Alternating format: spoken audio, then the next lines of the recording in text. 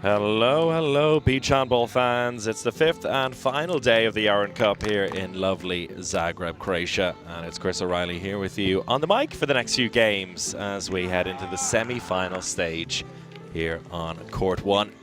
We begin with the men. And we have Os Tigres from Portugal against the French national team in a very fascinating battle. Two very different styles heading into this contest. And the first of our semi-finals here on the main court on what is a big day. Here we have beautiful professional broadcasting. We've had it throughout the championship, but we got 4 cameras on court here for the final day of action. A big screen, as you can see in the top right-hand side of your screen as well. And both sides just warming up as we had a shootout in the previous match, going all the way between the women's sides of London GD and BHC Zagreb. So we're a little bit delayed on the overall schedule. We should have throw-off in just a moment though, as our Hungarian referees Marton and Tamás get the two teams ready for action. Really fascinating game upcoming here. Os Tigres, who have battled their way through a very tough Group C to get into the knockout rounds in the first place. They finished second in that one with the top 3 teams all level on points. That meant they had to go into the second round where they had a thrilling 12-round shootout victory over Hika Hauska under 20, the young and incredibly talented Dutch team.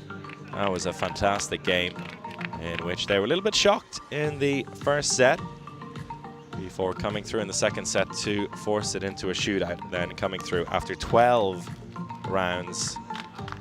And usually in beach handball it's 5 rounds of penalties in the shootout. We went all the way to 12 in sudden death before the Portuguese side came through. Then they had a bit more of a straightforward time in the quarterfinal, beating Sesveta Sky Gym, one of the Croatian sides, 2-0 to get to this stage against the French national team, who were top of their group, winning all 4 matches and then beat Norway in an international battle in the quarterfinal, 2-0, winning both sets by a single point. Bringing us to this point here, and we're about to get underway. Our semi-final here in the men's competition at the Jarun Cup. It's France on the left-hand side of your screen in the blue jerseys and white goalkeeper jerseys against Os Tigres in the green and yellow.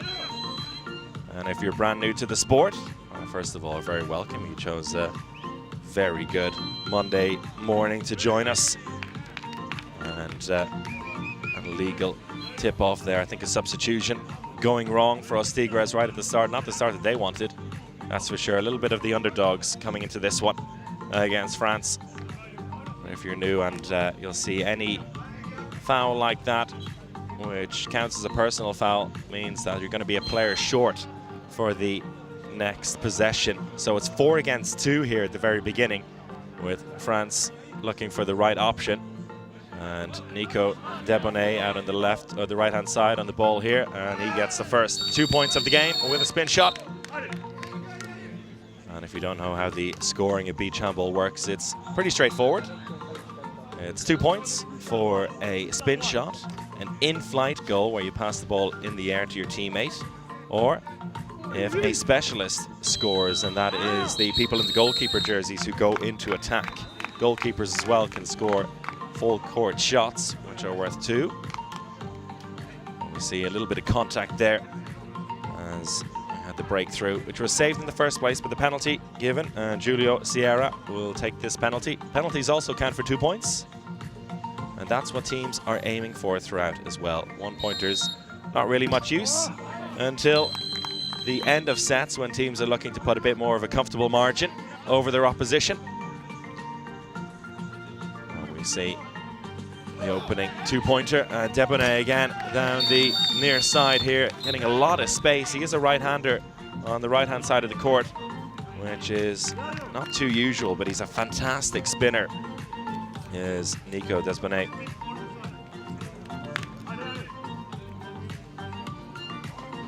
Not the heaviest of players, but he's got incredible speed and agility as well in the air. He's a fantastic player to see, and he's been a staple of this French national team since they've come into the international beach handball scene. since 2017, really. Latecomers to the sport in that sense, but they've really taken to it and put a lot of resources and energy into developing a team. They'll be playing at the European Championship at the end of this month.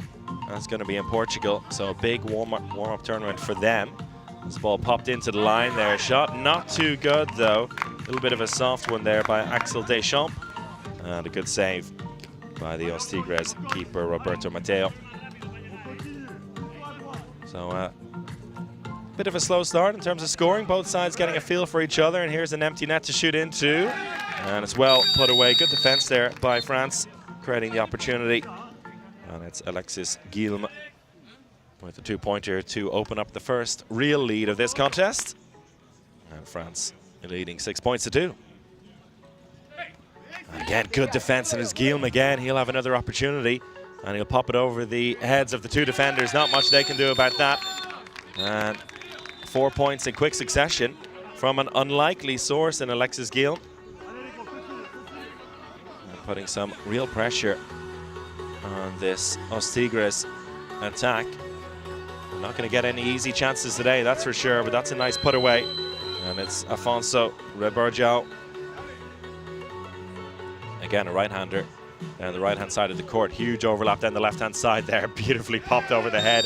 Perfect finishing. Much, much better than what we saw from the line position earlier. This time, Ilian Goder. And the keeper rushing out there, trying to catch the line player off before he really got going. An opportunity down the right-hand side. It's Tobia Pisani with his opening 2 points of the contest. And that's really well worked. Risky stuff having the specialist on the far side because he's substituting on the near side here. This time he got off quickly enough, but not a tactic you want to take lightly.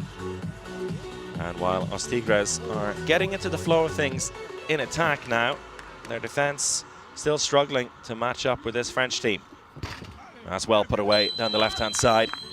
And Os Tigres, a team which is a bit of a mishmash of players for this tournament. The Portuguese national team currently over in Brazil in the Global Beach Tour. So Os Tigres usually have some national team players, have a mix of Portuguese, Spanish and Italian boys on the court for this tournament, and they've mixed very well, it has to be said. For a team that may not have played too often together, it's full of players who are used to doing the rounds in the EBT, European Beach Tour, and getting the job done with whoever they're playing with. That ball spilling out of the hands, and it's going to be France's possession. And it's simple turnovers like that that Os Tigres can't really afford to make. They need to take care of the ball there. They're trying to keep it simple enough in attack in this first set. Speaking to Coach Hugo before the game, asking how they're going to break down this French team. He has a plan A and a plan B, so we'll see how long he waits before plan B comes into effect.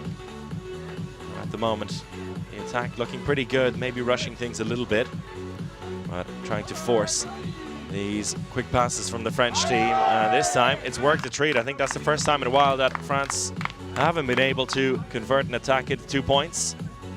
With the aggressive defense playing one man out in the top, forcing that cross-court pass, and the opportunity to take on the shot down the left wing. Felt a bit too good to turn down, and Tobia Pisani again. Another 2-pointer from the specialist, the Italian, down the right-hand side. Nicely put away, he's taking his chances. France going with the 4 men across the backcourt before eventually going into the more traditional specialist into the center, and shot on the line again. It's Axel Deschamps with the opportunity. He had a shot saved earlier on. This time had the keeper beat, but the sand had other ideas, bounced it off the sand and wide to the right. And Os Tigres slowly but surely coming back into this. Ball popped into the line, it's tipped away. Good defending by France. And that time Adamasako with the tip away from the reach of the line player. Debonet down the right-hand side. That's good work, and a huge gap down the left for the specialist. That's the last thing you want to leave open. But it's simple, effective ball movement from France, and that created the opportunity for Horace Quintan. On the left to pot it away. And again, a turnover. And the full range shot, beautifully done. Only had eyes for goal once he got his hands on that ball there, Quentin Pugliese. And the first time out of this contest taken by Os Tigres. They were 4 points down just moments ago, but with 3 minutes 38 left in this first set, they find themselves in a bit of a hole. 18-10 down. They'll take an opportunity maybe to mix things up a little bit.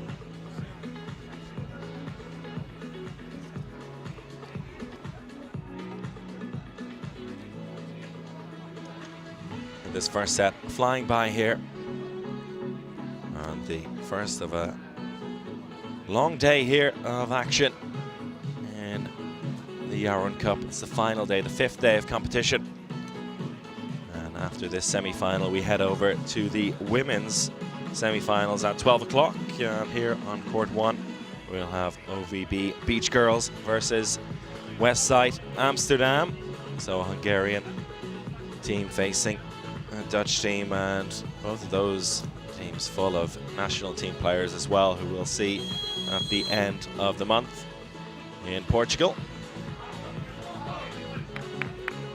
Many teams using this opportunity, the first major EBT tournament of the season, as a build-up to the championship. It's a busy and early start to the beach handball season, with the European Championship already in May, also with the World Beach Games coming up in Bali later in the summer, and the European Olympics featuring beach handball as well. A lot of these players have a busy summer ahead.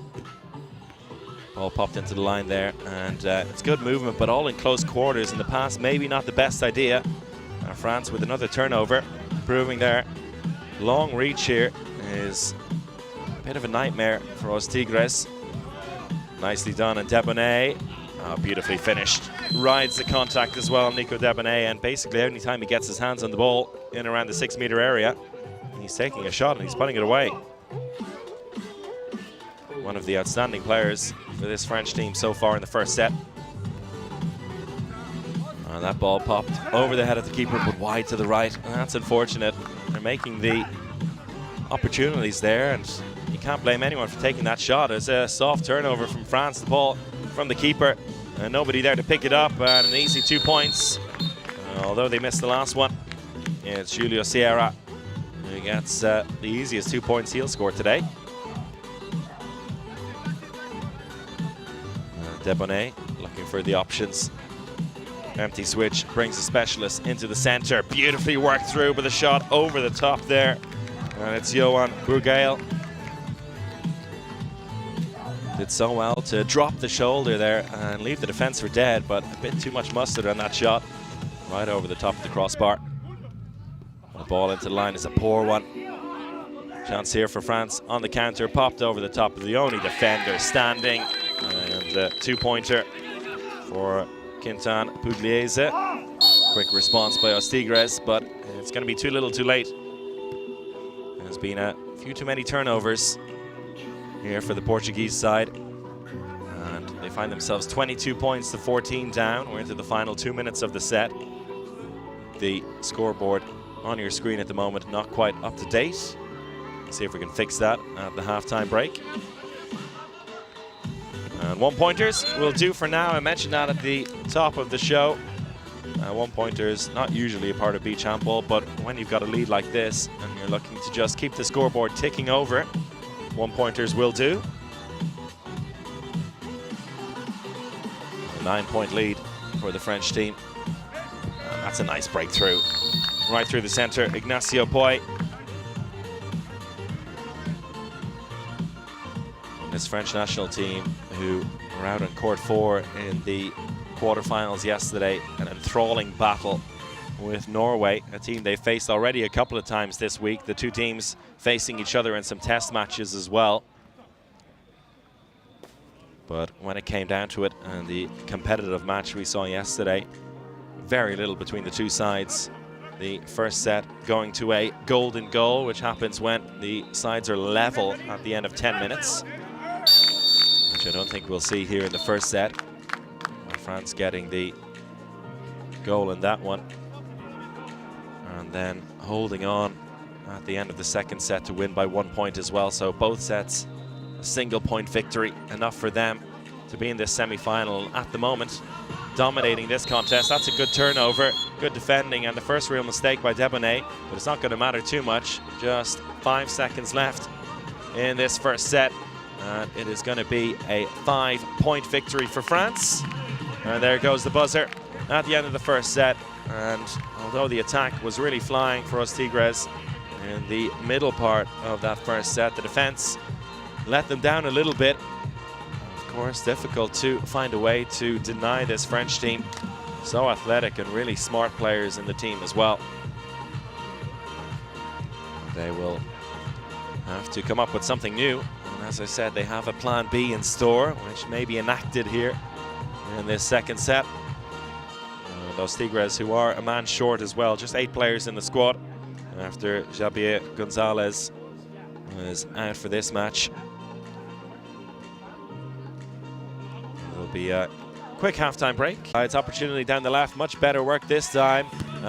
Just snuck in at the near post. Frustration for the keeper. Oh, well done by Ilya Goder, who settled himself, realized he had the time and space to set his feet, and managed to open up the 4-point lead again. Oh, nice finish by Sierra, 2-pointer. May have been a penalty if he didn't get it through, but he did. Full credit to this Os Tigres side, keeping on pushing. An attacker foul called this time. Nicely done by Afonso Rebarjal. Yet again, Os Tigres with a chance to draw level. They've had a couple of opportunities here, haven't been able to do it. Can they finally make that breakthrough, which would be a huge thing. Also, mentally, oh, it's kept out again. Lucas Pajurier making some huge stops in this second set to keep France's noses just in front. And that's going to be a penalty if it wasn't a 2-pointer. The 2-pointer given, and I think it's going to be a personal foul. Yeah, it is. Rebarjal gets his marching orders. A bit of a desperate attempt there to prevent the goal. He neither did that nor got away with it. Looks like he may have hurt himself as well, holding onto his knee. And so it's going to be 3v3. Os Tigres a man down for this attack. And how often in this game have Os Tigres just been on the verge of drawing level, but denied by Pajurier, and the ball almost turned over. It's difficult 3 against 3. Pisani from long range. It's tipped away out over the sideline, so Os Tigres will hold on to the ball. Ball popped in the air, and Sacco done nicely there.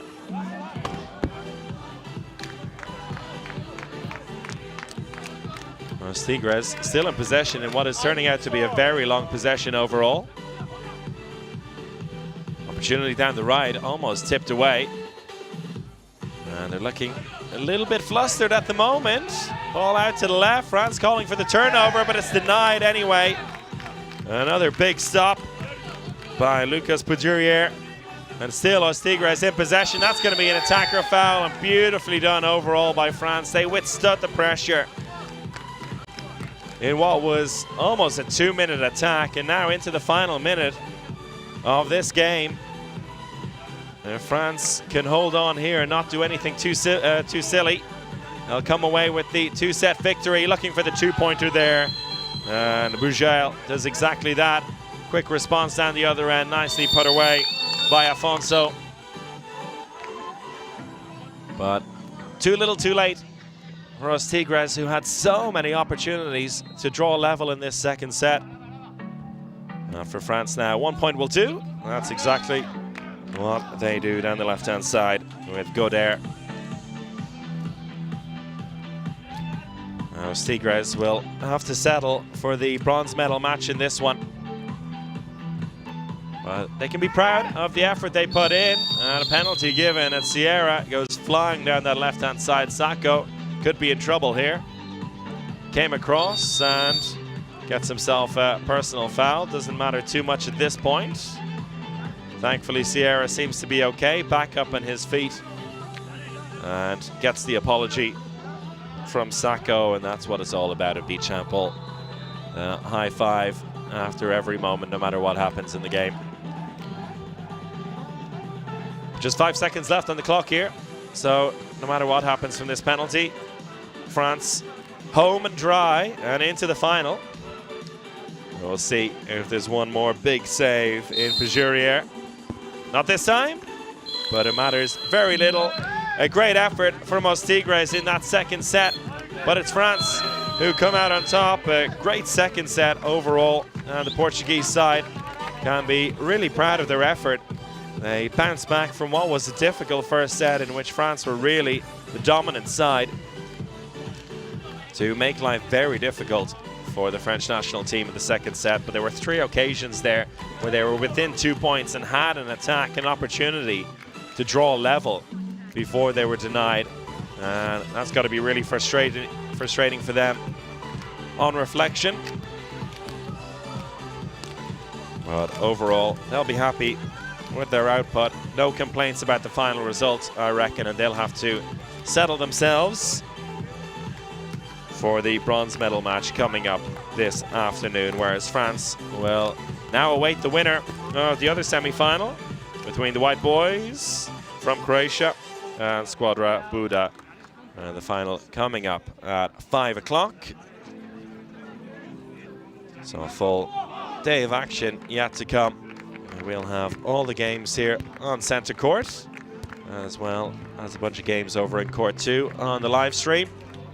I'll be here with you for a couple more games before we hand over to the local broadcasters, to the Croatian commentators for the bronze medal and final games. And as we see, the 2 teams making their way onto court for the women's semi-final, which will be between the OVB Beach Girls from Hungary and Westside Amsterdam from the Netherlands. I'll take a little break and I'll be back with you in just a few minutes.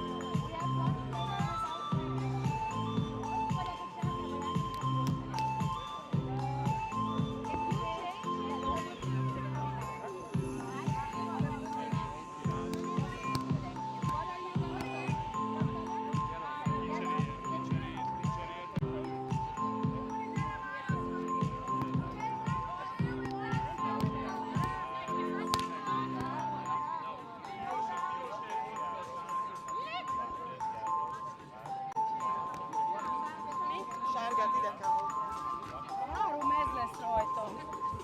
Nem normális amúgy. Hey, it's fine. Oh, sorry.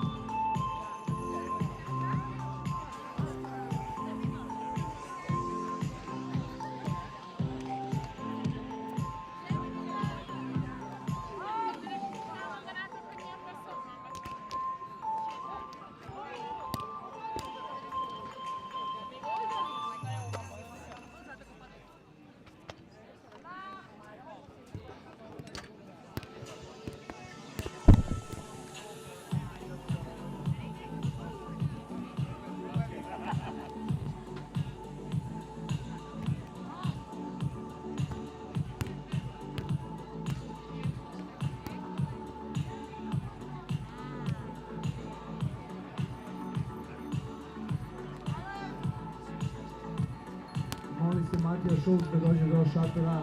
Matija.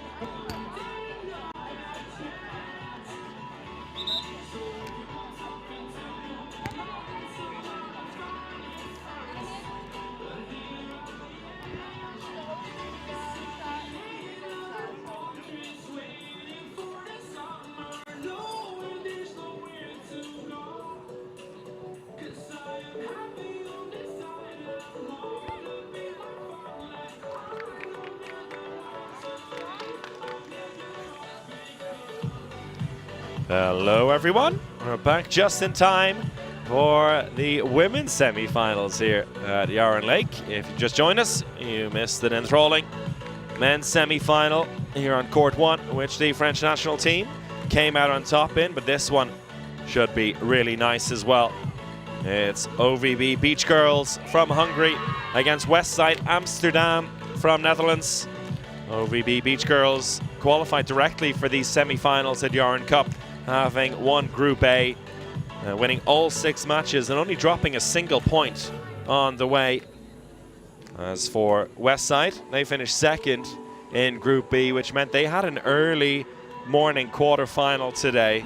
A Dutch derby as they came out on top against Hika Hauska BEA, winning that one fairly comfortably, 24-12 in the first set, 25-20 in the second set.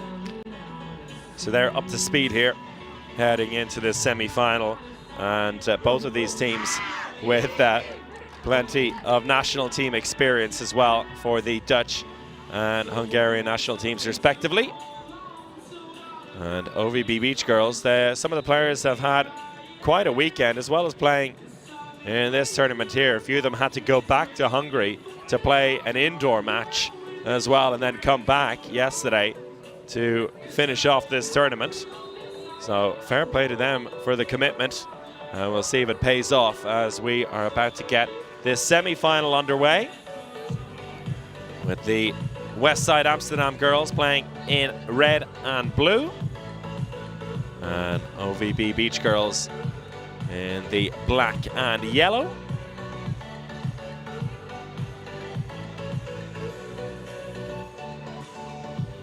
The referees and delegates just checking something with the teams before we get this contest underway. And here we go. And the tip-off won by OVB Beach Girls. The Hungarians attacking from left to right on your screens. And a very aggressive defense here from Westside to get us underway. Nicely tipped away, good defending there, beautiful block. And it's Isabel van Iselmuiden with the tip, and an easy save in the end for Rose Quackenboss. And a speedy Dutch attack we can expect. Shot over the top there. A rare miss for Isabel Barnard, who's there by far and away top scorer, averaging about 20 points per game for the Dutch side in this competition. So both sides off to a shaky start here in attack.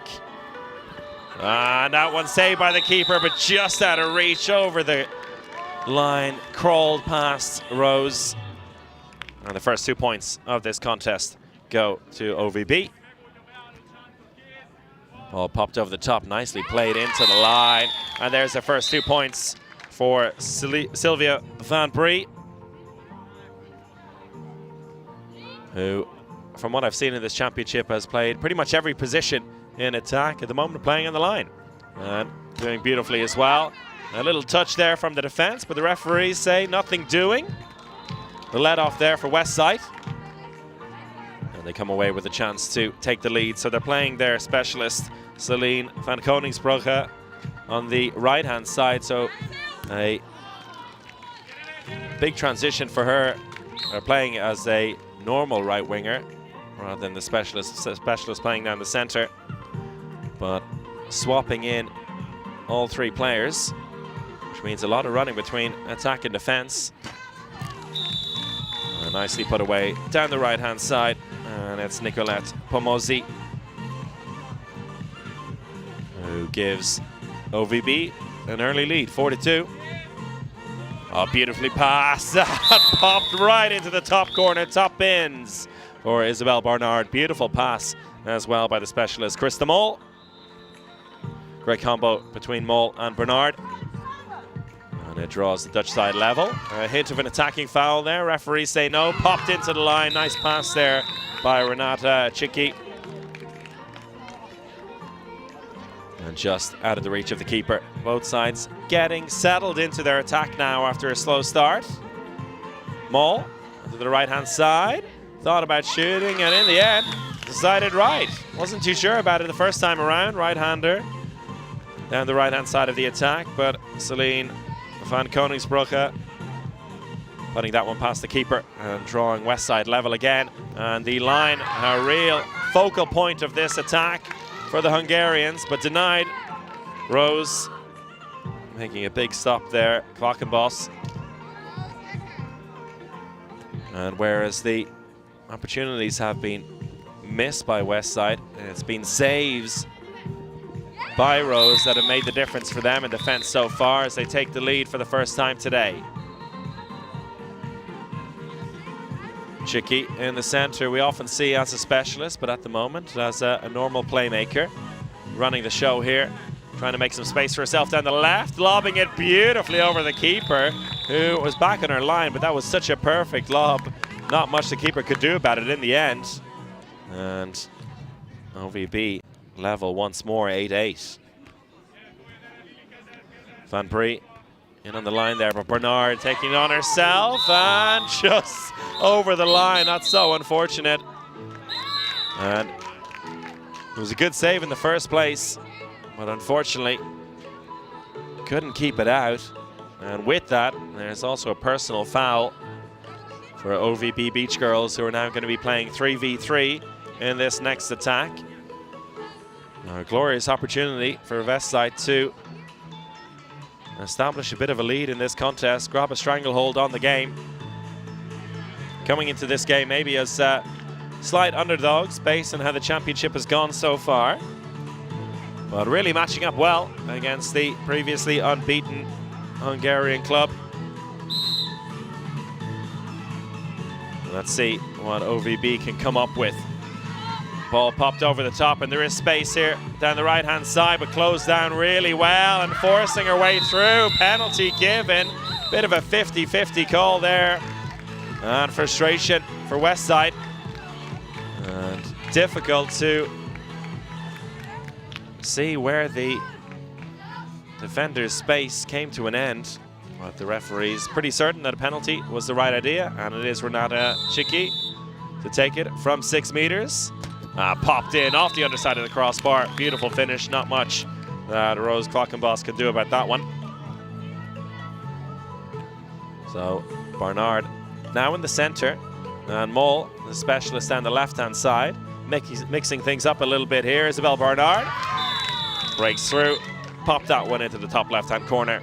Strong finish by Barnard, and Westside continue to keep the goals flowing in. They're 12-10 up as we approach the halfway mark in this first set.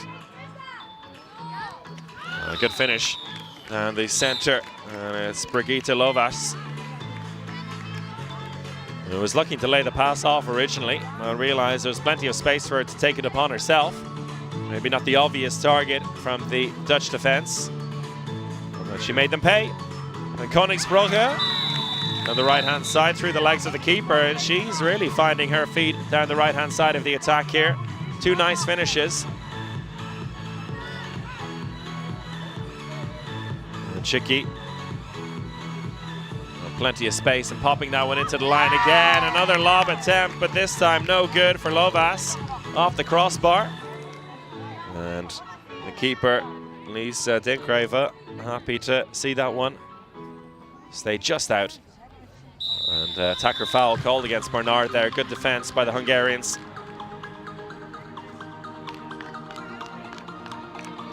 And Chicky will set us up again. An aggressive defensive approach here from Westside.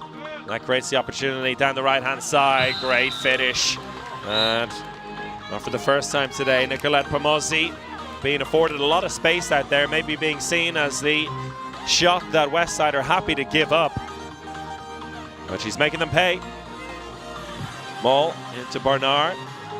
Running things in the center there. Van Brie helping out as well, creating the opportunity down the right-hand side. And in real good form at the moment, Celine van Koningsbrugge. 3 quick fire 2-pointers for her down the right-hand side, keeping Westside's noses just in front here with 3.5 minutes left in this first set. Chicky and the right again, and Nicolette once more. Pomozzi having a laugh there, making no mistakes, and the right-hand side attackers for both teams in flying form at the moment. Barnard trying to force the issue down the left, that one off the top of the crossbar and out over the sideline. Maybe trying to rush things just a little bit there, Barnard.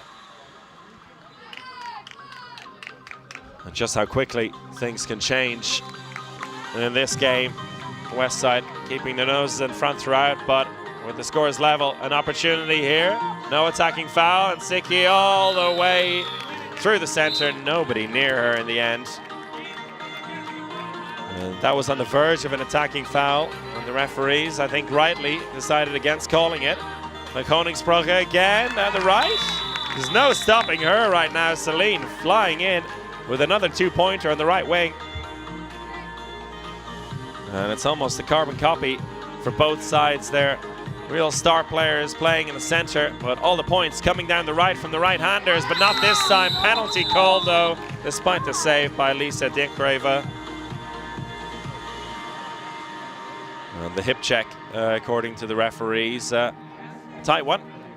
And the penalty, probably the right decision.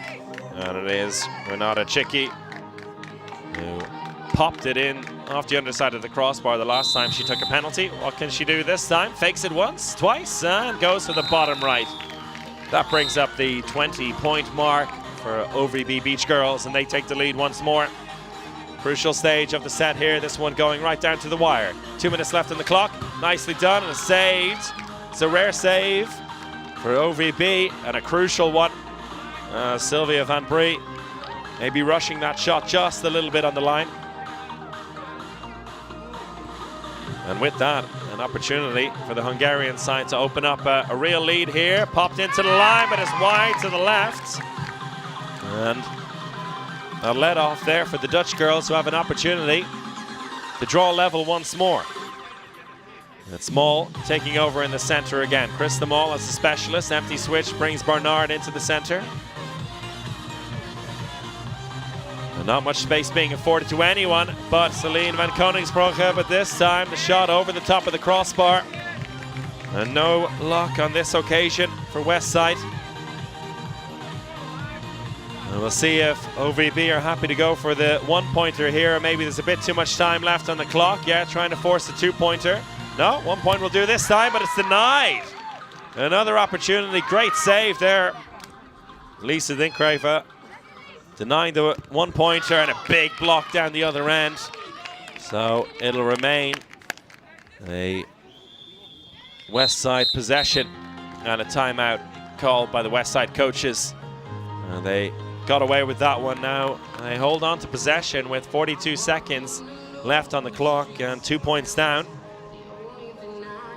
And this is where things get really interesting at the end of the sets, where the coaches usually try to hold on to their timeouts. We could see a couple of quick-fire timeouts given here. But OVB have done well. They stayed patient in this one.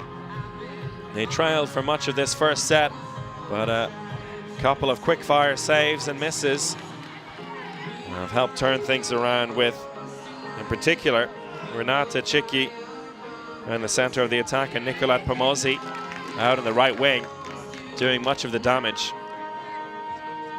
using the specialists to draw the attention down the left-hand side and create opportunities in the center and the right. It's worked a treat for them. But can they hold on here? Moll.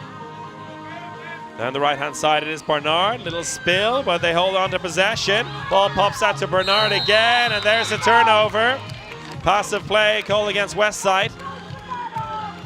And a huge opportunity missed for them. 25 seconds left on the clock, and now, once again, OVB will be happy to take the one-pointer, extend their lead to 3 if they can. That's exactly what they do. And it's Brigitte Lovas, who's done so much damage on the line. Quick fire response, 8 seconds left on the clock. Can they get a turnover here? OVB just need to hold on to possession. They take the timeout with 2 seconds left, and that'll pretty much do it for the first set. Just looking to take the sting out of any kind of attempt to steal the ball back by West Side. And a pity for them, as that two-pointer by Sylvia Van Brie came just a little bit too late.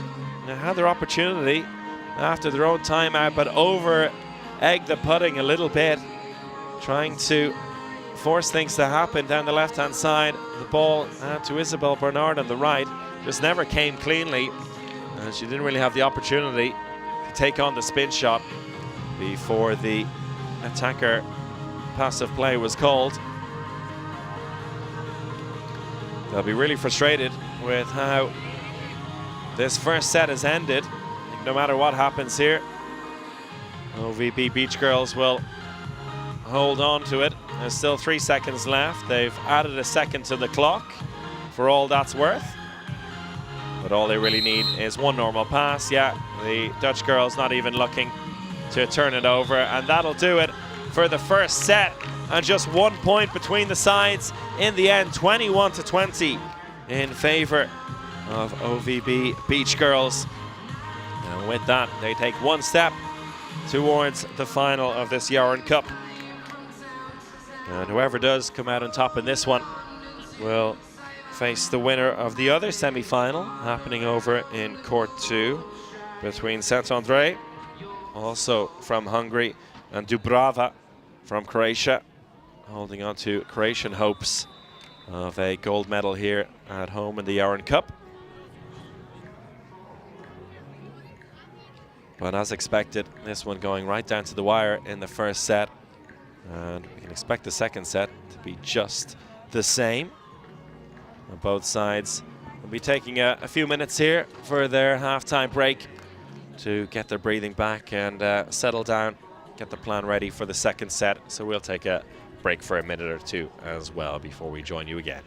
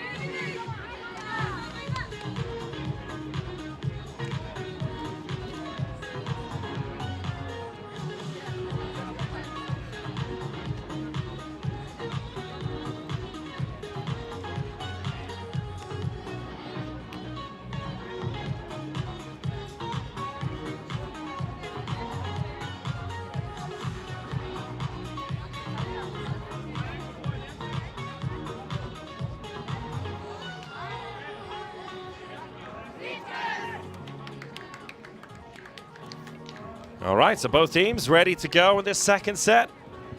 And let's hope it's as thrilling as the first one, going right down to the final seconds. OVB Beach Girls from Hungary came out on top in that one, 21 points to 20. All to play for in the second set. And the tip-off won by the Hungarians and holding on to possession under a bit of duress there by Isabel Bernard, but they come away with it. And in this second set, Renata Cicchi will start as the specialist in the center, so they're mixing things up a little bit, the Hungarian side. We'll see how that works out for them. They have a left-hander on the wing as well. Cicchi breaking through herself and kept, oh, I thought it was kept out, but no, the referees calling that one just over the line, so the first 2 points of this second set going to Cicchi and the Hungarian side. And much as they were in the second set for Westside, as Isabel Bernard pops that win into the far post. Great finish by her. Much more of what we're used to seeing from the Dutch international. Ball out down the right-hand side, really tight angle there. Beautiful pass back inside. That's gorgeous beach handball. Really smart play.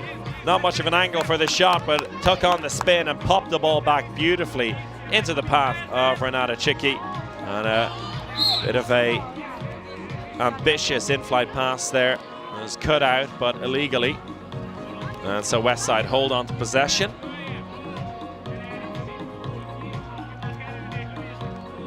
Mole looking for the outlet there. Ball into Van Brie on the line. And that's a big block down. The referees say legally done as well by Gabriella Landi.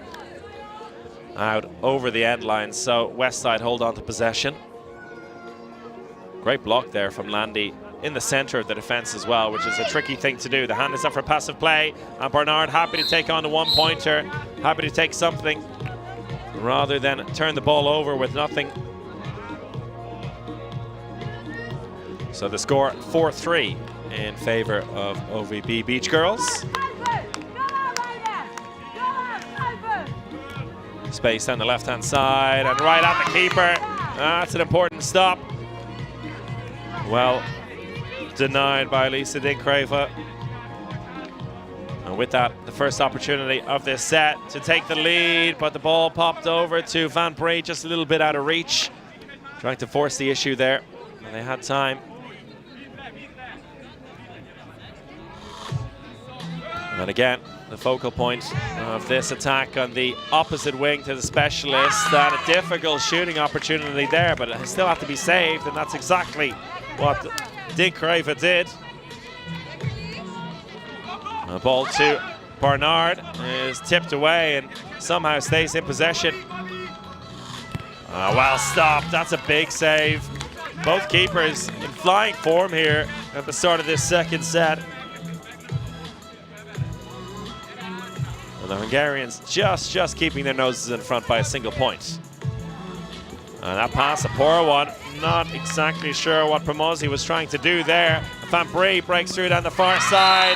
No defenders around her. Brilliant finish. And with that, Westside up by a point.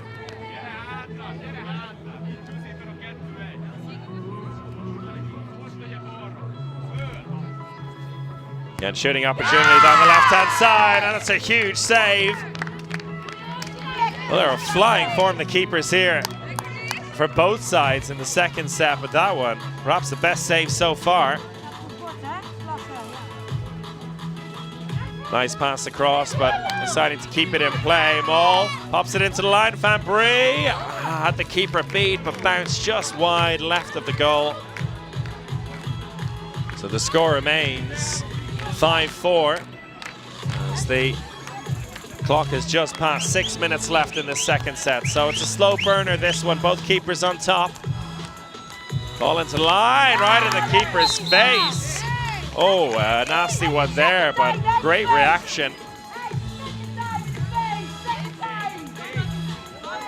The Dutch players who are behind the bench here saying that was the second time they got her in the face, but referees discussing between them what exactly is going to happen here.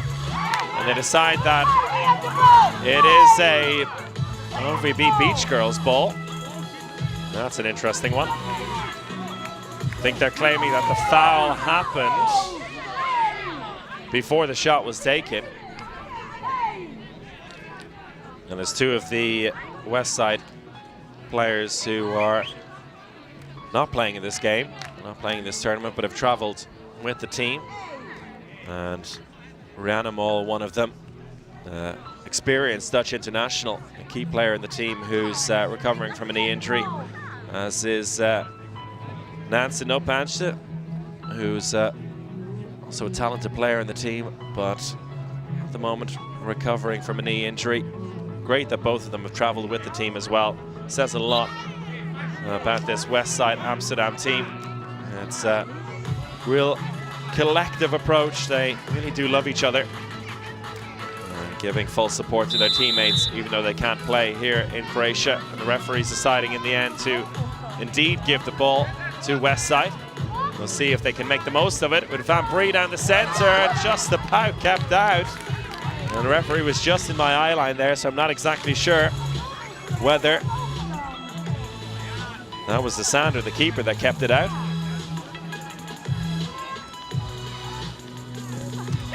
Shot just over the top, trying to pin that one right into the top corner, Brigitte Lovas. But not to be, and you have to give full credit to the keepers as well. They're forcing these shots into the corners because they're making life difficult. Van Koningsbrugge has the space, and well saved again. The real goalkeeper's game here. Dora Berkeshi making that stop. Still just 5-4 in favor of West Side. Into the second half of this second period. Chicky breaks through, sends the keeper the wrong way, and finally a two-pointer there for OVB. And they take the lead once more, 6-5. Bernard in the center, Van Koningsbrugge. Bernard into Van Brie. Van Brie blocked down by two defenders, but the penalty call by the referees, I think rightly so as well. They were inside as they came in to make the block. And with that, a penalty from 6 meters for Isabel Bernard. Fakes it once, twice, and well saved. Big stop. And once again, keeper's dominating this second set. And almost a slip there, but it's created the opportunity down the left-hand side, and it's a good finish as well. And with that, a timeout call for West Side. Nicely put away by Kitty Kreutz, opening up a 3-point lead for OVB Beach Girls. West Side having just about held on to the lead for so much of this second set, now find themselves in a real spot of bother. It's a very similar situation to the first set, which was a much higher scoring game, and they had the lead for much of the middle part of the set before just letting a couple of opportunities slip. And that penalty save, a crucial turning point in favor of the Hungarian side.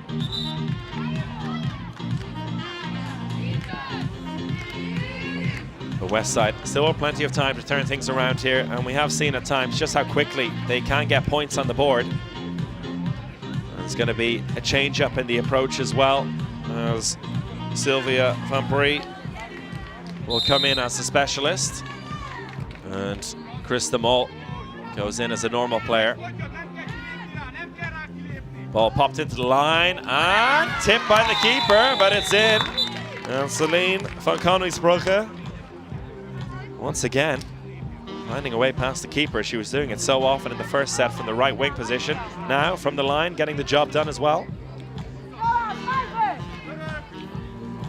Oh, well saved. Penalty call by the referees, though. A little bit of a touch as she came flying in from the left wing. That's a frustrating one from a West Side perspective. And there, Danielle Rosing trying to defend herself in front of the referee. There's a long discussion going on there. The penalty given, and that's the main thing at this point. And Renata Chicky, who scored 2 from 2 from the penalty line so far today. Went top right the first time, bottom right the second time, bottom right again. And with that, VB Beach Girls continue to hold on to their 3-point lead. Nice breakthrough down the right-hand side, a good finish as well. Krista Mull with her first shot, not as a specialist today, showing she's got the spins. And this change up in the approach could be the perfect thing, but they need a turnover. That's not going to happen there. Beautiful finish down the right-hand side. Popped straight into the top left corner. And the Hungarian side keeping the scoreboard ticking over. All across to Barnard, over the top though. It was a nice in-flight pass, but a difficult angle with the block coming in. And Isabel Barnard tried to shoot it in the only place it could go, but over the crossbar it went. Chicky down the right-hand side, bounces that one past the keeper. And full court goal, nicely put away. Smart thinking. And that was Rose Quackenboss with a quick reaction to conceding the goal. And 3 points between the sides again, just over 2 minutes left on the clock. Still plenty can turn here, particularly with soft turnovers like that. A moment of madness in the attack for OVB. And a glorious opportunity here. Mull popping that into the line. Great pass, but an even better save. Huge stop, and not for the first time today by Dora Berkeshi. And her performance in this second set is making the difference between the sides. Chicky breaking through. Penalty given. It was a late call. Well, maybe the right call. Renata Chicky leaning into the defender there as she took on the shot. Almost making a bit of insurance that if she didn't score the goal, she would have had the penalty. And that is exactly what happened.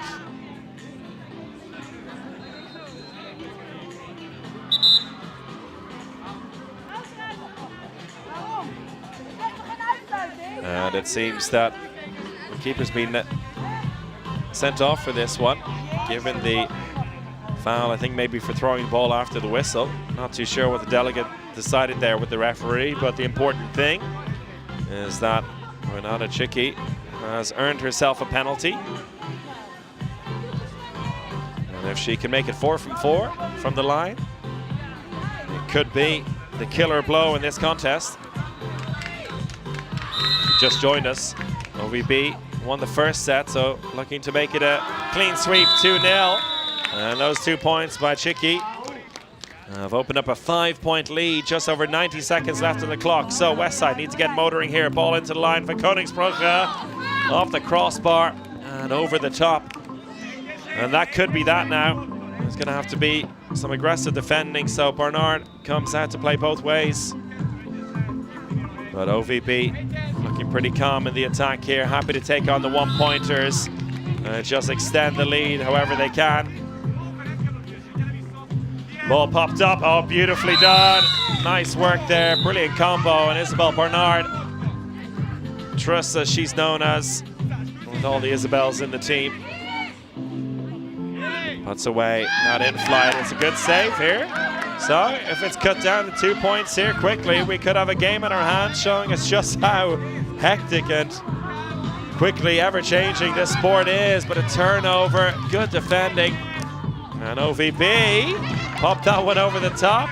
Just over 30 seconds left on the clock. Is there another twist in this tale? By Koningsbrugge down the center, blocked down. The referees say it was legal. Huge block by Gabriella Landi. And with that, OVB looking to play out the clock here, happy to take one more point, and that should do it now. It's a 5-point lead, 10 seconds left. And the Hungarian side are on their way to the final here at Jarun Cup. 1 pointer given, and that'll do it. OVB Beach Girls hold on to the second set, and with that, win this contest 2-0. Brilliant game overall in that second set. The goalkeepers for both sides really on top, but it was OVB Beach Girls with some huge saves by Dora Berkeshi and brilliant attacking play with Renata Chicky leading the line in the specialist position that give the Hungarian side a 2-0 win. And with that, a spot in the final, which is coming up at 4:15 Central European time. So that'll do it for this game. We'll take a little bit of a break and be back with you with the placement matches very shortly.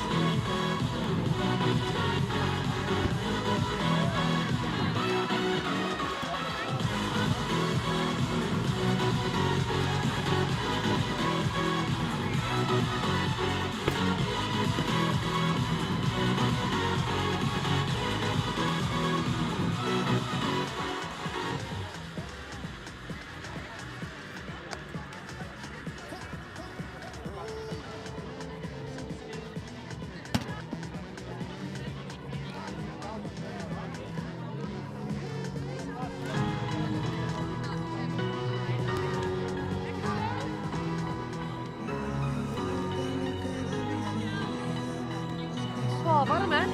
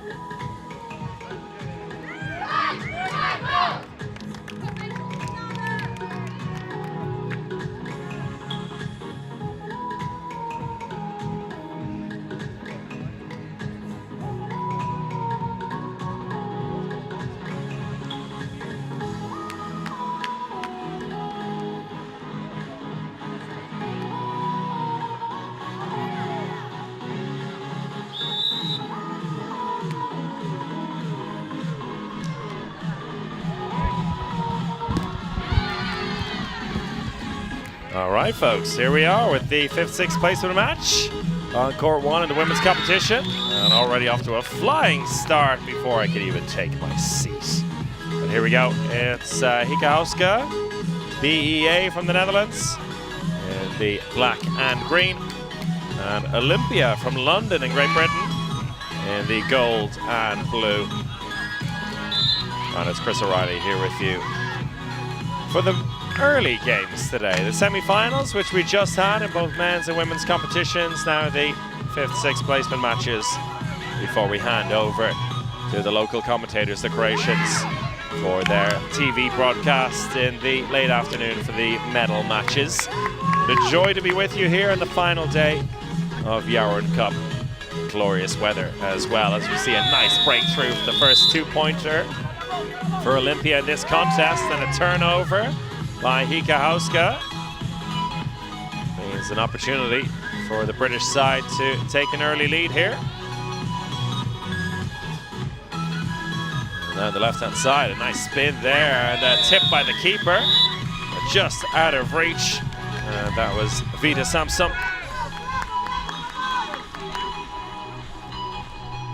Just couldn't get a touch on it. And Anastasia Petrovska with a two-pointer. There, a quick response by Hika Hauska. Playing quick pace in the attack here. Relentless stuff. Olympia a little more composed in their attack, and Anastasia again on the left-hand side looking pretty dangerous. Touch by the defender on the specialist as he broke through, and a penalty called by our referees. It's Josip and Tony, two Croatian referees, and it will be Anastasia Petrovska with the penalty and touched by the keeper. Brilliant save. Sophie Huskins. Yeah, big stop there. Bravo, Sophie.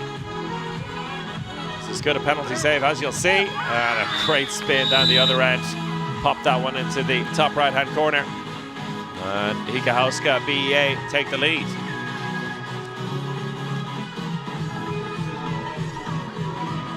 Malvina Speck as the specialist for Olympia, popping that ball out. You can see the focal point of this Olympia attack is down the left-hand side with Petrovska. She pops in another two-pointer. Specialist down the left for Hika Hauska. And it's Yara Vlasvinkel. A tight angle for the shot there, but she found a way past the keeper for Olympia, Sabrina Farhan.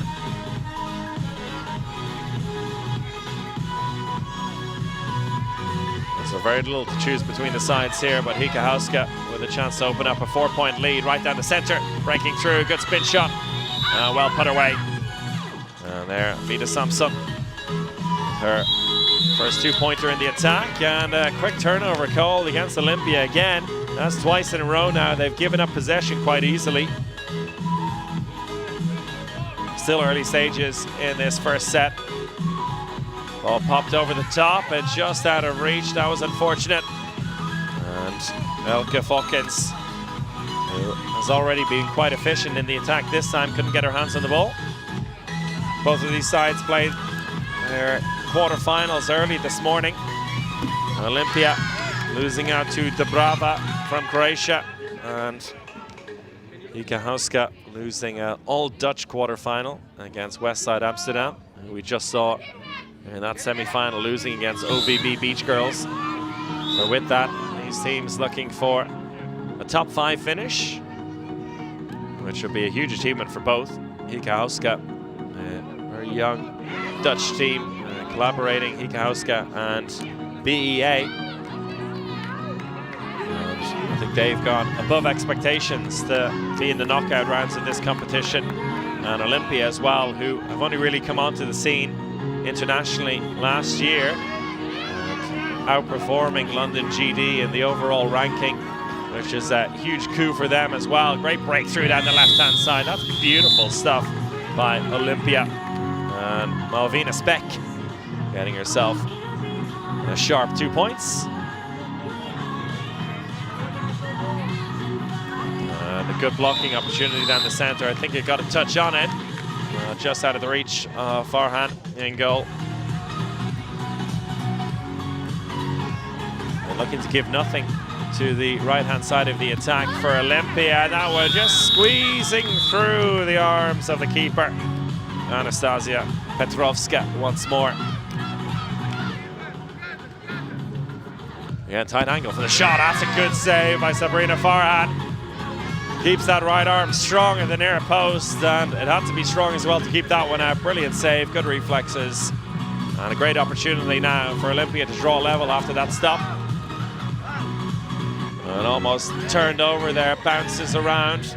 And again, breakthrough by the specialist, but off the crossbar, full court shot. Oh, just wide, that's unfortunate for Sophie Huskins.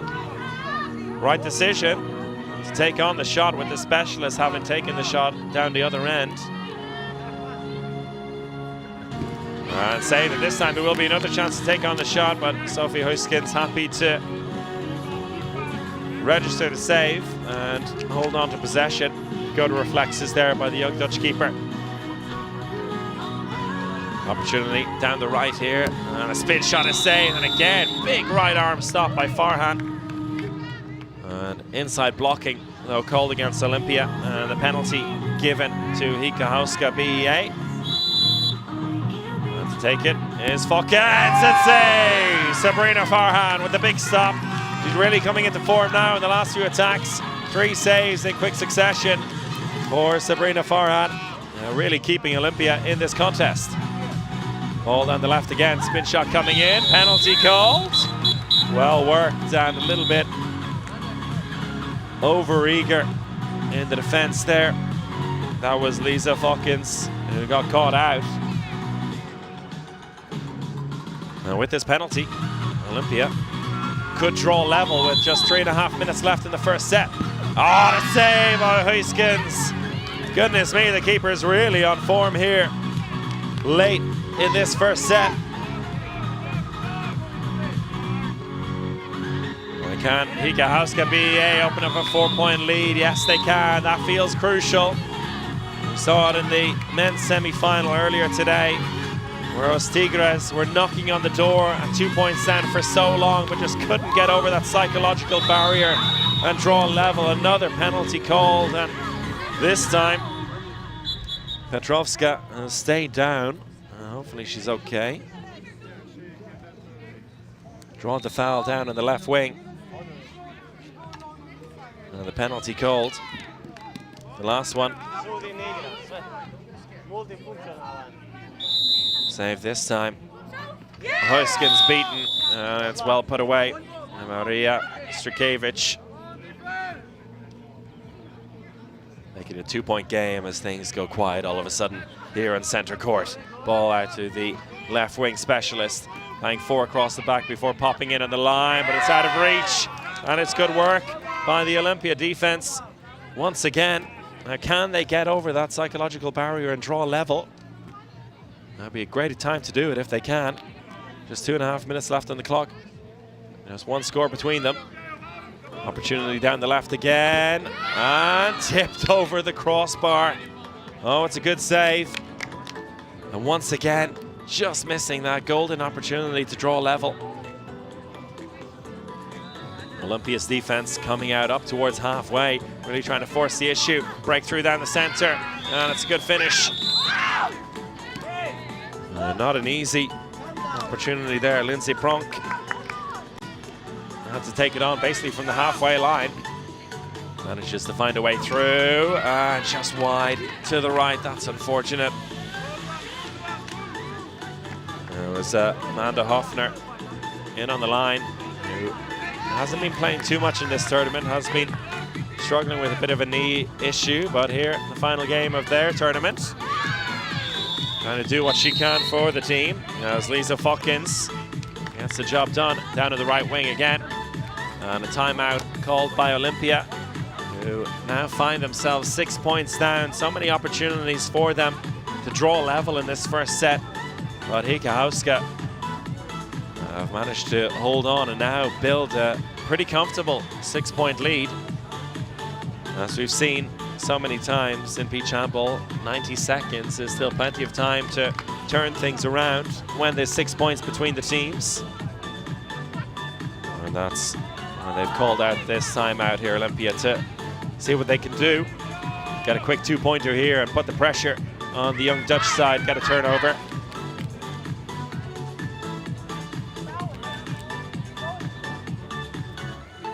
So with the timeout over, it's Olympia who'll get us back underway with Malvina Speck.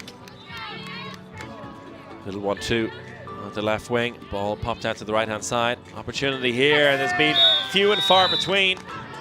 Down the right-hand side, everything happening down the center or left-hand side for Olympia, but finally a gap opening up down the right, and they make full use of it to make it a 4-point game, and a timeout called down the other end by Hika Hauska BEA. Quite the opposite of what Olympia were trying to do moments ago for Hika Hauska BEA, all about slowing things down here. Finding a couple of opportunities to put 1-pointers away and close out this first set.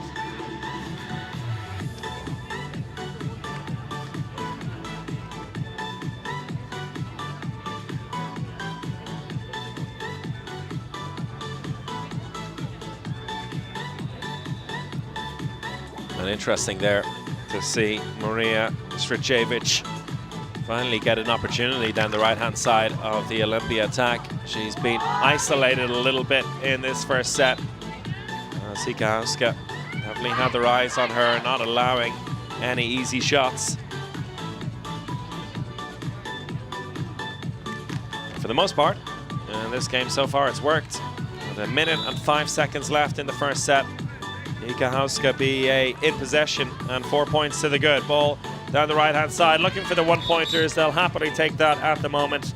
Lisa Fokkins again, who's been very efficient down the right-hand side And with that one-pointer, makes life pretty difficult, trying to force the issue there. Penalty given as Malvina Speck landed inside before taking on that shot. It did beat Huiskens, but the referees happy to call the penalty. And Stricevic to take it after scoring the last one against Huiskens. Pops that one past her and cuts the deficit to 3 points. So still a bit of life left in this first set after all. And Hika Hauska will have to make the right decisions. Happy to take on the one-pointer again, but save by Farsad. Sabrina Farhan with another big stop. And an opportunity for Olympia if they can get a two-pointer quick here. An attacker foul called. There goes their chances, despite the best efforts of Sabrina Farhan. In the goal, it'll be too little too late for Olympia in this first set. For Hika Hauska, just seconds left on the clock. One more shot will do it, and that one off the post, it stays out. But most importantly for Hika Hauska, BEA, they hold on by 3 points and win this first set in the 5th, 6th placement match here at the Jarun Cup. And for Olympia, I feel like they definitely have opportunities in this second set to turn things around. They had so many glorious opportunities in the first set to draw a level. And as we've seen, 2 points between the sides can be a bit of a psychological barrier when it comes to just drawing level. And Hika Hauska stayed strong with some good saves by Sophie Huiskens in goal. And very composed attacking play as well, particularly down the right-hand side with Lisa Fokkins scoring plenty down the right-hand side, and we saw her put the final nail in the coffin for that one-pointer towards the end.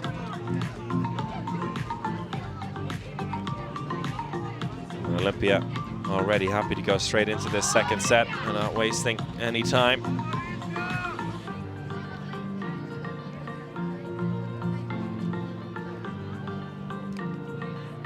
And here we are in the middle of what has been beautiful final day of the Jarun Cup. My first time here playing and commentating this week, and often I've seen over the years that rain has had a part to play on at least one of the days, but here in this championship really has stayed away. It's been beautiful weather for the most part, and here I think we've had the best of it all on the 1st of May. We go into the second set, and the tip-off won nicely there by Amanda Hoffman, who stays in the attack for Olympia, pops herself into the line. Amanda Hoffner gets the ball, and after winning the tip-off, puts away the first 2 points of this second set. Nicely spun by Hoffner. Opportunity down the left by Hika Hauska, and save Sabrina Farhan, picking up where she left off at the end of the first set. A big stop for her. And Hoffner thinking about taking on the shot there from the right wing. Happier to do it down the center though. Oh, gorgeous lob over the keeper. A quick fire, 4 points for Amanda Hoffner. And Olympia off to a flyer at the start of this second set. Is there a turnover there? The referees blowing the whistle after a collision. Both players holding on to their faces, but thankfully it seems like everyone's okay in the end.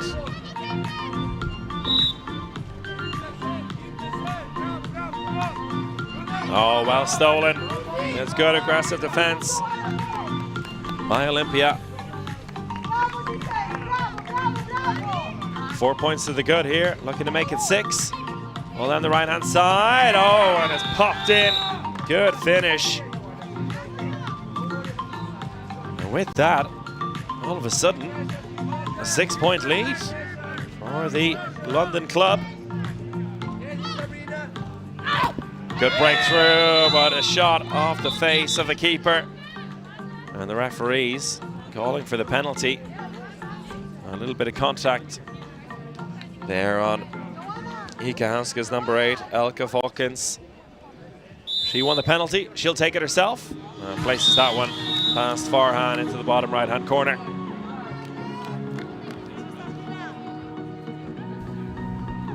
So Hika off the mark here in this second set. A slow start for them after winning the first one. Oh, that's well put away. Brilliant shooting from just outside range. And the defense standing there looking pretty solid. But maybe weren't expecting that shot by Petrovska, showing that she has range as a specialist. We saw her playing out in the left wing in the first set, taking over in the center for this second one.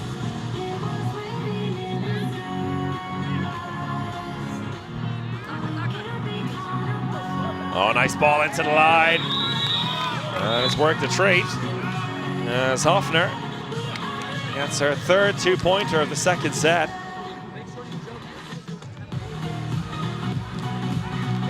Ball slips out of the hands, but in the end, Falkins gets the shot away. Sabrina with a big stop, and she's really on fire at the start of this second set. Really strong start to the second set by Olympia. They've come out flying here, showing that they have the guts to keep competing at this level. Not willing to give up in this fifth place. Attacker foul potentially called there. Referees decide against it in the end. Sophie Huiskens with a comfortable save. Stood strong there at the near post. Made it look easy, and it was far from that. Both keepers looking good here early doors in this second set, but Olympia with the lead. Oh, that's the best one of all for Sabrina. Goodness me, she's got the measure of these Dutch shooters in this second set. Breakthrough again down the middle, this time just evading the reach of the keeper. And it's Vida Samsam who scores down the center from the line. And now the onus on Olympia to keep going. That's exactly what they do. Petrovska, a beautiful finish.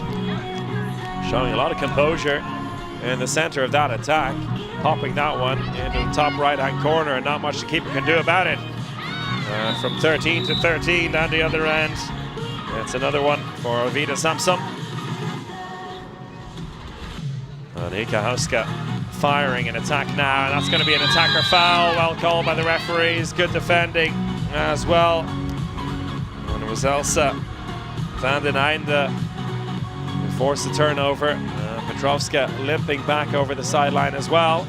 Opportunity down the left for Falkins. Kept out. Sabrina Farhan with the save again.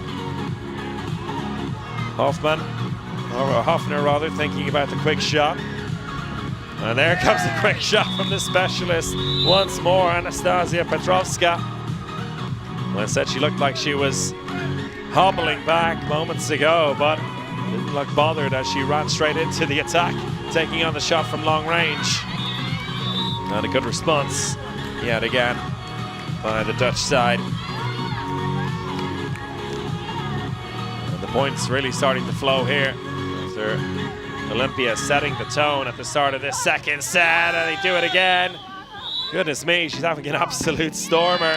But a quick response, full court goal, but the Dutch defense really having to think about how they're going to stop Anastasia Petrovska here.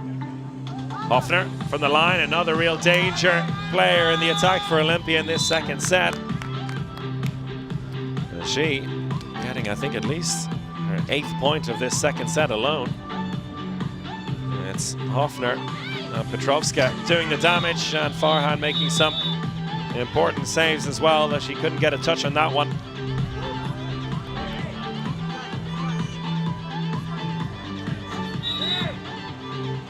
The referees in discussion with the delegates, bringing back the play there as there's a personal foul, which means Olympia in attack here, playing 3-on-3,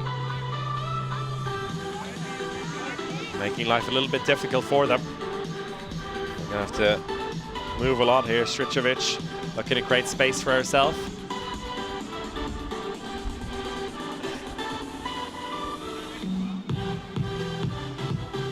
The referee's happy to go again. And here we go. Stričević finally getting some space. Ball popped over the top to her. It's really nicely worked by Olympia. Little 1-2, breaking through down the center. And that is as good as you could hope. An attack like that, 3v3 to go. Great combo between Stričević and Petrovska.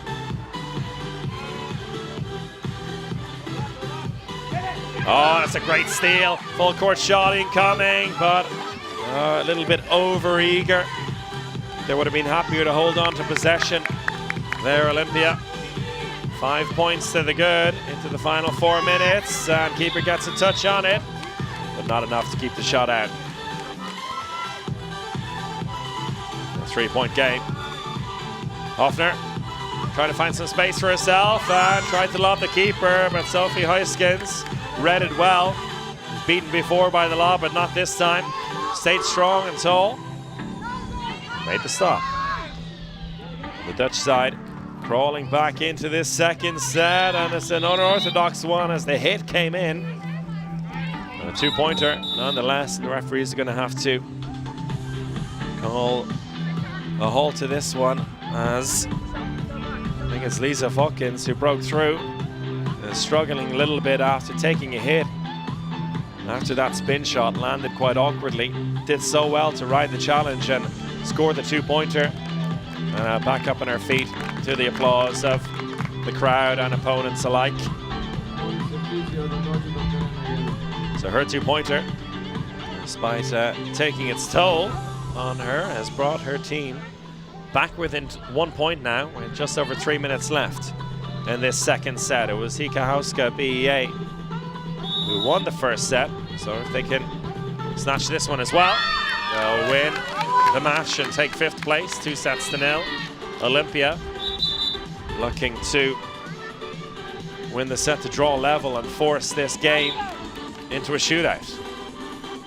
Nice pop pass across to Stričević, and a penalty call. Right decision there from the referees. There's a touch on Maria Stričević. She took the shot from the left wing. Defender asking why, but I think it's pretty clear to see. So having won it herself, Stričević will take on the penalty. Fakes it once, places it past the keeper, sending her the wrong way. And opening up a 3-point lead once more for Olympia.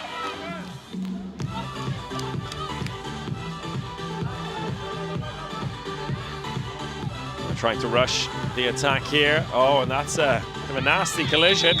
Did well to maintain her composure there. Elke Fokkins down the other end. Hoffner not messing about. He's really having a stormer in this second set. Amanda Hoffner. 2-pointer after 2-pointer for her. And that was nicely done by Hika Hauska and Yara Glasvinkel. And the specialist jersey. It's going to be a tight shot here. Oh, just evades Huiskens. Nicely done. And that's Johanna Farhan.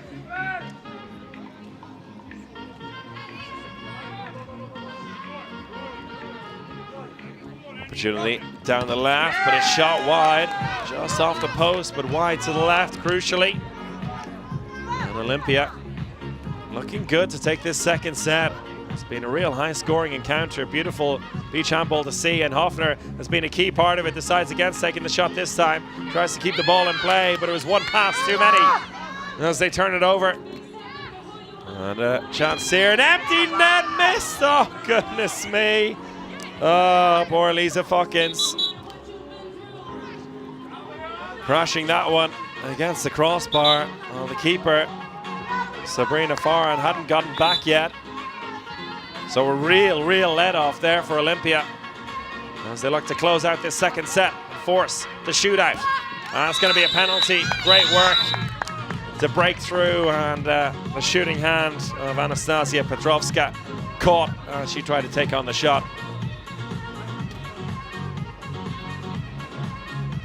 Really nicely done, and it's going to be Maria Stričević take on the penalty. She sent the keeper the wrong way last time. Huiskens coming in to face this one. Stepped out to about 3 meters. Very active there, staring down the shooter. And sent the wrong way as well. That's 2 important penalties for Maria Stričević. And for Olympia, as they open up a 5-point lead into the final minute here. Timeout taken by Hikahauska BEA. Not impossible to turn this one around. Not a lot of time to do it, though. We'll see what they come up with from this timeout.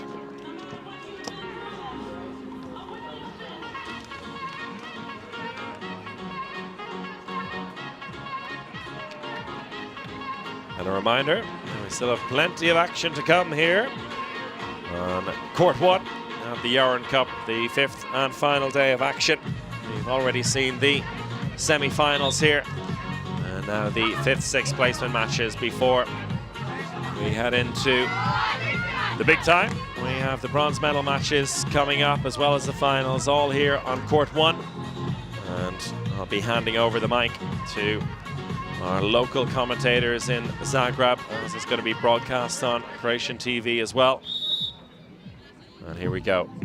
We're back underway, and aggressive defense there, which is, well, looked like it was going to be unlocked pretty quickly, but a poor pass across forces a simple turnover, and that should be enough for Olympia now to take this second set. They'll be happy to take a one-pointer if it's on offer.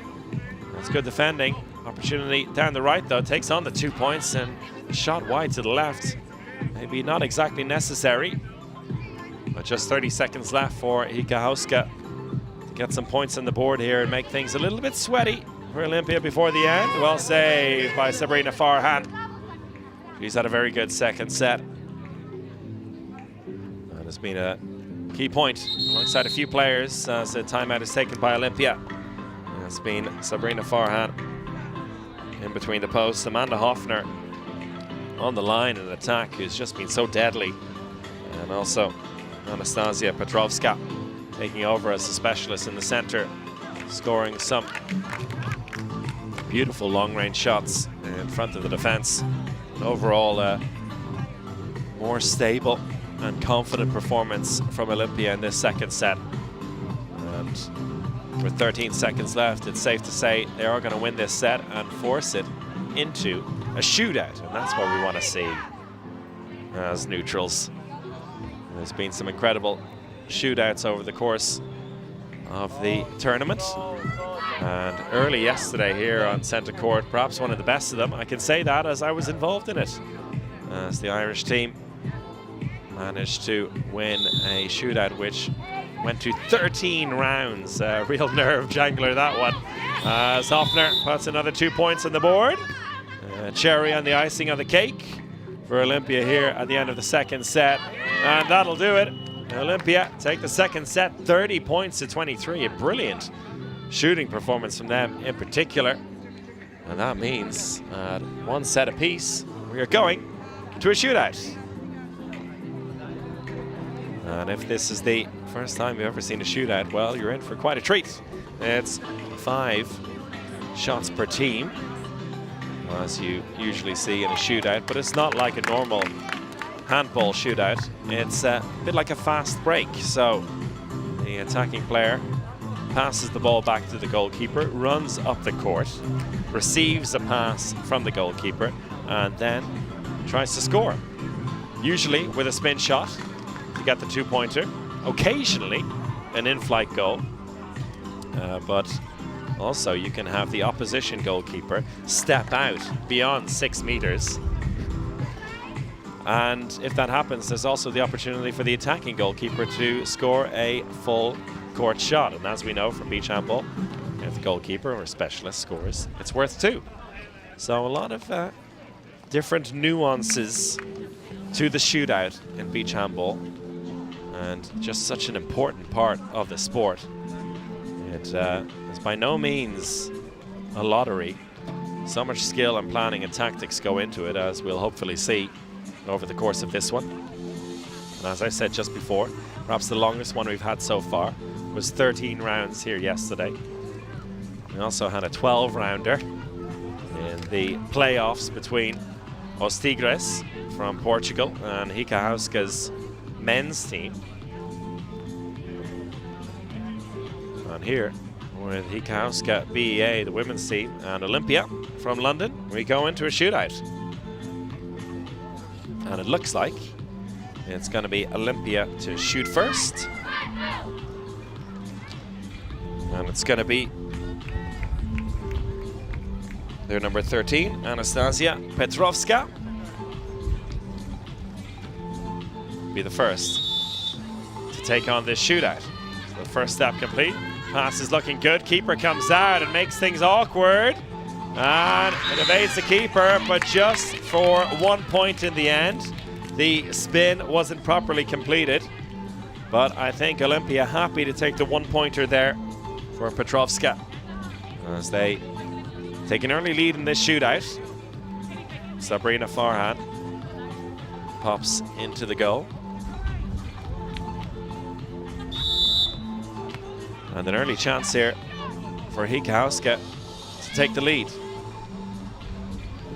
And it's off the post. Oh, it's unfortunate. It was a decent shot in the end by Elsa van den Einde. But under severe pressure from Sabrina Farhan, forces her out to the left, and it was an awkward shot in the end off the left-hand post and stays out. So after round 1 here, it's an unusual score, 1-0. And now Amanda Hoffner, who had a stunning second set, and they're going to have to retake that one as the keeper didn't get into position early enough. A little over-eager there. But Amanda Hoffner had a brilliant second set on the line. Let's see what she can do from the shootout. Tries to wriggle herself free there. And it's saved, but the penalty given for the contact. And the referees look like they're in agreement here.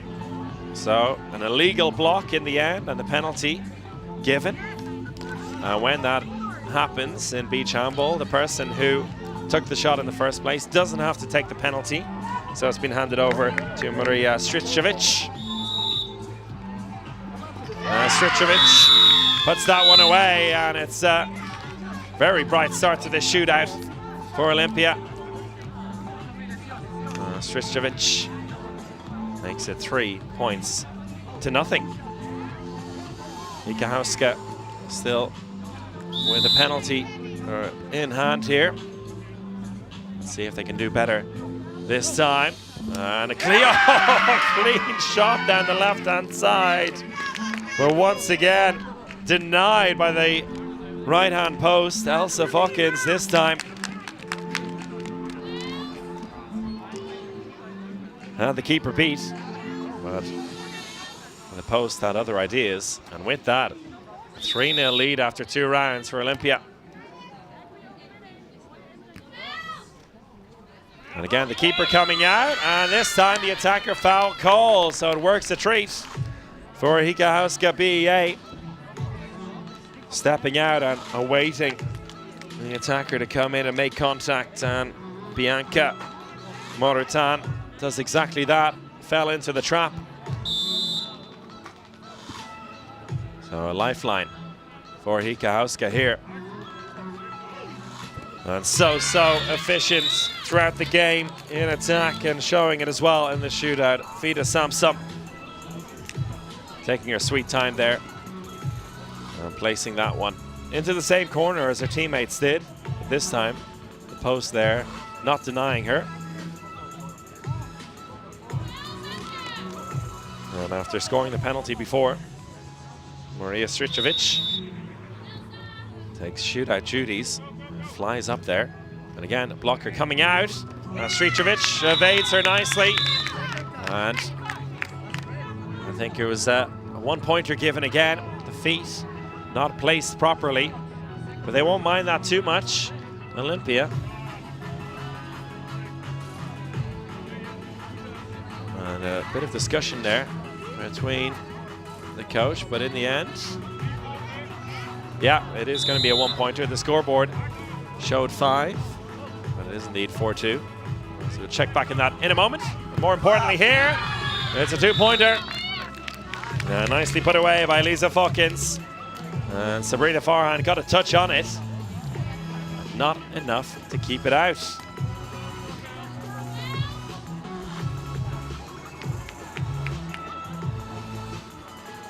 So the scoreboard still reading 5-4 here, so we'll say that it is indeed 5-4 to Olympia.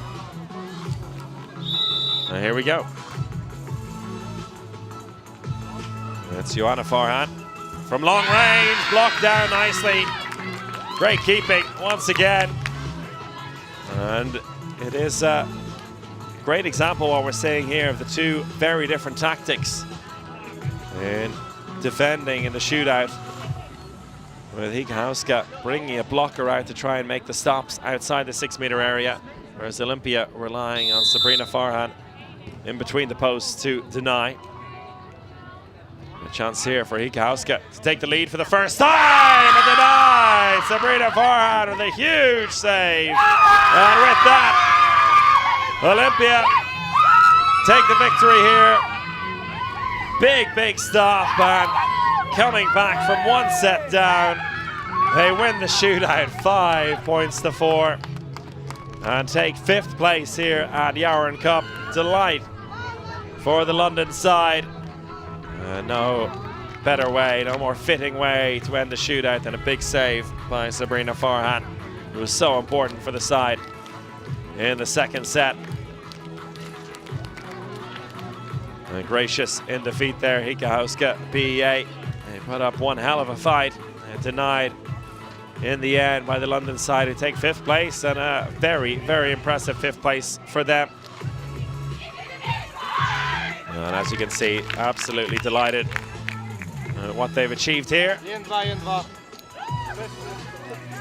And having been outclassed a little bit in the first set, they really upped the tempo at the start of the second. They were so strong, particularly with Anastasia Petrovska in as a specialist, and Amanda Hoffner on the line, who was really getting her points like nobody's business. And that set the tone for Olympia to take the second set, and in the end, the victory in the shootout. Our first shootout here in a couple of games, and as Olympia enjoy their success, we'll take a break here before heading over to the next placement match here on court 1.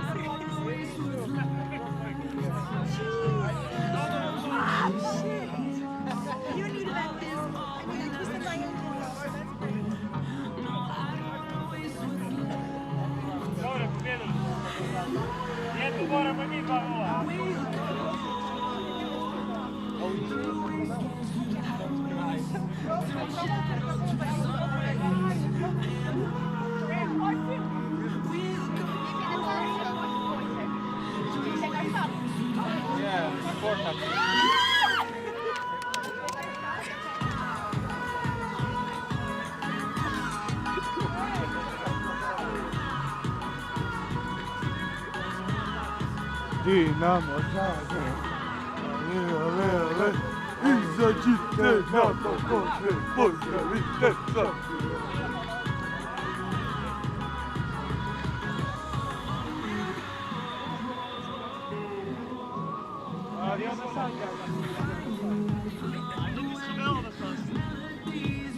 Dit wordt geweldig. Sven, die ballen zijn van alleen 3. Yes. Afstand moet ze geven. Ja. Nee, laat maar. Oh, ja. Gooi maar.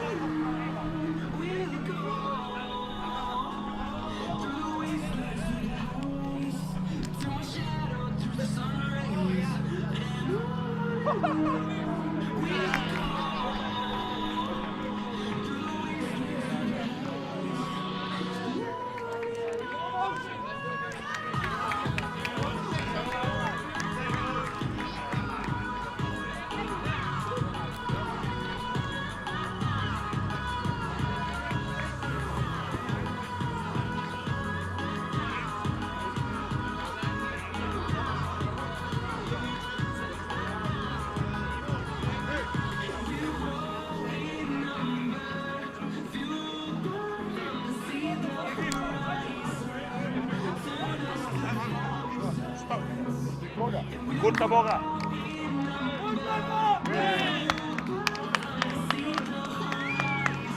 Hey, boys!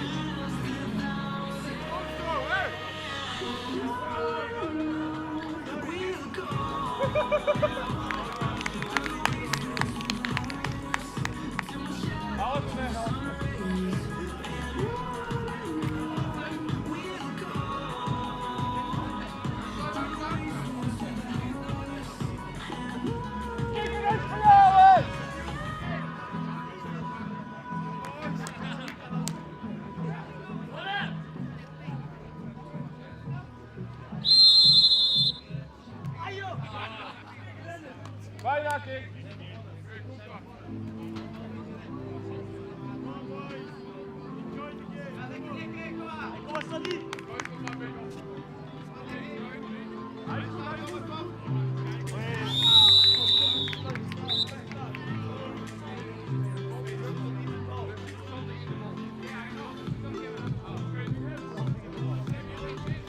And we're really flying through the games here.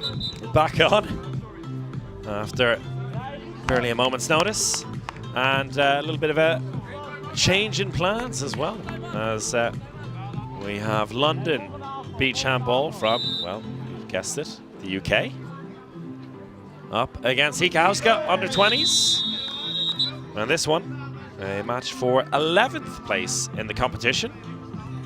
It seems Zagreb against Norway, which was going to be happening in this court, may not be happening after all. It's been shifted onto court 2 in the meantime.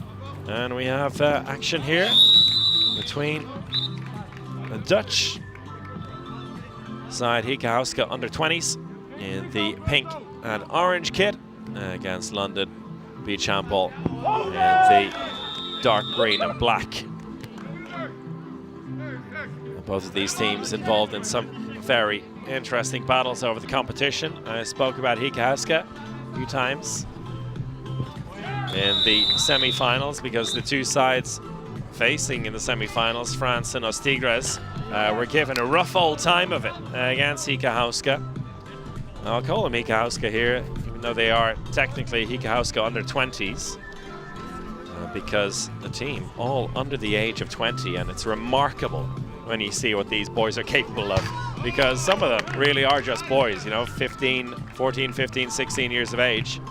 But they've done such a great job in developing the team, and you have to give a lot of credit in particular to their coaches, Dennis Seuvelmans and Ruud van Bohemen, as well as the coach here, who's actually one of the players, Silas Spekman, one of the Netherlands' most talented players. He is out with a PCL injury at the moment and is taking over coaching duties of this young team. But some real talented people involved, and we'll see them here over the course of these 20 minutes.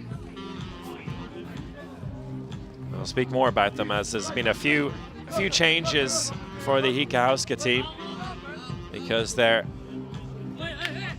youth team as well, who are also playing in the competition, a lot of them have gone home, so it's a little bit of a mixed bag for Hika at this championship, with some incredibly young players who have in the meantime gone home.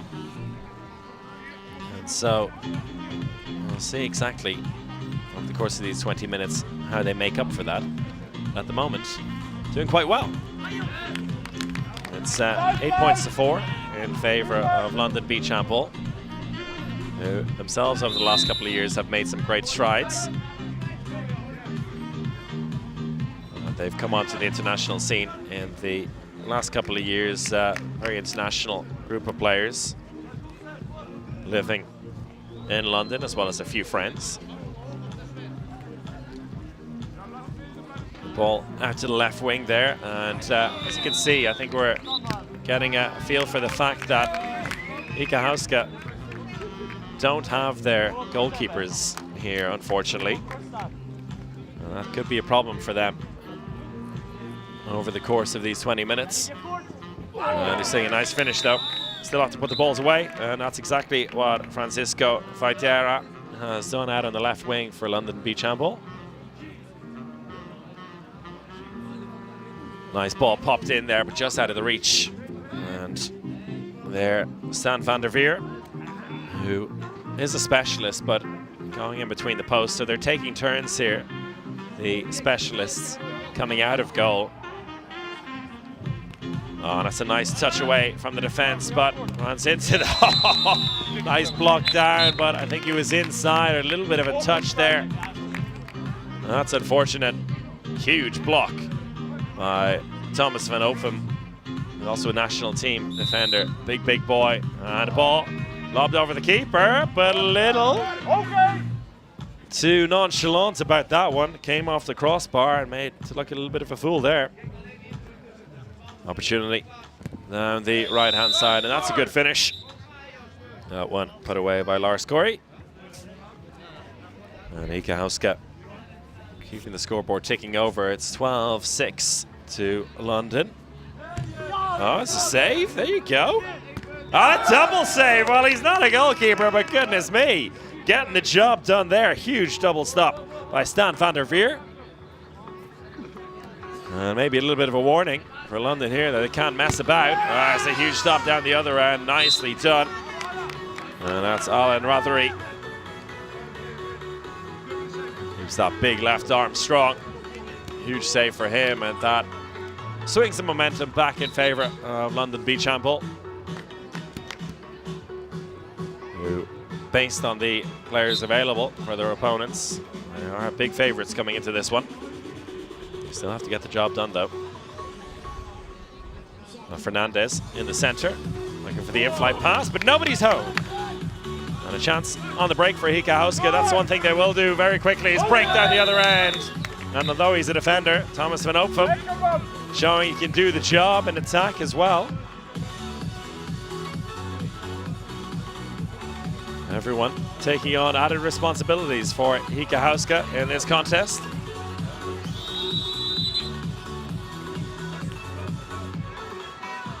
Ball down the left-hand side, nobody's there though, and an easy intercept for London. And it's David Chodira. Picked up that one. Easy intercept for him, the easiest he'll get today. Janssens Bulls end of the line. Well, he does give that one away. Coming out of the line, he manages to win it back and sets up an easy finish for London Beach Handball, but it was his mistake in the first place that set up the empty goal. The chaos means usually a goal is only 1 or 2 passes away whenever the ball breaks down like that. Full court shot is wide to the right. Nice idea by Alan Rothery. Just not on target. Final 3 minutes of this first set. Ball over the top, great pass in. A bit of an awkward one though, a right-hander on the right-hand side picking up the in-flight like that.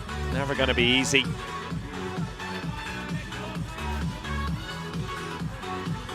Janssens Bulls thinking about going himself, lays it off instead, and lob straight into the hands of the keeper. Oh, tipped onto the crossbar. Oh, brilliant stuff all around from both goalkeepers. Stan van der Veer in the first place to make the save and get the quick shot off. But Alan Rothery down the other end to get back and tip it away. And that one off the crossbar. And it's Ika Hauska's ball. Happy to slow things down once again. Ball out to the right-hand side, and the spin shot is much more up their alley. And Lars Corey pops that one in to bring up the 10-point mark and cut the deficit down to 6. So London haven't had it all their own way here.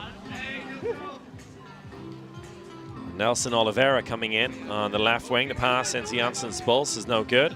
He's a big man, but that one didn't jump for and out of reach. And the timeout taken by Ika Hauska under 20.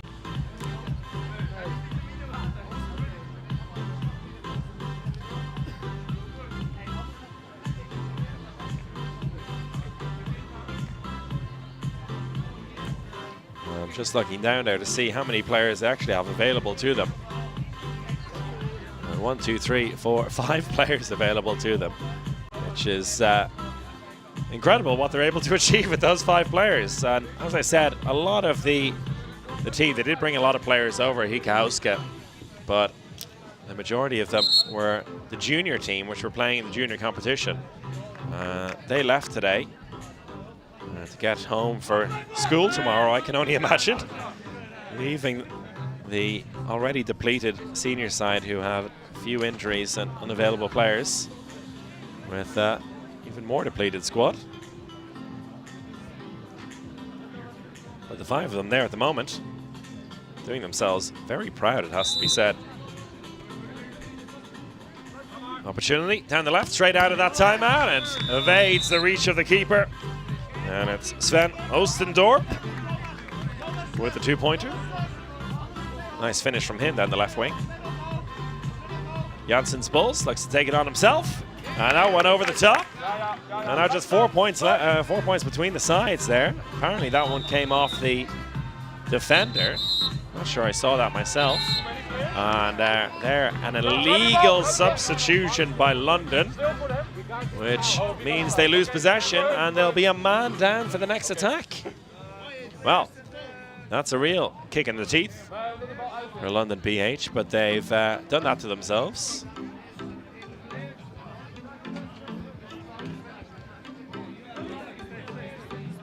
But indeed, they've given the ball back now.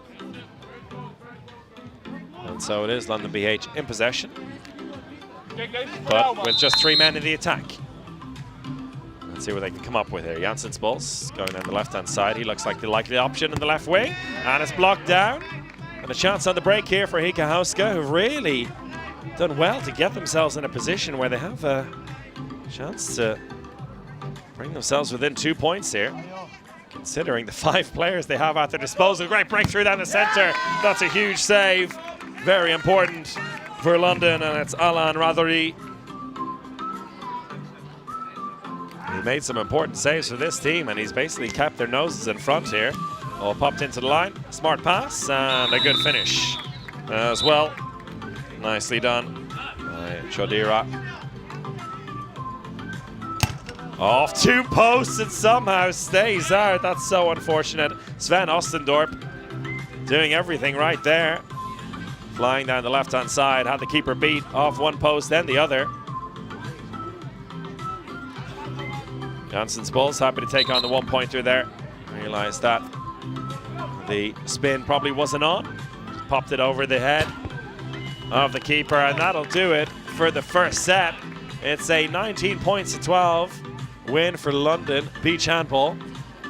But after what was a pretty slow start for Hika and their 5 players, I think they will realize that there's an opportunity there for them to make something happen in the second set if they play smart. They're going to take a break. We'll take a break as well before we bring you the second set.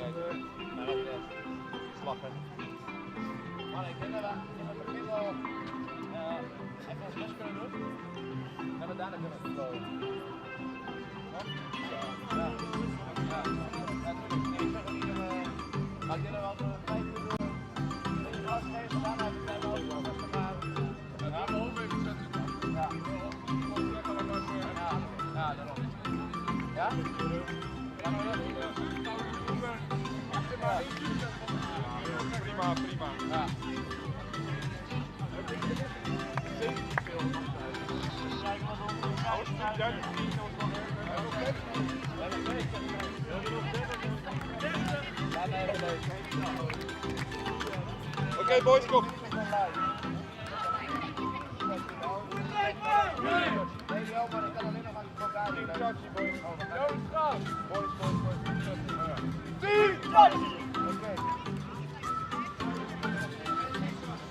Lars, gooi sprongboog.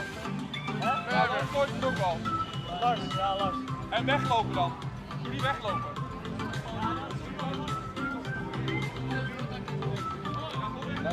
Let's go, you fetch. Yeah, that's good.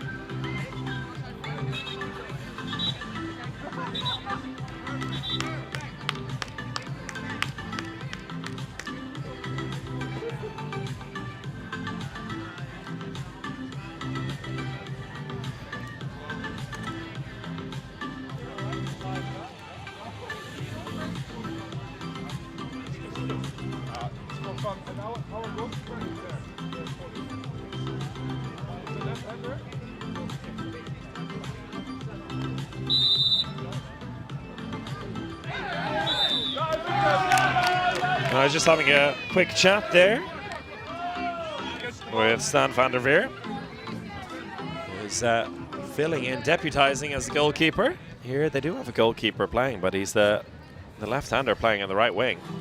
So they're having making the most of this experiment. And there he is from the right-hand side. The shot tipped away. Kick sees Carl van Veen. Is the full name in there. But they have a big smile on their face, the Dutch boys. They're having a laugh here, and they really did themselves proud in that first set. And the pressure very much just on London Beach Handball here as that one is turned over. Great work in defense, and it is their goalkeeper, Van Veen, who gets the turnover. And turnover down the other end as well. And the keeper will get back. Oh, it's traveling well. I'm not sure what he was thinking there. Mateus De Paulo thought about taking on the shot, and in the end, well, just landed and traveled. Well saved, Ratheri, but the shot is nowhere near the goal. And after 1 minute 20 seconds of this second set, still no points between the two teams. Opportunity down the right, and that is a really good finish by the specialist Stan van der Veer. In comes Thomas van Ophem, who we saw play in the defense and attack here, but as I said, they've swapped out the goalkeeper. And nothing that Van Ophem could do about that one. Close to it. But finally, London on the scoreboard. Shot was a little bit wild. We're seeing why he's a goalkeeper and not a winger, after all. And the wind's starting to blow here at Jarun Lake. Nice ball out to the left-hand side, and a cultured finish, you could say. Nicely put away. And Maurice Jansen's Bulls. All over the top, space here. Nicely cut inside, and the keeper makes a big save, Ratheri.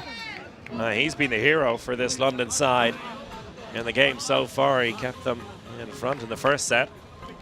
Doing the same here early doors in the second.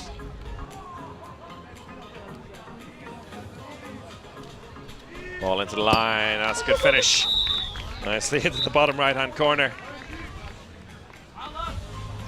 And they have to do their best to just get the job done. And Shodira doing exactly that. Jansen's Bulls now from the left wing. Takes his time and shoots it right over the top. That's good blocking. And Hikahauska, much like they were in the first set, a bit of a slow start for them. They'll have a chance to come into it. And inside blocking, they're called against London GD and Mateus Beleza. Getting the personal foul as well, so the penalty to be taken by Van Veen. So the goalkeeper, Van Veen, with the penalty. And it's going to be a red card, in fact, for the second personal foul against Beleza. So the numbers evening up ever so slightly. Still London Beach Handball with plenty of players at their disposal compared to the 5 for Hikahauska under 20. Aye, nicely put away. Good finish from the keeper, turned right wing, Van Veen. 2 points between the sides, 3.5 minutes down in the second set. Oh, glorious stuff there. Really nice finish, Francisco Fetera. Not sure if he meant to go down on his knees, but hey, it worked. And a quick turnover. Fetera taking over in the center again. A lot of Portuguese players in this London Beach Handball team. Ball to the right wing. Pedro Fernandez. with the two-pointer there. A glorious lob. And the Dutch boys really enjoying this one. Out on the left wing there, Sven Ostendorp, who had a good first set as well. Lobbing that one right over the keeper's head. The keeper threatening to come out, and he makes the save. Oh, well, it was an unusual approach, but it worked. And bodies flying all over the place here. Keeper really stepping out. He's realizing what works for him. And hey, you got to give him credit. Van der Veer making the save, but he can't get a touch on that one.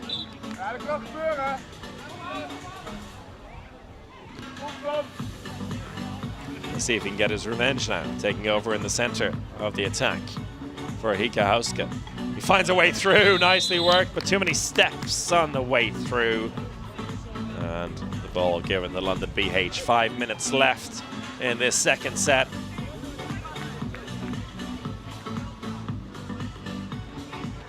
Barring a disaster, London BH should take this second set as well.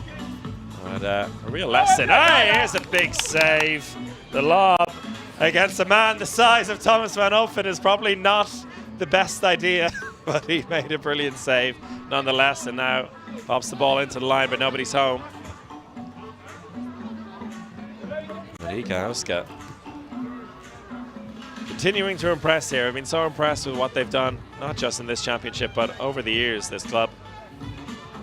And it's a pity for them on the final day here in Court 1 that they're not able to play with a full squad.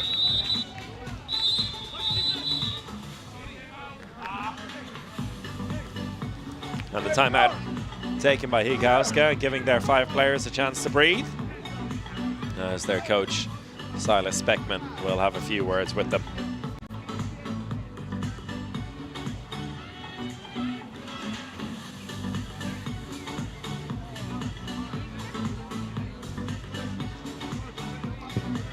There's still plenty of action on the way here. Court 1 at Jarun Lake, the final day of the Jarun Cup. We have one more placement match to come, the 5th place match in the men's competition. And then we move on to the medal matches. So coming up next, we'll have Sesveta Sky Gym from here just outside of Zagreb against Hirsat from Hungary. And then we move on to the women's bronze medal match, the men's bronze medal match, the women's final, and the men's final. Leading all the way till the end at about 6:30 Central European time. But after this game, I'll pass on the mic to my colleagues, my Croatian colleagues, who'll take care of the action in Croatian, of course. So no more English commentary after this one, but all the action to be enjoyed nevertheless. No matter what language you speak, we all speak the language of beach handball, as we see a little header back into play there, perfectly legal. Hika Hauska really enjoying this one. That's a good finish as well. Stan van der Veer making some big saves in this game also. Getting the points on the board as well.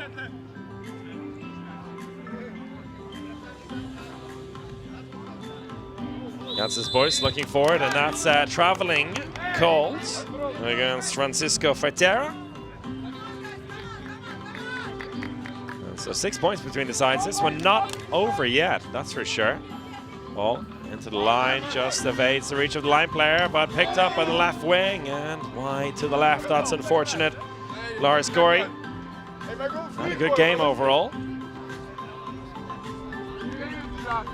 But Thomas van Opfen showing why he's a defender.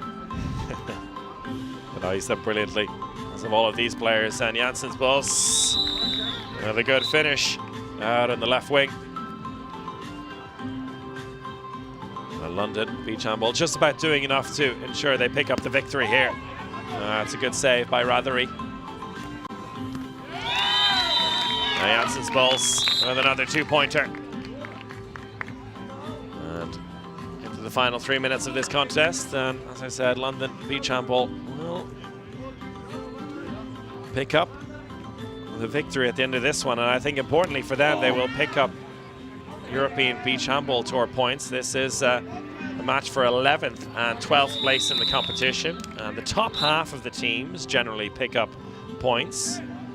And with 22 teams in the competition, it means 11th is very important. So London Beach Handball knowing they have a job to do here, and Jansen's Pulse is not messing around. That's 3 2-pointers for him in very quick succession.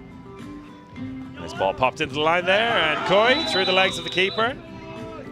That one tipped away, turnover in possession. Higauska flying into the attack here. Not a bother in them. The ball crashes off the post. And it is a London ball once more. Showing despite playing with just 5 players. And almost into the final minute of this contest. Still going at this one at full pelt.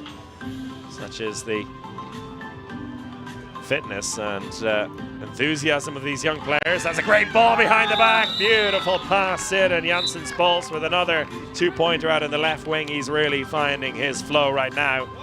Great pass down the other end, but the shot just over the top. And that's unfortunate for Ostendorp. Well, nicely worked, and there's been an exhibition feel about this game, and only right that we have some of these games display exactly that. Nice ball through the legs of the defender, and the crowd enjoying that one. Good stuff from Francisco Fartera. Just as soon as I say this one has an exhibition feel, that's exactly what we saw. Ball just about kept in play, and an empty net to shoot into, and he gets his 2 points, the keeper, Alan Rathary. Just over 40 seconds left in this one. And London Beach Handball have the set in the bag. And Rathary looking for another shot into an empty net. Oh, it's intercepted by the keeper. Oh, wow. Brilliant stuff. Stan van der Veer did so well, but it's London Beach Handball again with the turnover. 15 seconds left in this second set. I think it's been an enjoyable experience for everyone involved. And we'll see if they take on one more shot. Hand up for passive play, out to the left wing, double in flight, but he lands inside. I'm not sure I would have given that 2 points if you asked me, but it doesn't really matter in the end. That'll do it. The second set is over. And everyone a winner in a sense at the end of this one. Hika Hauska under 20s with just 5 players putting on a show, but it's London Beach Handball who get the job done and pick up 11th place. Smiles all around between the two teams, appreciating each other's efforts. And that'll do it from me, Chris O'Reilly, here on the live stream. And we'll hand it over to our Croatian colleagues for the rest of the day's action. Still all the medal matches to come. So take care and enjoy the rest of the day.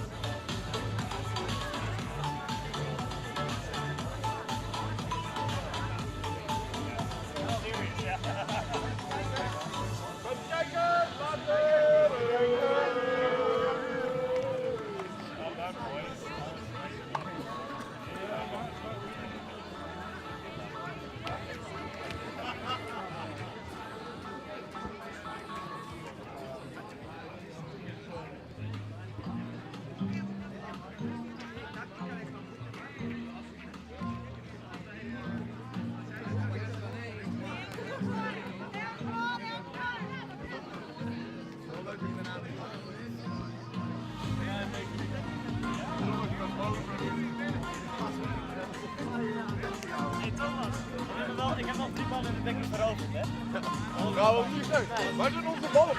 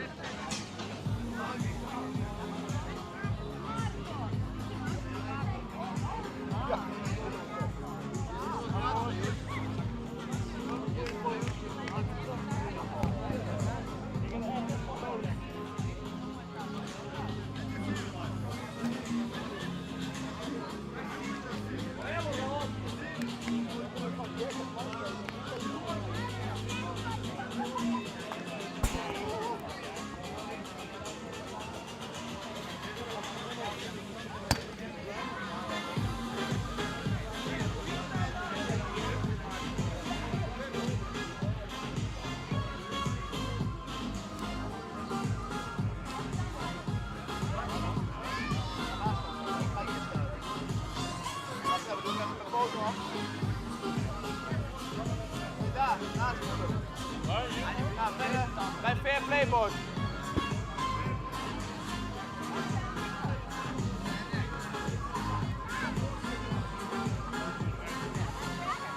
En doe ik even een duimpje ook, hè?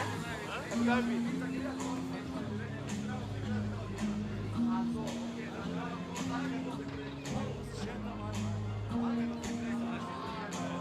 Het valt wel lekker wanneer voor die clips op, hè? Die is wel heel lekker. Mag ik dit niet terug? Steeds terug? Nog even terug. Die is prachtig ook.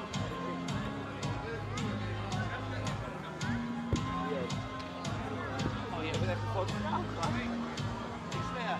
Maar zij bijvoorbeeld als het van spelers is of zo, dan is het ook echt leuk dat ze gewoon buiten valt weg.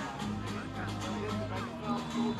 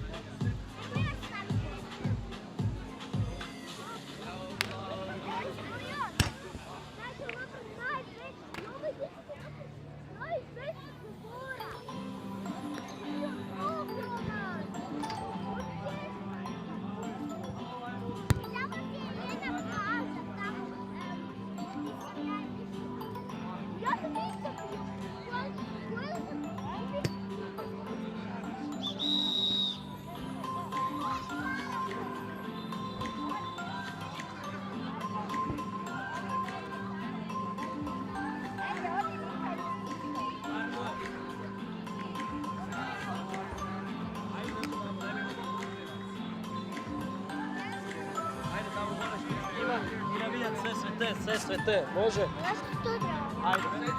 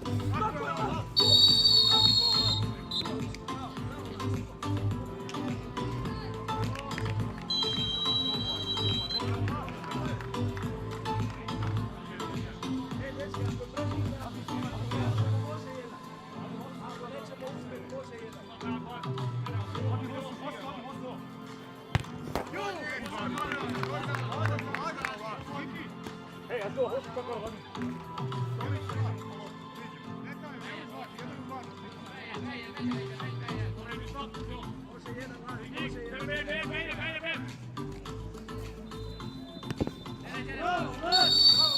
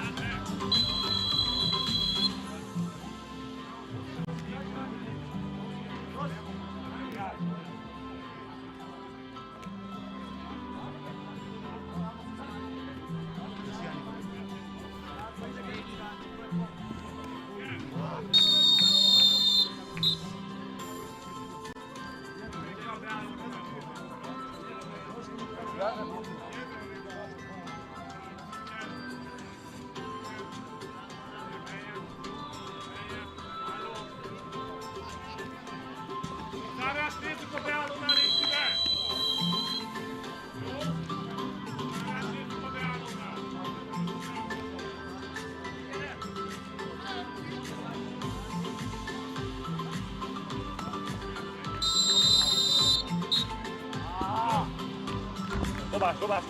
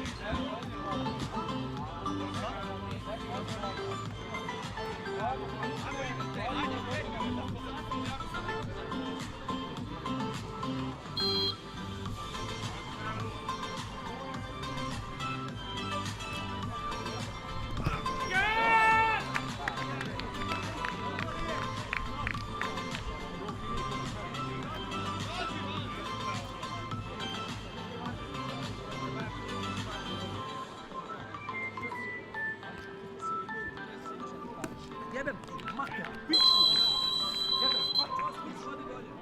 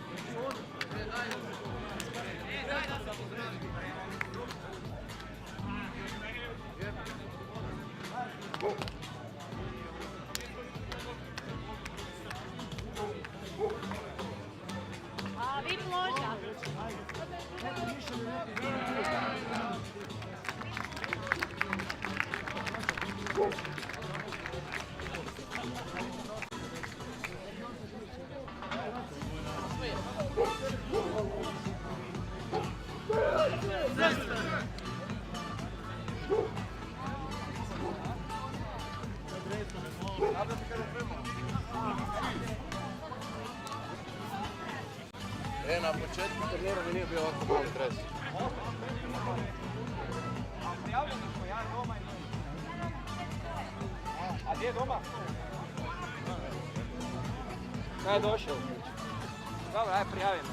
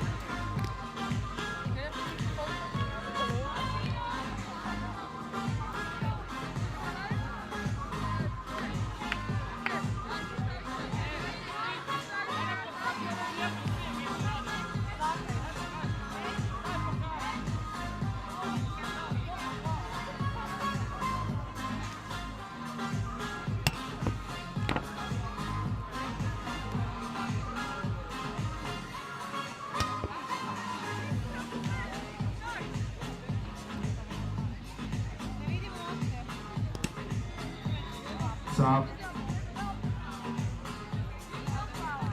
dame i gospođo, lijep pozdrav s Jarunskog jezera, gdje smo došli do najvažnije utakmice u zadnjih nekoliko dana.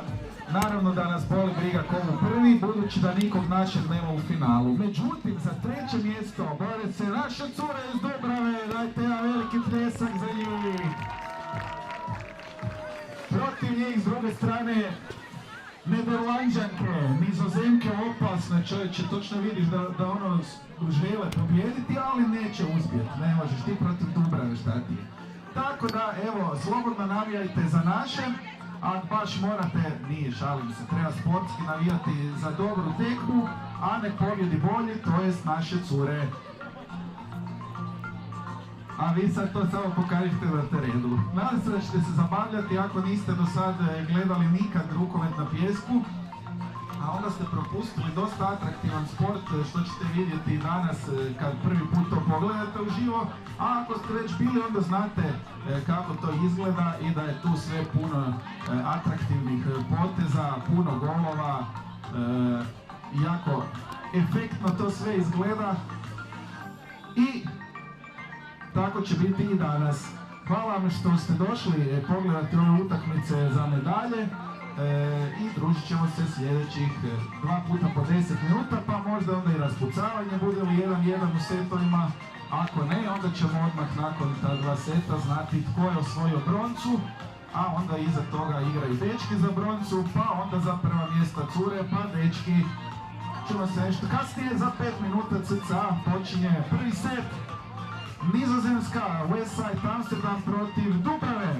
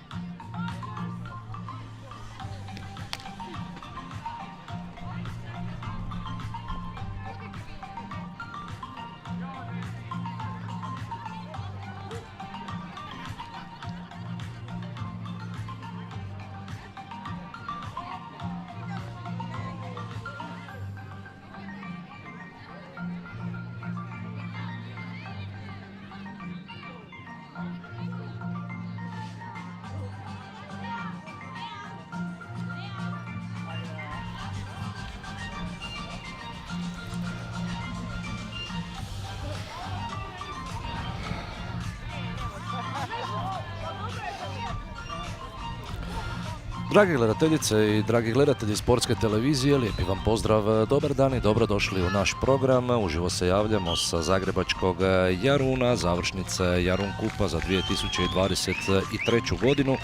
A današnje druženje, odnosno današnji program, otvaramo dvobojem djevojaka za treće mjesto, odnosno za brončanu medalju. Sastaju se Nizozemke, gošće iz Amsterdama, ekipa Westside Amsterdam protiv domaćih djevojaka BHC Dubrava. Protivnice su Nizozemki, dakle, u borbi za treće mjesto. Sastavi momčadi, samo da najavim to i prije samoga početka ovoga dvoboja. Dakle, vidimo i djevojke iz BHC Dubrave na našim ekranima za trenutak. A sastavi ekipa, dakle, za gošće iz Amsterdama, Barnard Dinghrefe, zatim Quackenbos, Krista i Rianne Moll, Rosing van Bre van IJsselmalden, zatim van Koningsbrugge i Iris Sonneveld Sastav je dakle gošći iz Amsterdama, njihov trenera Leon Bude. Očekujemo svakoga trenutka i sastav naših djevojaka, odnosno djevojaka BHC Dubrave na našim ekranima. Dakle, to su Smiljanić, Lukšić, Heraković, Dičak, Miholić, Perenčević, Lopač, Škrinjar, Vučković, Ercegovac, iz brojem 36, Katja Hunjadi. A spomenimo također i sutkinje ovoga dvoboja, Lea Haramina i Teja Lacković. Zadovoljstvo mi je pozdraviti mog današnjeg gosta, člana organizacijskog odbora Jarun Cupa, izbornika muške reprezentacije rukometu na pijesku, gospodina Mladena Paradžika. Mladene, lijepi pozdrav i dobrodošli. Dobar dan, poštovanje i pozdrav svim gledateljima sportske televizije. Eto, dakle, kao što smo rekli, završnica je upravo i započela. Što nam možete reći o turniru? Evo ga, zadnjih 5 dana od četvrtka 27.4. do 1.5. odigrali smo preko 200 utakmica da bi došli do ovih zadnjih 4 utakmice u seniorskoj konkurenciji gdje su se sad našle curge iz kluba rukometa na pijesku Dubrava i nizozemske ekipe, jedne stare znanice i stvarno evo, možemo očekivati jako dobar kvalitetan rukomet na pijesku. Pravila dakle ostaju ista, igra se 2 puta 10 minuta, ako je rezultat u setovima izjednačen 1-1, onda su, možemo reći, raspucavanje zapravo kako bi se došlo do pobjednica. Prvi napad naše djevojke nisu iskoristile, nizozemke jesu, ali uzvraćaju naše djevojke preko Anje Vide Lukšić, 2-2 rezultat. Dakle, Mladene, da podsjetimo još malo na pravila, dakle gol iz Cepelina ili iz okreta vrijedi 2 poena, običan gol vrijedi 1 poen, ako marker zabije vrijedi također 2 poena. Tako je, to su ukratko, naravno i šesterac isto vrijedi za 2. Upravo se teži toj atraktivnosti u rukometu na pijesku i zato se svaki poen postignut nakon pirueta i Cepelina boduje za 2. Nekako smo je navikli da se djevojke iz BHC Dubrave nalaze uglavnom u borbi za odličje. Oni su zapravo jaka ekipa. Ove godine nije bilo sreće da se nađu u finalu, ali borba za 3. mjesto isto je. Istina, radi se o iskusnoj ekipi koja je prepuna hrvatskih reprezentativke u rukometu na pijesku, tako da je za očekivati od njih da se uvijek nalaze u završnicama. Odličan ulazak nizozemki, 3 napada su imale, 3 napada su realizirale, djevojke iz Amsterdama vode 6-4 na njihovom golu s brojem 24, Ros Kvakenbos. Da vidimo još jedan pokušaj i promašaj ovoga puta, nije uspjela Anja Vida Lukšić kao malo prije, ostaje 6-4 prednost nizozemki i ulazi njihov marker sa brojem 4, to je Krista Mol. Bolji početak nizozemki definitivno. Bolji početak nizozemki i evo ga ipak evo obrane ipak prve, ali lopta se nažalost odbila nizozemkama. Još jedan dakle pokušaj će imati djevojke iz Amsterdama i odlična obrana. Izvrsna reakcija Vanje Perenčević u obrani, popratila je pročitala je namjeru markera, dodavanje i presjekla loptu. Da, koliko god se čini da ovaj lob može biti lak, ali treba to izvesti. Ako se igra dobro i koncentrirano u obrani, može se to zaustaviti. Evo poravnanja, broj 7, Lara Miholić, 6-6 rezultat. Nemoćna ovoga puta je bila Ros Kvakenbos i ponovno nema prednosti niti na jednoj strani. Malo su djevojke iz Dubrave poboljšale igru u obrani.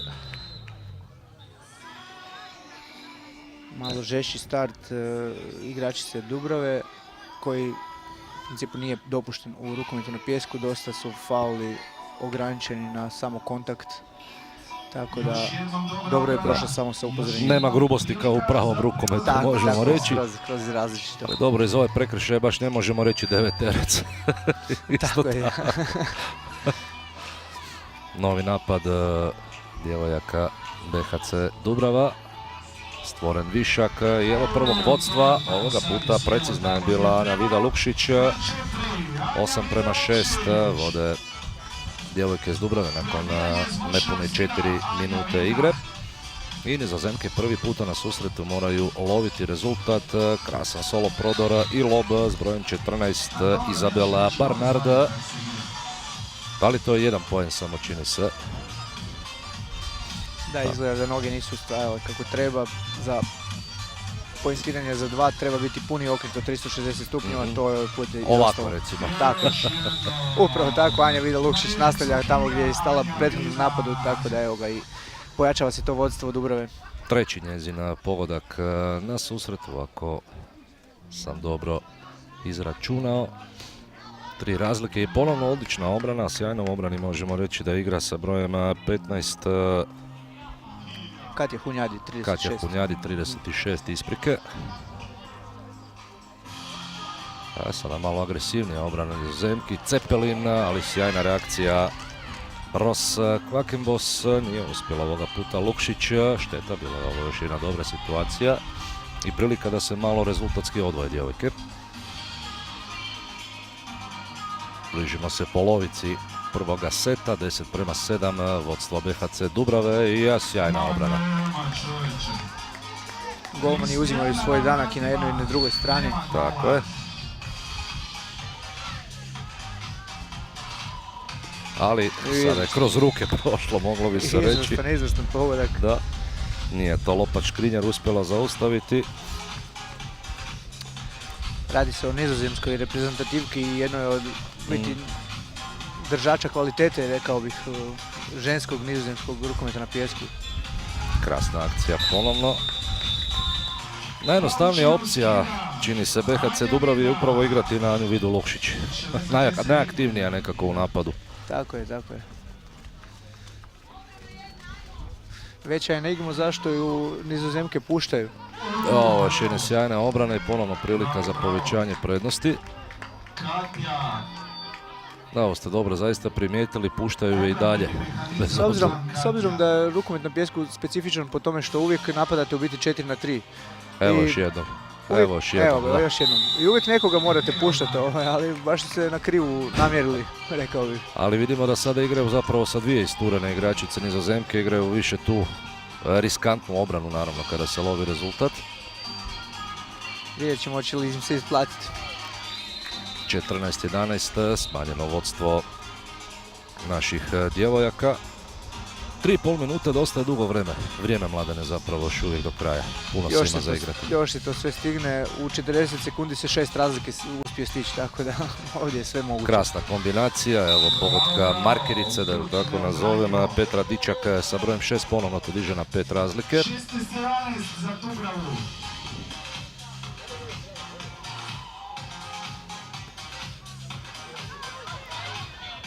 Eto kako je teško kontrolirati loptu i ipak uspješan lob. Zabila je Krista Mol, novi njezin pogodak, 13-16, ušli smo u posljednje 3 minute igre u prvome setu. Ali ona početna nesigurnost zapravo više i nema u igri djevojaka iz Dubrave, jer praktički svaki napad sada uspješno realiziraju. Tako, igra se gol za gol, ali evo, ostaje ona nekako početna prednost kad su je napravili i evo ga, sad samo treba održati do kraja seta. Nadamo se da će tako i biti.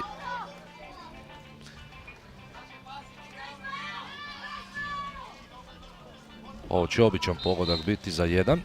Izvrsno, to je ono baš što je Dubrava i htjela, natjerati ih na krivi potez. Ovo je u situaciji kada trebaju stizati rezultat, izvrsna opcija za njih. A nije više bilo vremena za piruetu, nego samo za završetak akcije, za razliku od ove situacije. Lara Miholić precizna ponovno.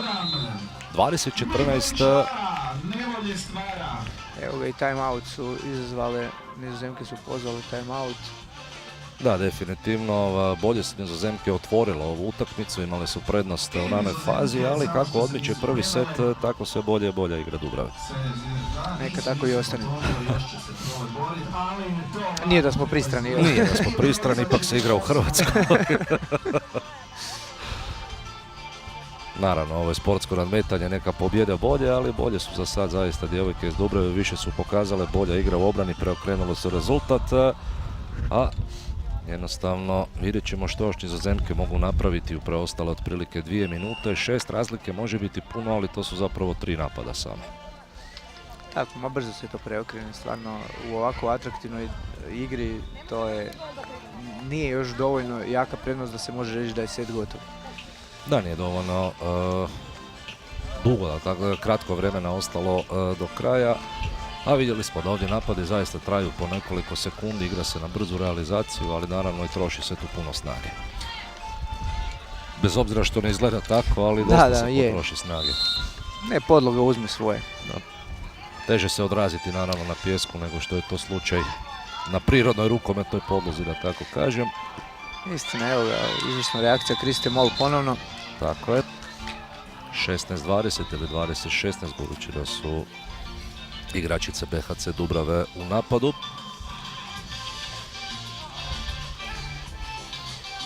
Krasan Cepelin i ušla je ipak nekako, nije to uspjela zaustaviti Quackenbos i ponovno 6 razlike. Da, važno je sada držati tu prednost, pokušati malo i dobiti na vremenu koliko se može. Ovdje čini se došlo do sudara, nadamo se da po sredi nije ništa ozbiljno. Došlo je do kontakta nakon šuta, u principu stvar koja se često događa u rukometu na pijesku s obzirom da su dopušteni blokovi unutar vratarskog prostora. A ne mogu se zaustaviti više. Ne mogu se zaustaviti, ali rijetko kad dođe baš do nekakvih ozljeda. Stvarno ovdje u rukometu na pijesku su ozljede, ozbiljne ozljede, vrlo rijetke. Nadamo se da će tako i ostati. Opet Cepelin, odigrano na broj 18 na Mirnu Vučković. 24-18 za Dubravu. 6 razlike, ulazak u posljednju minutu prvoga seta i odlična obrana. Izvrsno Anja Vida to presila loptu i omela Nizozemke i evo ga sad već možemo reći da je to jako dobra povoljna situacija za Dubravu. 50 sekundi do kraja, čudo bi se trebalo dogovoriti da ispuste 6 razlike igračice BHC Dubrave. Ovo je pasivno. Da, ovdje se moralo ići na realizaciju, prijetilo oduzimanje lopte.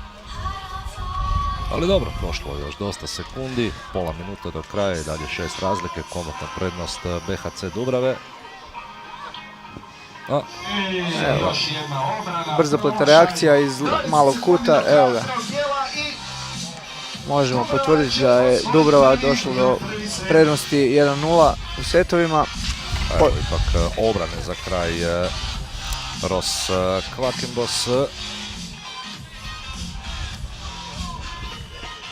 Još jedna obrana za kraj, 24-18. Na kraju kada se to ovako vidi, Mladene ispada dosta uvjerljivo.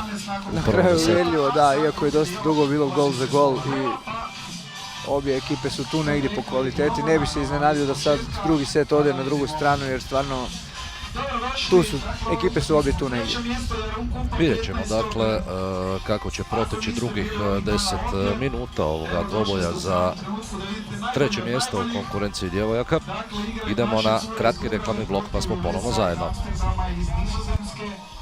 Za treće mjesto na ovom kupu, zatim će igrati dečki za treće mjesto, pa finale djevojke i finale momci.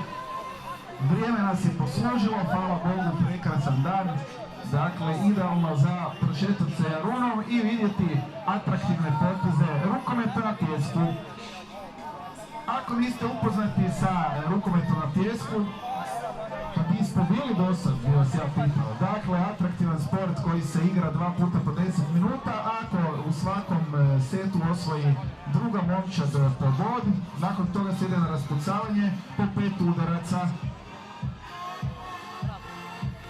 Neki udarci vrijede 2 poena, dakle, to je ako se napravi pirueta, ako se odigra Cepelin ili ako igrač, odnosno igračica s markerom odigra, zabije gol, to vrijedi 2 i slobodni udarac vrijedi 2. Tako.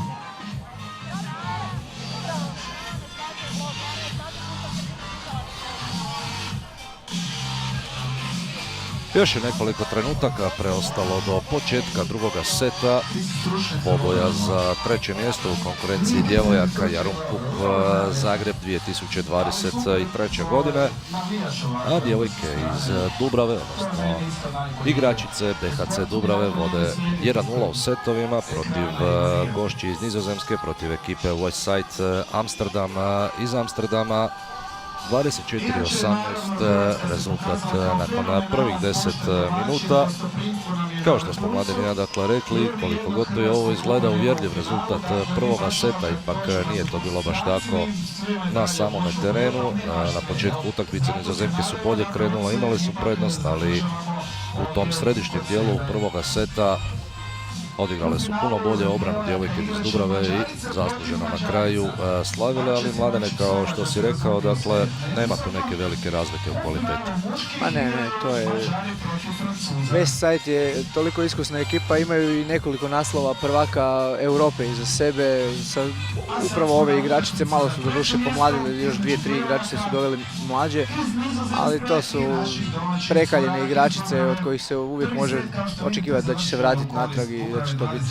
Eto, ali kao što si upravo rekao, znači ekipa koja nekoliko puta osvoji naslov evropskih prvakinja dovoljno govori to o njihovoj kvaliteti. Ne, inače ove godine smo jako, rekao bih, poboljšali kvalitetu ekipa koje nastupaju na Jarun Cupu, 22 ekipe u muškoj konkurenciji i 14 ekipa u ženskoj konkurenciji, od toga dosta prvaka Europe, dosta reprezentacija koji su iskoristili ovaj turnir kao pripremni za europsko prvenstvo koje će se dogoditi u portugalskom Nazareu krajem 5. mjeseca, tako da stvarno evo, možemo reći da je ovo rekordno 15. izdanje Jarun Cupa i po kvalitetu do sad najbolje.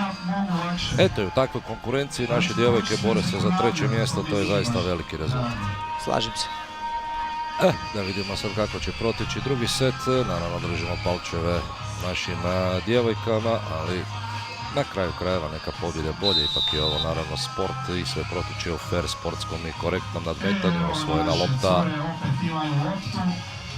na početku drugog seta, Dubrava će ponovno imati prvi napad i loše sada dodavanje, ali sjajna obrana, no...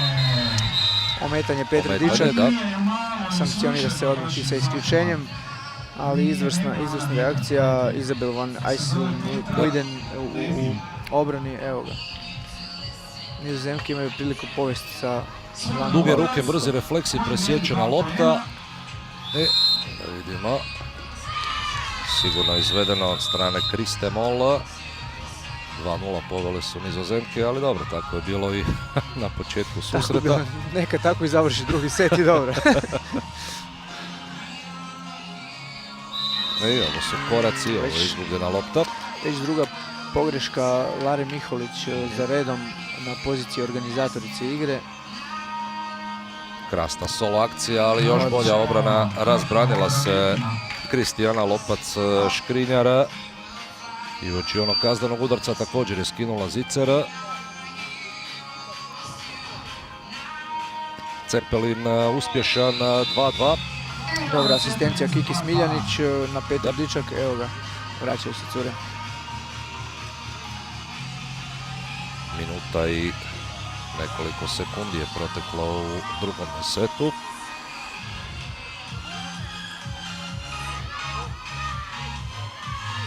I ovo je pogodak za 3-2, čini se.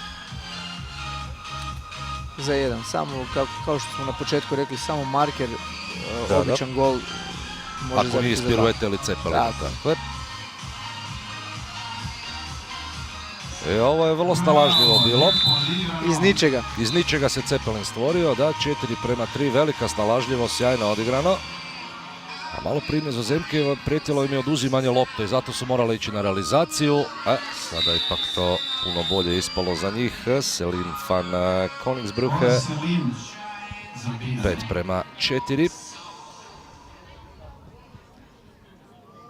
Ponovno Cepelinu. Ovo je krasno strašno bilo. Izvršna realizacija Petri Dičak. Bravo, Dičak Petra. I još jedna sjajna obrana, ovo je već druga obrana, ako se ne varam. Ili ajmo reći druga čista obrana, ona prva je bila kazneni udarac. Ostaje 6-5. Ovo je ipak nastavak napada, od bloka se to odbilo, odnosno blokiran pokušaj. Ali dobro je Rozing pokrila ovaj drugi kut, kao što je i uloga obrambenog igrača kada skače blok. Biće i ovo sada kazneni udaraca. Šteta, mogli su i pustiti, završila lopta u golu. Ne bi se bunili, da.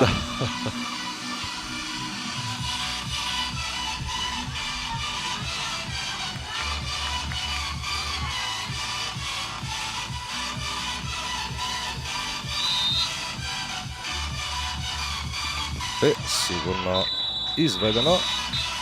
Neumoljiva Anja Vida Lukšić i to je sada lijepa prednost, 3 razlike na ulasku u 4. minutu drugoga seta. Opa, malo sreće. Malo sreće, da. S unutrašnje strane stative odbijanac u aut. Prilika da Dubrava ode na 5 razlike. Da, to bi već psihološki značilo veliku prednost, također ne samo rezultatski za naše djevojke. Krasno ponovno, ali evo i prve obrane nizozemske vratarke, Lisa Dinhrefe. Dobro, mora je njihova vratarka nešto obraniti, što?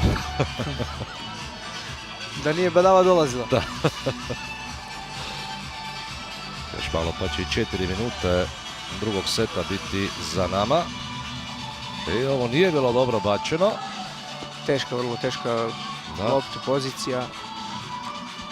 Biti dobra reakcija obrane Dubrave. Da. Cilj je uvijek natjerati, kako je igrač više, cilj je uvijek natjerati igrača da iz malog kuta, iz loše pozicije skače, jer to onda je veći postotak. Što više skratiti kut, što više je moguće. I evo još širok pogotka, 5 razlike ima Dubrava. To je bila, čini mi se, Kristina Smiljanić sa brojem 2 i stvari se jako dobro razvijaju. 4 minute 19 sekundi igre, bližimo se dakle polovici drugoga seta, a 5 razlike, da. Trener Leon Bude, Nizozemki, je prepoznao situaciju kada se lomi utakmica, to je upravo ovaj pogodak bio i mudro je odlučio smiriti svoju ekipu i pokušati vratiti što se vratiti da. Tako je, nije imao zapravo druge solucije nego time-outom pokušati, a i malo razbiti ritam igračicama Dubrave. Koje su ušle u finu seriju.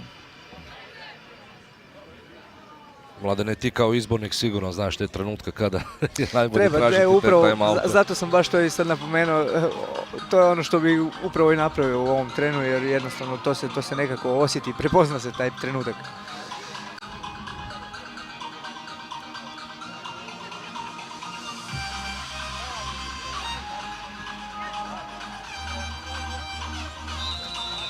Inače moram napomenuti da je ovo prva godina, nakon 15 godina, da smo u 5 dana turnira imali cijelo vrijeme lijepo vrijeme. Nijedan dan kiše nije bilo. Nemoj coprat, samo nema sada coprat, oblaci se ovdje malo nadvijaju nad Jarunom. Nadajmo se da će izdržati do kraja. Još jedno 2 sata treba izdržati, onda neka pada. Onda nek se slije. Smanje Nizozemke na 10-7, još jedna krasna akcija. Kao da je sada bilo malo zadrške u zraku i čekalo se da golmanica izabere stranu. Tako je, skuhala je Kristina Smiljanić i lobom donijela vodstvo opet na 5 razlike. Da vidimo sada, odlična pokretljiva obrana. Podignute ruke i... Teška lopta i super. Da, nemaju ideje u napadu Nizozemke, moraju igrati brže, moraju loviti rezultat, naravno da se tu češće može i pogriješiti. Hoće li ovo biti kazneni? Hoće, prekršaj u prostoru.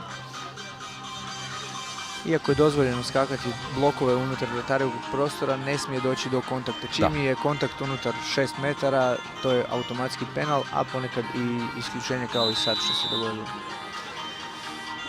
Krasno, ponovno na isti način izveden kazneni udarac. Anja Vida Lukšić 2 puta precizna iz kaznenog udarca u ovom drugom setu. 14-7, ogromna prednost i evo potpuni raspad sustava u igri Nizozemki. Nije timeout pomogao. Da, nastavili su u istom ritmu.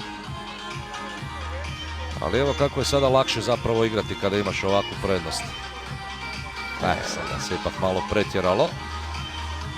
Pročitala je Kristina Smiljanić. 4 minute do kraja, još uvijek ništa tu nije gotovo. Jer spomenuli smo koliko se brzo može stići, uloviti rezultat.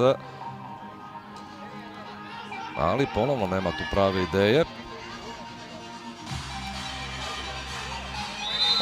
Pasivni napad. I brza kontra, ali naravno ne treba sada žuriti. Nema potrebe za tim, da. 3 minute 40 sekundi do kraja drugoga seta. Još uvijek nećemo govoriti do kraja dvoboja. Evo još jedna obrana sada Nizozemke i... Stiže do Kristijana. Da. Također vrijedi napomenuti da gol vratara također vrijedi za 2. Za malo. Zato, da, ili 2 ili 0. Da. Ali upravo su zbog toga i česti pokušaj iz gola na gol. Ovo je možda i ključan pogodak, 6-7-9 razlike, 3 minute prije kraja. Ali nastavljaju, čini se, po govoru tijela, po svemu vidi se vrlo angažirano nastavljaju igračice Dubrave u obrani. Da, nema opuštanja, jako dobro kretanje Katije Hunjadi i Vanje u obrani. Koraci su ovo zapravo bili, ali suđen prekršaj prije toga. 6 spremam za Dubravu, 2 minute 40 spremam, 6-5 sekundi do kraja. Kakav prolaz. Krasan prolaz. Broj 14, Izabel, i jako dobro je ovo prošlo. 16-9.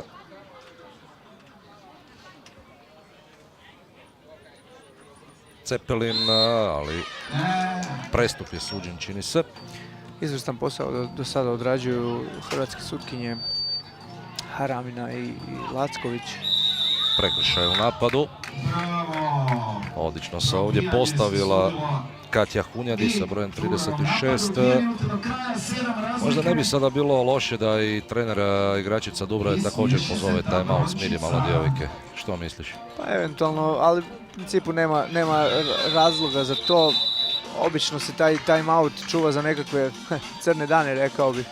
Pa dobro, trenutno teško da je su. sad, da, ovako kako izgleda nisu baš crni dani. Tako da nema potrebe, a ponekad se ovako pri visokoj razlici zvanje timeouta može i protumačiti kao podcjenjivanje protivnika, pa tako da ne bi se odlučio za takvu opciju. Dobro. Ponovno 9 razlike, još jednom neumoljiv Anja Vida Lukšić, 18-9, 9 razlike. Ponovno nemaju ni sreće, ni za Zemke. Drugi put ista putanja lopte od stative unutrašnje van u aut. Ne ide ih. Ne ide pa ne ide, jednostavno vidjelo se to u drugome setu, ali veći dio ovog drugog seta djevojke iz Dubrave su odigrale fantastičnu obranu, plus nekoliko sjajnih obrana Kristijane Lopac-Škrinjar. Spojili si angažiran i obranu i napad, tako da evo ga, rezultat to najbolje pokazuje. Katastrofa Nizozemki u drugom setu. Moram priznati da se ne sjećam kad sam vidio ovako lošu izvedbu Westside-a. Evo sada još jedan promašaj, posljednja minuta. Što je zasigurno i zasluga Dubravinih igračica i njihovog trenera Igora Smolkovića koji ih je odlično pripremio za utakmicu. Svaka čast, treće mjesto, još jedna dakle medalja za djevojke iz Dubrave na Jarun Cupu u Zagrebu, 22-9. Evo još jedna super reakcija mlade Hunjadi. Ali to je jednostavno i tako u sportu, kada vidiš da ti ne ide, jednostavno i kloneš. Jednostavno i kloneš, predaš se definitivno, da Zemke to zorno i pokazuju. I to negdje reklo bi se od sredine drugoga seta. Tako je, tako. Evo, ipak obrane za kraj, da vidimo mogu li još malo ublažiti poraz Nizozemke. 8, 7, 6, 5, 4, 3. Pogodak za kraj, Krista Mol, 22-11. Eto, unatoč tome, Mladene, što si rekao, dakle, kako je ovo malo razlika među ekipama, ali jednostavno fantastična igra naših djevojaka u drugome setu. Do ovoj utakmici stvarno čista pobjeda kluba rukometa na pijesku Dubrava, zasluženo 3. mjesto. Hvala ti za sada, dakle, Mladene, idemo još malo predahnuti, pa smo ponovno zajedno ćemo Mladen Paradžik i ja pratiti i dvoboj kod muškaraca u borbi za 3. mjesto. Ponovno smo zajedno za koju minutu.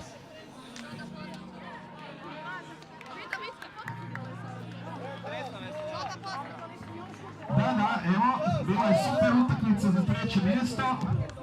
Kao što rekoh, jesmo dobri domaćini, podijelit ćemo puno medalja izvan Hrvatske, ali nešto treba i zadržati ovdje. Isto tako možemo učiniti i u muškoj konkurenciji, jer igraju naši dečki za 3. mjesto, to je sljedeća utakmica koja će se odigrati. A do tada evo malo predahnite uz glazbicu, cugicu i zabavljajte se. Danas je prvi dan ljeta, ne znam da znate. Mislim, u glavama nama.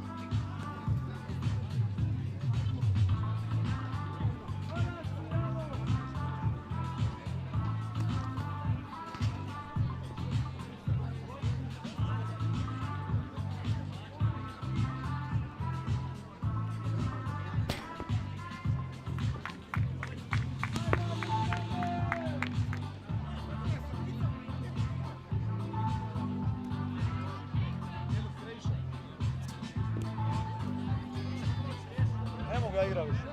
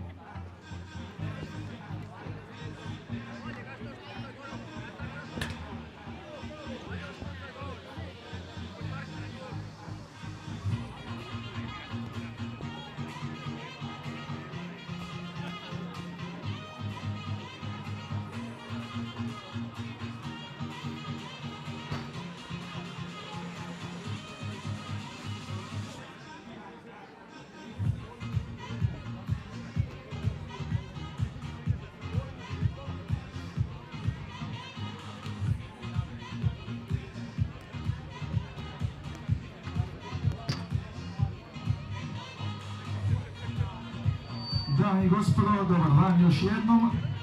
Dobrodošli na utakmicu za treće mjesto na Jarun Cupu 2023. godine. Utakmicu gdje će odmjeriti snage naši White Boysi iz Hrvatske protiv Portugalaca.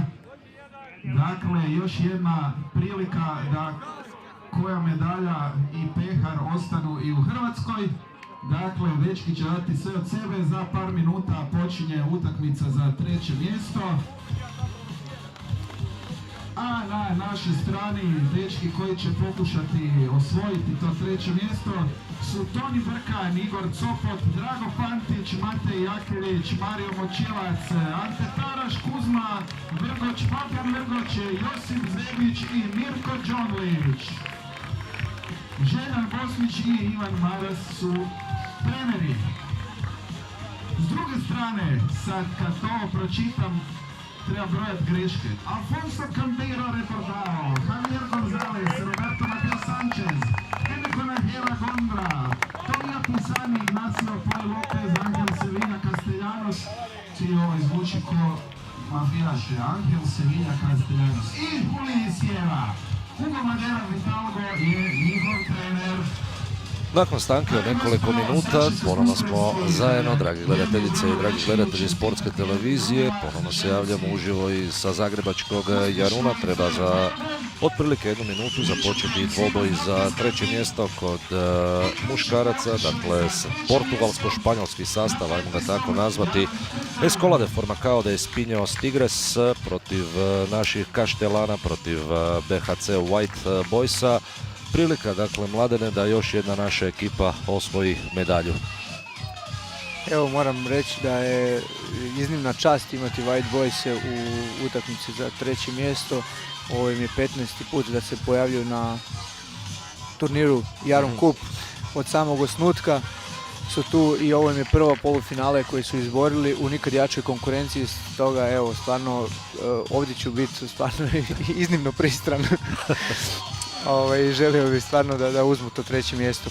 Nadamo se da će tako i biti. Vidjeli ste već sastave na vašim ekranima. Još jednom ću ih, dakle, ponoviti. Dakle, za portugalsko-španjolsku ekipu nastupaju Rebordao, González Sánchez, Gondra, Pisani, Lopez, Castellanos i Sierra. A za ekipu White Boysa iz Kaštela Brkan, Copot, Fantić, Jakelić, Močilac, Taraš, Kuzma i Fabian Vrgoć, Zebić i Đonlić.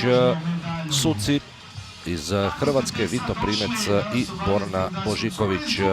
Uskoro, dakle, kreće i sudačko podbacivanje, odnosno i prva akcija na susretu. Mladene, kao izbornik naše muške reprezentacije, vjerujem da ti je ekipa White Boysa dosta poznata.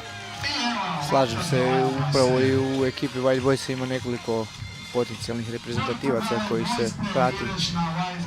Tako da, s te strane definitivno. Da, evo sada je prilike da pače da se uvjeriš u njihovu kvalitetu, njihove mogućnosti. Iz prvog lica. Izvrsna reakcija Drage Fantića odmah na startu utakmice.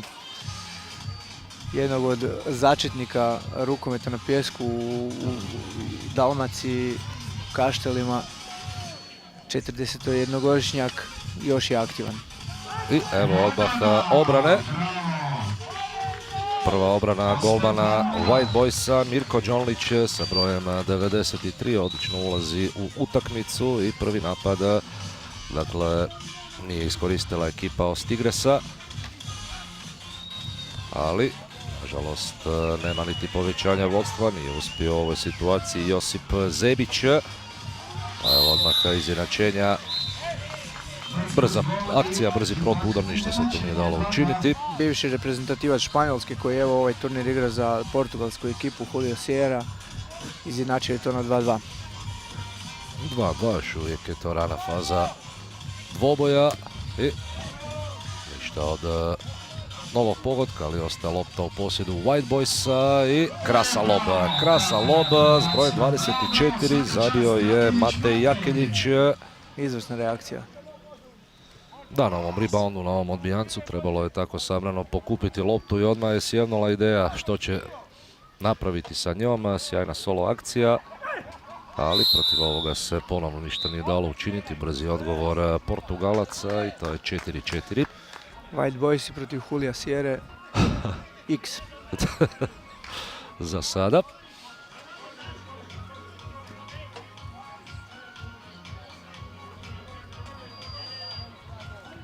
I ponovno nema sreće. Iako sve priprema je izvrsna, 3 puta Fantić mu se otvorio mu se kut, ali evo ga, 2 puta je promašio. 2 puta za redom, da, čisti šut je promašio, ali dobro, događa se i to. Da, nadamo se da ga neće obeshrabriti jer prilika za skok je bila definitivno. Kontakta je ovdje bilo i obrana, još jedna druga obrana golmana White Boysa. Hvala na pokušaju, dođite opet.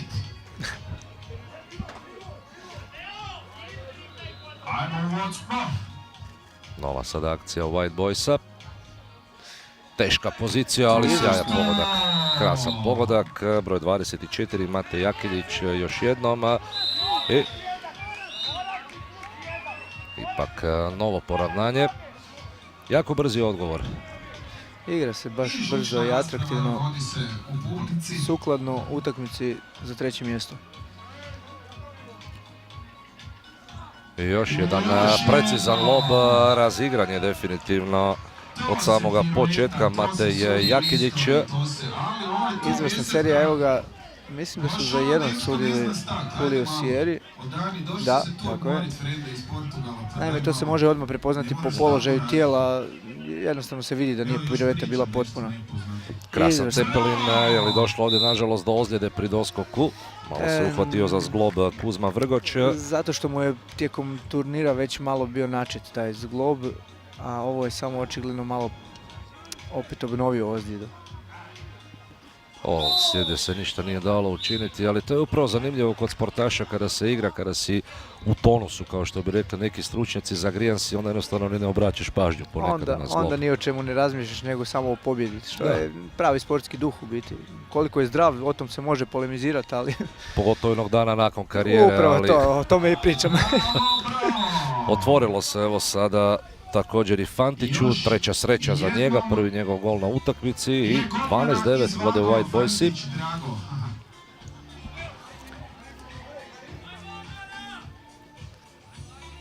Mogu li se obraniti sada Kaštelani? Izvrsno kretanje Marija Močilca. Izvrsno, bravo obrane. 3. obrana, ako se ne varam, golmana White Boysa. Ali upravo zbog nedostatka jednog igrača, golmanu mora biti i impuls kada mu se igrači u obrani ovako kreću kao što su se sad kretali Močilac i ostatak društva. Jednostavno to mora uroditi plodom. I još jednom drugi put zaredom zabija Fantić. Koliko god možda ovako izgleda sporo na terenu, ali dovoljno je brzo. Čujte, spomenik mu treba dignuti samo što sa 41 godinom još igra. Ja bih rekao Zlatan Ibrahimović hrvatskog rukometa na pjesku. Neka. 14-9, lijepa prednost White Boysa. U drugoj smo polovici prvoga seta. I ovo je obrana. Izvrsno. Fantastičan je za sada golman White Boysa. Želimo mu naravno da nastavi u tom tonu. Jako smireno i iskusno igrao, izvrsno kretnje i Kuzme Vrgoća, sada odmah je izašao na posta van pri pomoć u predaji lopte i još jedan udarac nezaustavljivog Mateja Jakiljića. 4 minute i par sekundi do kraja, 7 razlike, velika zaista prednost. Izvrsno se odvija ova priča za 3. mjesto, da Hrvati imaju i 2 medalje ovdje, to je super. I šteta, na kraju malo nedostalo da se ovo presječe.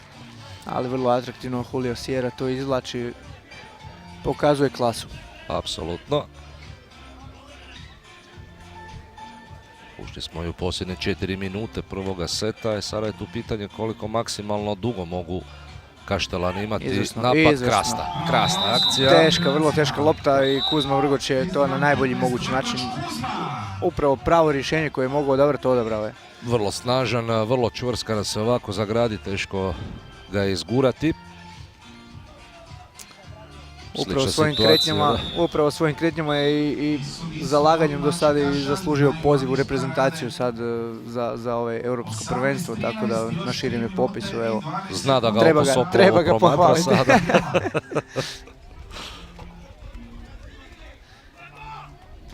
Ali ja koliko vidim ovdje se i drugi nameću neki koji stvarno pokazuju zavidnu razinu znanja, tako da evo, kažem, evo, ovo je prvi doduše sad promašaj Mirka Jakeljića, ali odličan blok je bio, moramo također reći.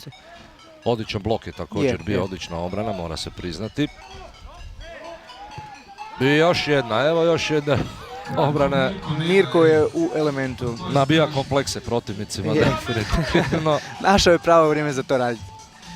2,5 minute prije kraja nisu se uspjeli primaknuti igrači Ostigresa na 3 razlike. Penal. Ne treba biti suđen. Može, ajde, nećemo forsirati. Odmah odgovaraju. Sada to je taj brzi centar kada se izvede da ne stigne se obrana postaviti.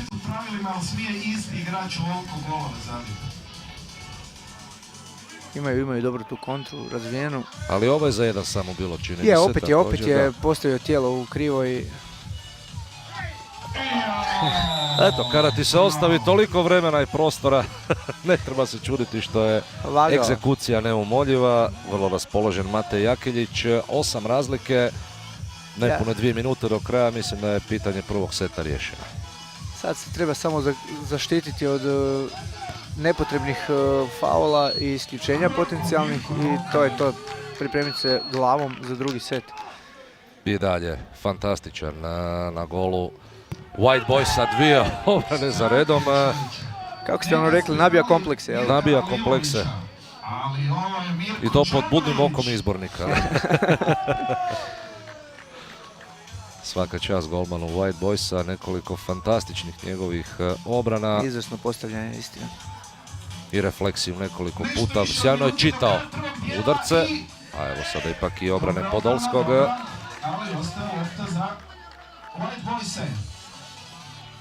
Ipak je out za White Boyse.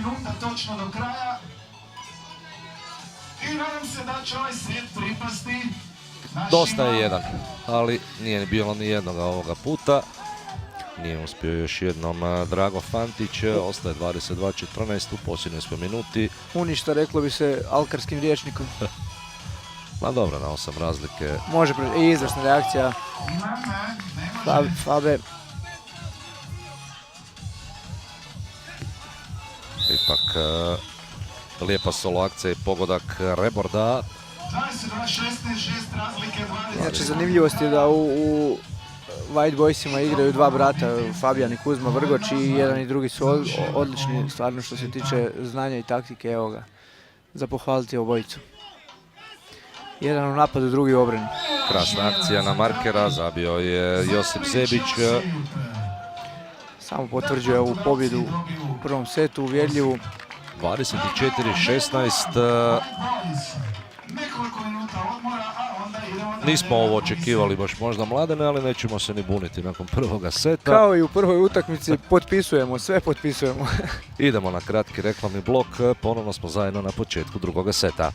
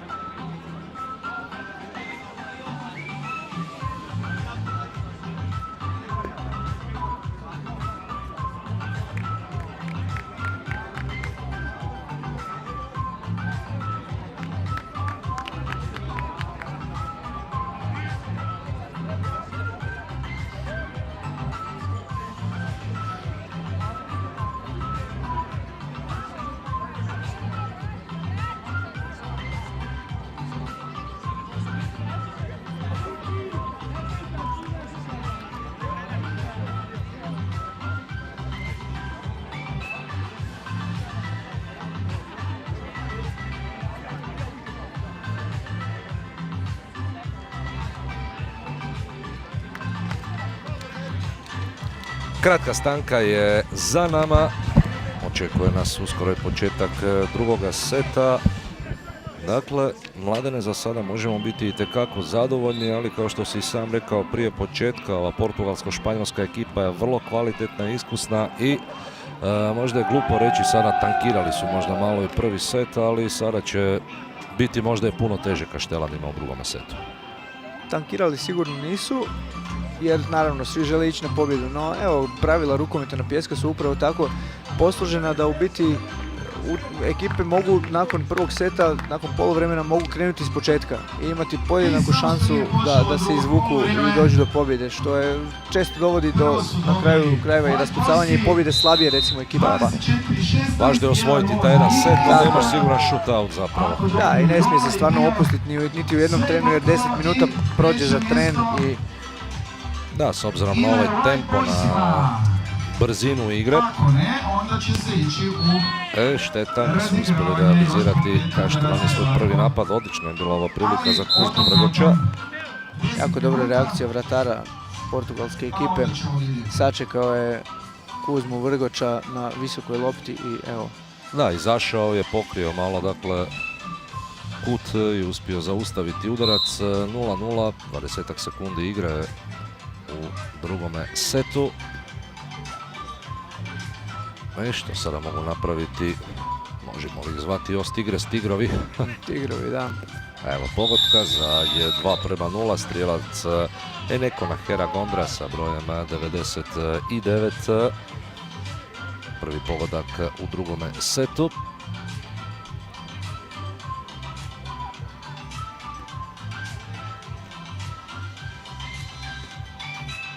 Krasno dodavanje, izjednačenje. Nastavlja tamo gdje je i stao zapravo Jakiljić. Jakiljić sa fenomenalnim udarcima. 2:2. Portugalci imaju loptu. Napad. A mi bi mogli reći... Krasna akcija, krasna pirueta. Zabio je ovoga puta Hulisiera. Kako je on izgleda brzo.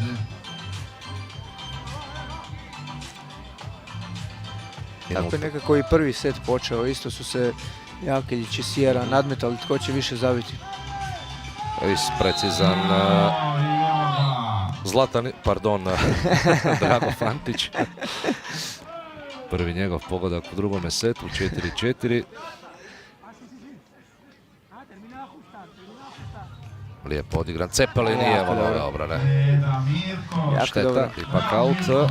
Mogao je ovdje i Matej Jakiljić u obrani bolje reagirati, baciti se za tu loptu, spriječiti da ne ode u out, ali... Leđima je čak bio krenut, nije dobro niti vidio u jednom trenutku i ovo se ipak ne da obraniti. Ponovno isti igrač na isti način Hulisiera.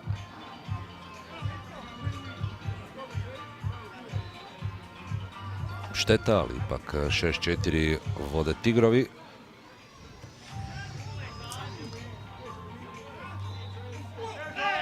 Kontakt, da, prekušaj u napadu. Dobro se podmetnuo protivnički obrambeni igrač. Čisti napadački faul. Eto, to je te možda dijelić sekunde kad lopta nije brže malo išla. To se dogodi, nažalost. Prilika ponovno Tigrovima. I da vidimo. Zaustavljena igra zbog ovog duela. Ostave ležati nakratko. Nema veze, znači da ih imaš. Samo je stvar nezgodnog mjesta udarca, mislim da nije ni o kakvoj većoj ozljedi riječ. I nije bilo namjere tu sigurno, nije. Da... Evo, sportske isprike Igora Copota. Sve je u redu, smiješak je na licu, sve je spremno za nastavak susreta. 4:2. Jako krasno. Dugo je putovala lopta, ali evo. Ali vidjelo se da ide u gol. Vidjelo se, nažalost, da ulazi u gol. 8:4, malo osjetnija sada prednost Portugalaca. Ispravna odluka sudaca. Naime, nema kontakta, nema rada s rukama na tijelo protivnika i isključenje. Castellaноsa. Da, povlačenje za ruku je bilo evidentno. I krasan gol, krasan pogodak Jakiljića. Jako ga je dobro sačekao dok se vratar spusti i onda mu je samo plasirao u suprotno gore. Evo ga, izvrsna reakcija. Da, i koliko je tu treninga, koordinacije, dakle u svu tu piruetu još se stigne i pratiti gdje je golman. Gledajte samo te kretnje u obrani Fabijana Vrgoča.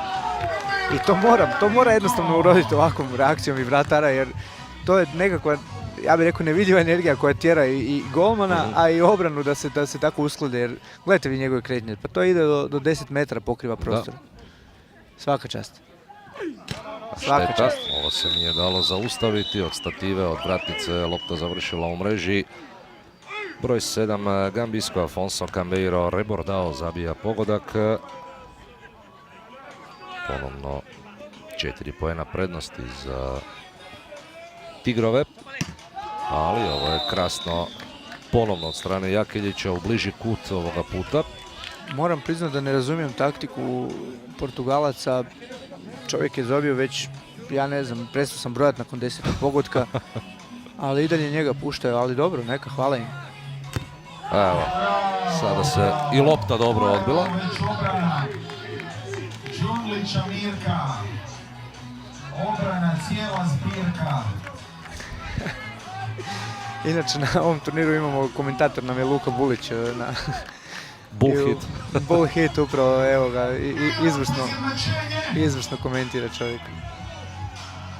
I evo izjednačenja, kao što je Luka najavio. Kuzma Vrgoč iskoristio je ovu situaciju, 10-10, poravnanje 2 uzastopna gola Kaštelana i sjajna obrana. To je ono što si također rekao, to kretanje Fabijana Vrgoća u obrani. Otkuda se stigao sada vratiti presjeći? Ta požrtvovnost, to se mora jednostavno preslikati na ostatak ekipe. Onda kad obrana tako igra, nema ni napad obraza, ja bih rekao, ne truditi se i dati sve od sebe. I to onda urodi i plodom. Podignute ruke sudaca i šteta. Neuspješan lob je ovo bio nakon Cepelina. I evo još jedne obrane, ali stao je u prostoru Fabijan Vrgoč, nije se stigao izvući iz prostora, nažalost. Ometanje protivnika, čisti šesterac. Iako je nije skužio da nema ga u bloku, pokušao se maknuti, ali i dalje ometanje je bilo tu. Izvrsna odluka našeg iskusnog suca Borne Božikovića. Malo je nedostajalo, na ruci je imao loptu. Čulo se.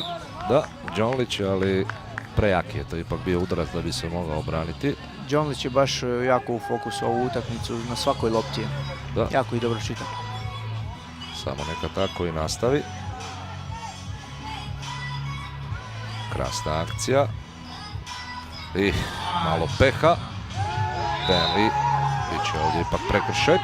Ispravna odluka, nogu je diralo, jako požrtvovno je Kuzma Vrgoč izbio loptu i to je diralo, lopta je dirala portugalskog igrača u nogu i evo ga, izborio je novi napad. Opet ta požrtvovnost. 12-10. I ponovno u bliži put zaustavljivi Jakiljić. 12-12, 3,5 minuta još samo do kraja. Ovo smo očekivali u prvome setu, zapravo sada smo dobili u drugome ovako gol za gol. I ništa, čini se ništa.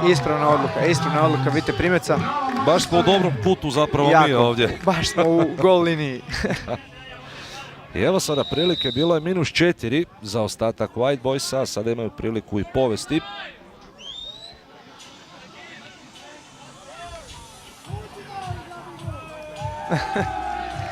Imamo ulazak navijača u teren.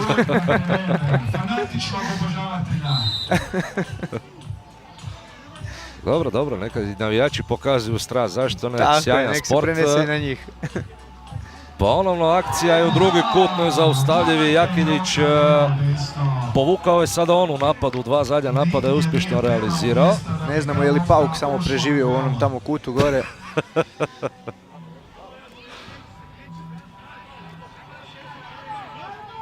Krasna akcija u 3 poteza i ovo se ne da braniti. Sada gledamo pravu kombinatoriku i rukomet na pjesku u svojem najboljem svijetu, rekao bih. 2,5 minute. I Portugalci sada vrlo pokretljivi u obrani, ali je uspješan Cepelin kada je to trebalo za Kuzmu Vrgoća. atraktivan pokušaj Mateja Sančeza, ali nije urodio plodom. Kuzma Vrgoč je to dobro riješio. Aj sada dakle da vidimo. Fini blok, ali opet na sličan način. Da. Ali to, Mladene, primijetimo taman kada Fabijan Vrgoč izađe koliko se prostora tu stvori na crti u 2 poteza. Upravo to izgleda da su ih sad 2 minute prije kraja iskužili kako dosta ostaje prostora i to iskorištavaju. Ali ne sumnjam ja da će sad Fabijan to primijeniti, pa neće baš toliko duboko izgledati. I šteta, ispala je sada lopta iz ruke Kuzmi Vrgoću. 16-16, minuta 40. Svaki napad je sada važan do kraja. Evo, ponovno isti način, ista stvar. Ista stvar, da, čim Fabijan Vrgoč izađe, stvori se taj prostor na crti koji iskoriste iskusni Portugalci. Evo sada novog preokreta.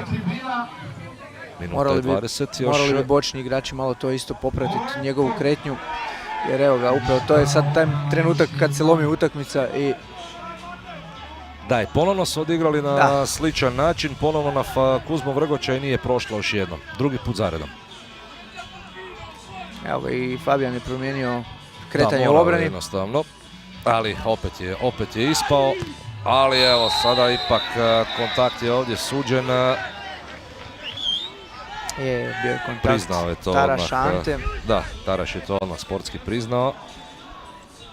53 sekunde još do kraja. Malo sam dojma da Fabijana u ovom trenutku bočni igrači, suigrači u obrani nisu popratili dovoljno dobro jer... Misliš nisu zatvorili njegovu poziciju zapravo? Ovo se dalo zatvoriti s obzirom da lijevo krilo recimo nije uopće bilo opasno po gol. I tu je Bek recimo malo bolje odigrati svoju ulogu. I umjesto sad da imamo vodstvo White Boys imamo 4 razlike, gubimo. Da. To jest gube. Krasna loba. Zabija ponovno Jakeljić.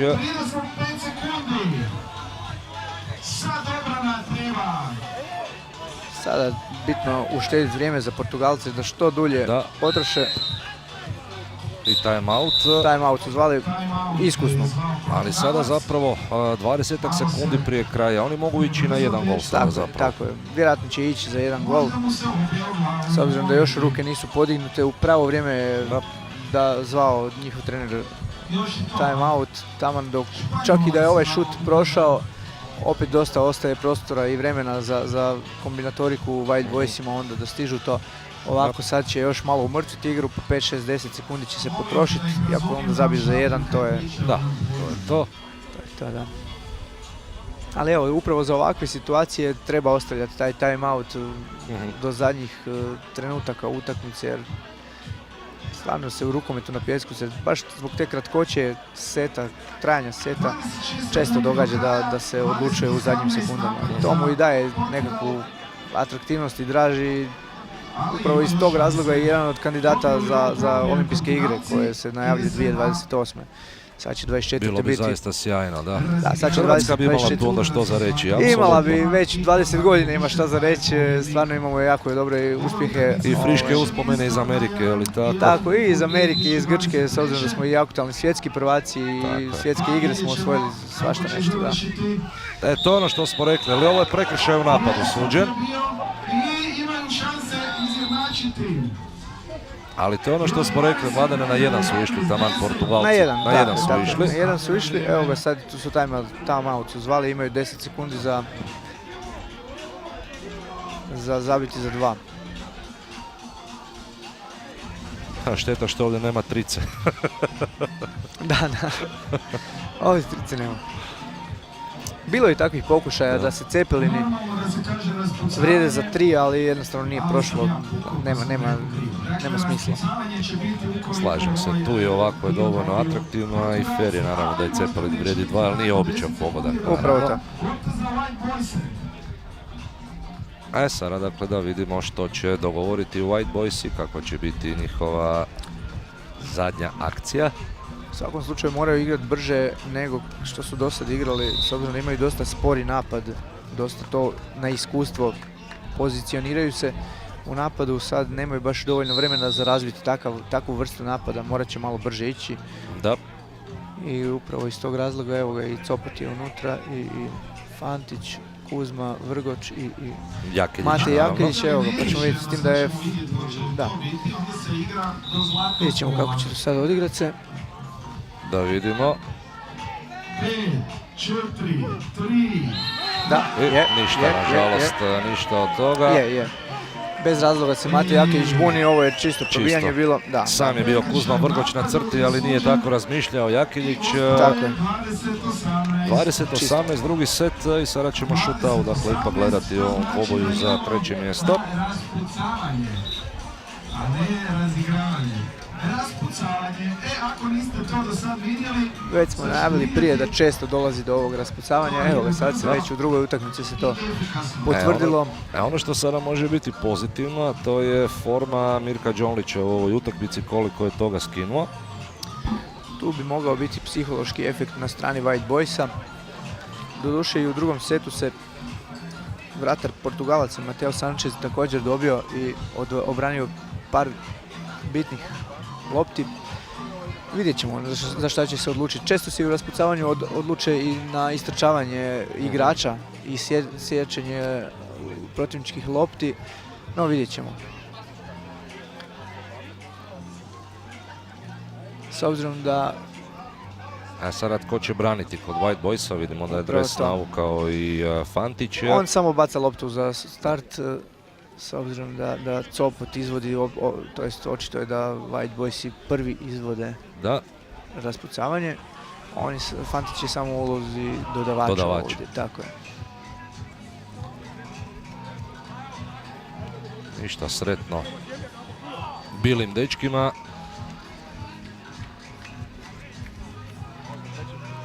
Radi se inače o najstarijem klubu rukometa na pijesku u Hrvatskoj. Aktualni su od 2003. godine.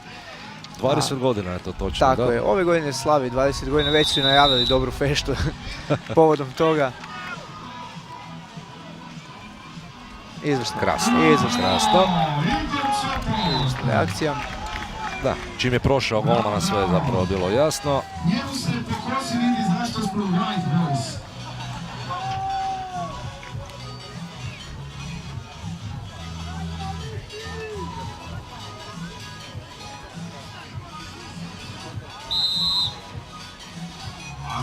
Julio Sierra s druge strane. Da vidimo, najopasniji igrač Portugalaca i promašaj. Eto. Toliko toga je zabio u igri, ali... Prolio je svo ono mlijeko što je namuzo tijekom utakmice. Samo da se to sad slično ne ponovi Mateju Jakeliću. Nećemo spominjati. Koliko i on se nazabijao također ova dva seta, neka samo ovako nastavi u raspucavanju.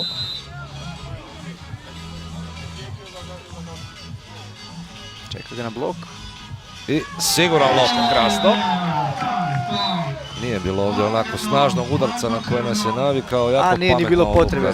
Upravo to je izvrsna odluka Mateja Jakelića. Sve je napravio kako treba napraviti i super. 4-0 za White Boyse. Na golu je Mirko Đonlić sad. Znači odlučili su se na klasično branjenje bez istrčavanja.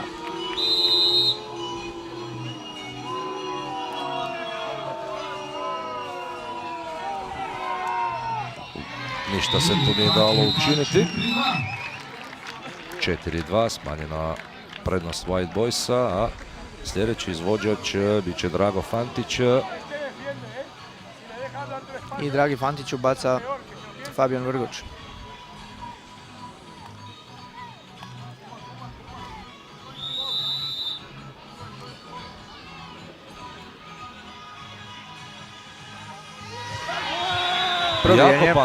Jako pametno je ovo golman Tigresa napravio. Sjajno se podmetnuo Fantiću. Dobro se podmetnuo. Nema se što reći. Nadmudrio je on Fantića, da. Trebao je ići čisto ko suza. Evo vidimo u ponovljenoj snimci. Trebao je ići na izbjegavanje ili skočiti prije. I to je to istrčavanje o kojem smo i pričali. Tako je.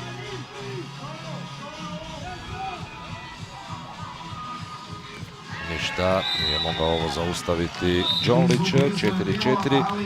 3 serije po jedan promašaj sa ovdje strane. Sljedeći na redu je Kuzma Vrgoć. Iz 3 pokušaja po 2 pogotka imaju jedna druga momčad. Jako lukav je golman Tigrova, mora se priznati. Dobro se postavlja, slažem se. Evo, ponovno pokušava. Malo je nedostalo, ali ipak uspješan. Kroz glavu, Kuzma kroz Vrgoč, ruke, da. u prvi kut, izvrstan šut. Sjajan šut. Promjena golmana kod White Boysa s brojem 7. Toni Brkan će sada pokušati zaustaviti protivnike. Možda gledateljima izgleda da je lagano pucati ovako na prazan gol kada mu vratar istrči, no u principu kada imate 3 koraka samo za napraviti uopće nije lagano. I pročitao je, ali ne i obranio to ipak Brkan. Nastavlja se ova uzbudljiva serija. Uzbudljivi shutout. I sada dakle ide specijalist za obranu Fabijan Vrgoć.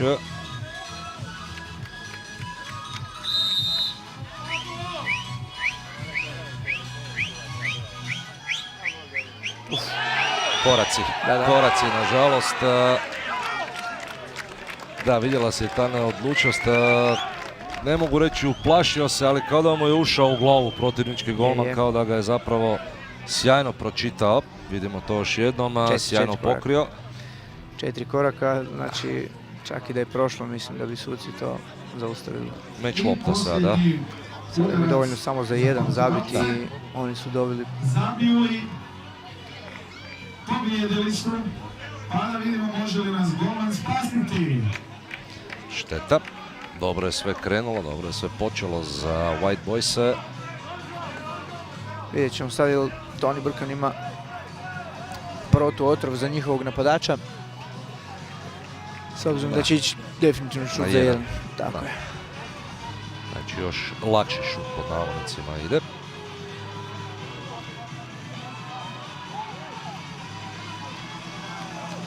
Dugo se pripremaju Portugalci, kombiniraju. Vidjet ćemo hoće li im se isplatiti to kombiniranje. I evo ga, spremni su.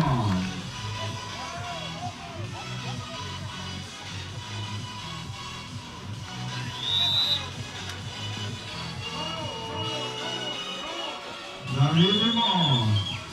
I koliko sreće ponovno. Ovo je rukomet na pjesku, evo ga. Definitivno.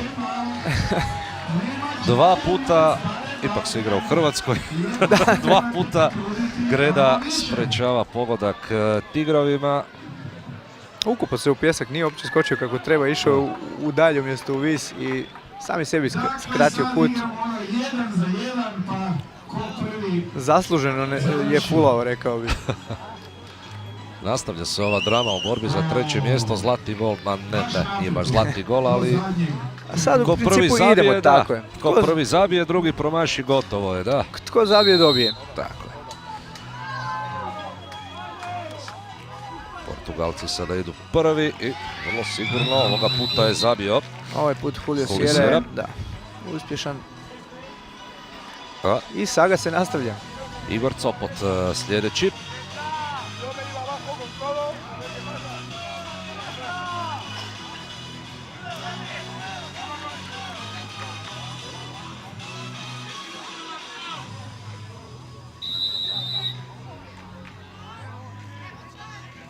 Bio je siguran u prvoj seriji, siguran i sada, krasno urašlje. Vratar Portugalaca ima jako neortodoksan način branjenja, jako se baca, uopće se ne postavlja i teško je predvidjeti gdje će on završiti sa tim svojim nogama u zraku. Evo, pogledajte to kako se sad postavlja, baš, evo ga, baš ide onako. Točno. Ali evo, srećom Copot je to prepoznao i sačekao i to je vrlo staloženo, iskusno, koncentrirano i precizno.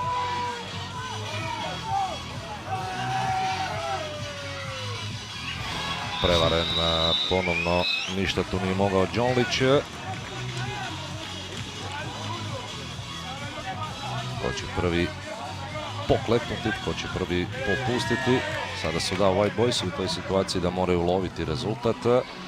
Ali više nema onih 5 kaznenih udaraca, nego sada ako promašiš izgubio si. Svaki sljedeći je presudan. Da. Ništa, šteta. Vidjelo se da to ne ide unutra, Šteta. iako je Dobro je mislio ovdje Matej Jakiljić, ali nije uspio zabiti i prigoda za to je bila, da.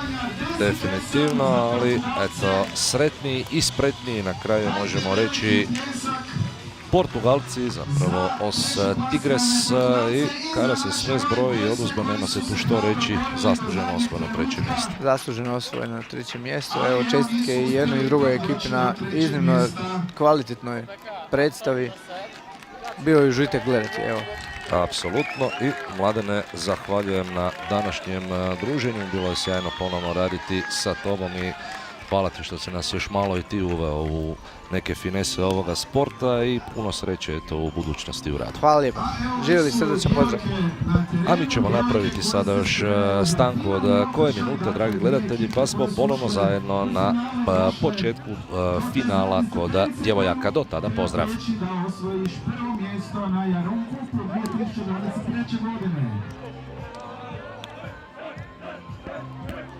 S jedne strane Mađarice, a s druge strane Mađarice. Što bi Ban rekao, ja najviše volim Mađarice mlade, eto još on bi uživao danas u finalnom okršaju. Sasvim sigurno da i prvo i drugo mjesto ide u Mađarsku, ali moraju se još potući, potući pod navodnicima da vidimo ko će osvojiti prvo, a ko drugo mjesto. Za 10 minuta krećemo s finalnom utakmicom djevojaka na Jarun Cupu 2023. godine. Malo se rashladite i vidimo se kad tekma krene. El partido más bronco del...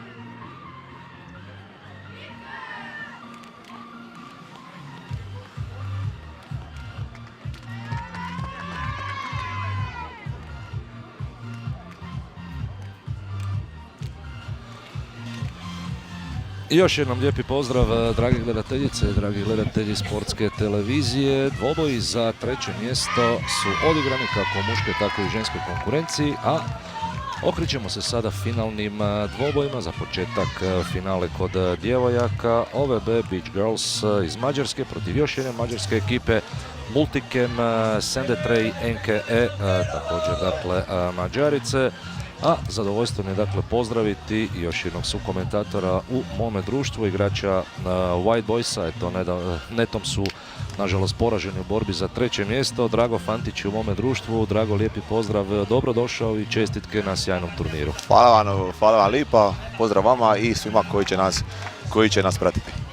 Da predstavimo dakle i ekipe Beach Girls i Multicam Sendetrej NKE. Evo, ako sam dobro izgovorio, mađarski nažalost ne govorim, ali nadam se da mi nitko neće zamjeriti ako je po koje slovo to je krivo rečeno.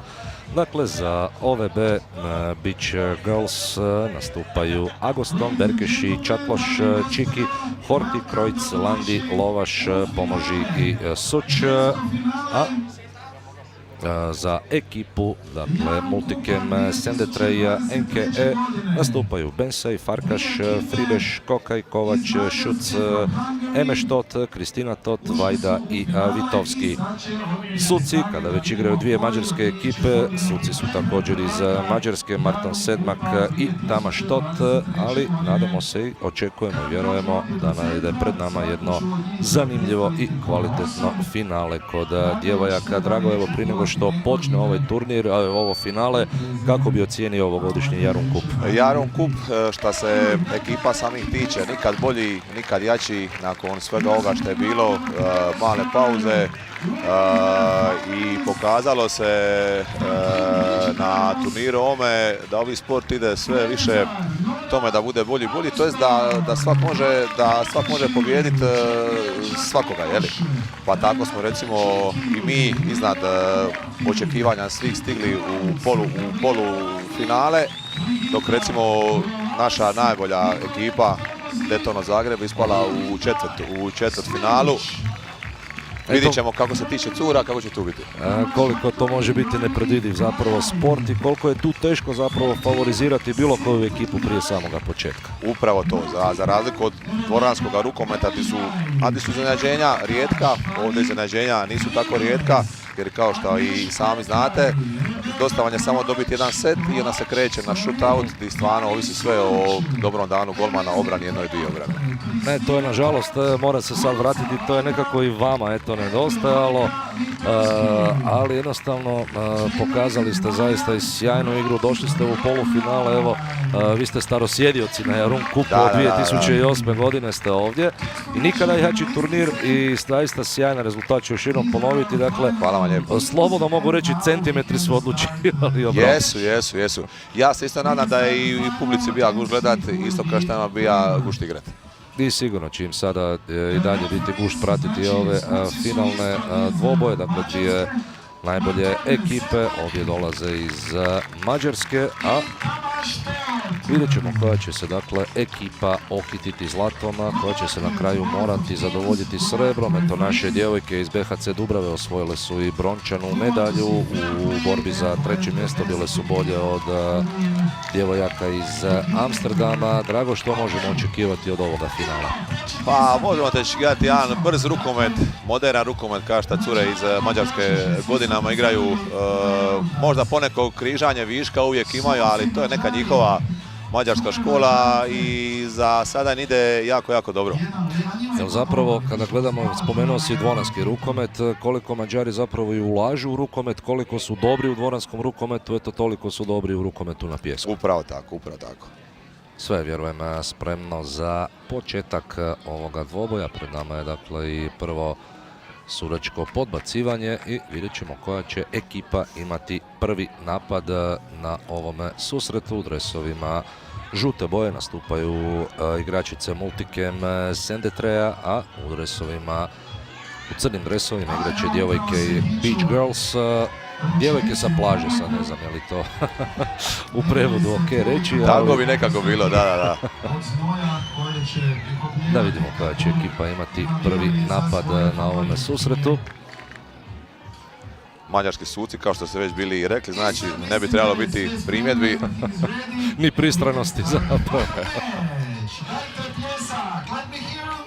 Mada se zapravo može reći, sudili su i hrvatski suci u vašem dvoboju, pa nema nikakvih prigovora, sve je bilo sjajno zapravo. Turnira samoga protiv mađarskih ekipa smo imali prilike igrati i u četvrtfinalu i prije toga mađarski suci su nam sudili. Hvala Bogu, svako fali je, griješimo mi, griješe oni, ali stvarno nikakve namjere nema i pohvale svima. Nije bilo tendenciozno suđenje, hvala Bogu, baš je sve proteklo u sportskome duhu, što samo možemo i poželjeti. I evo odmah prvog pogotka, marker dakle zabija broj 44 Lilijana Horti.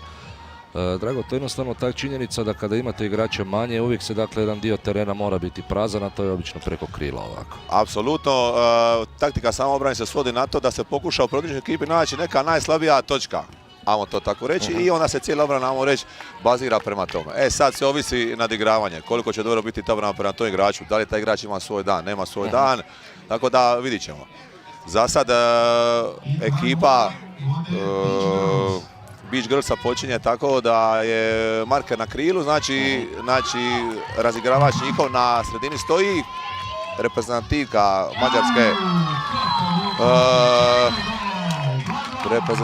Mađarske s brojem 7, Renata Čiki vodi tu igru. Nešto kao što je u Dubravi to Kristina Smiljanić godinama radila. To isto još uvijek radi. Neuspješan Cepelin, dobra obrana NKE-a, multikem ekipe, dakle, ali bit će ipak nastavak napada za Beach Girls.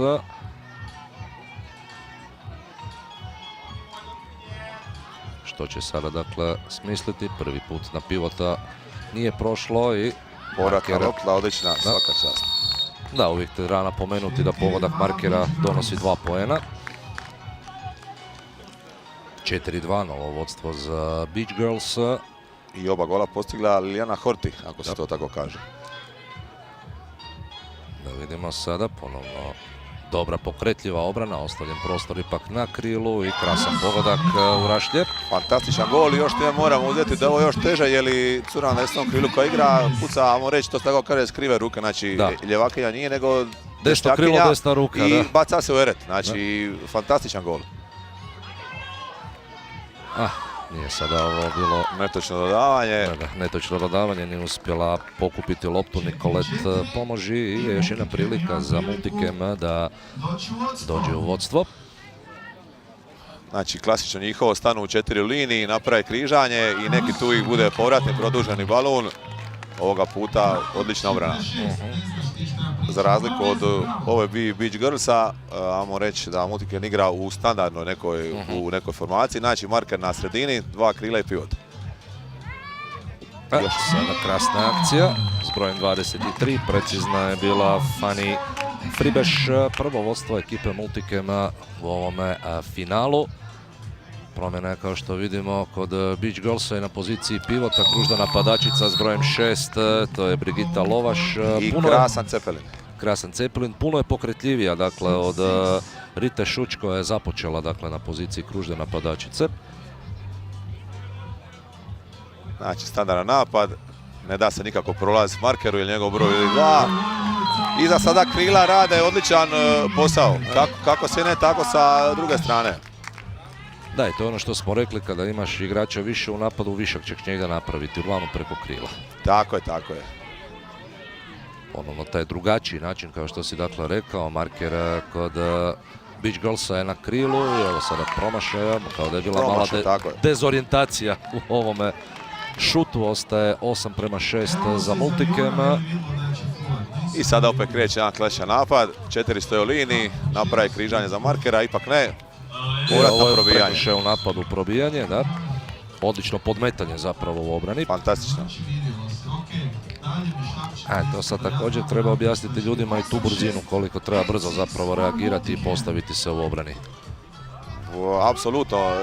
Često se steče dojam da ti prvi igrači obrane se samo nešto kao statično kreću ovamo tamo, ali oni su zapravo i ključni igrači, jer oni su ti koji blokiraju, spajaju i tako dalje i tako dalje. Markerica je ponovno zabila, to je Renata Čiki.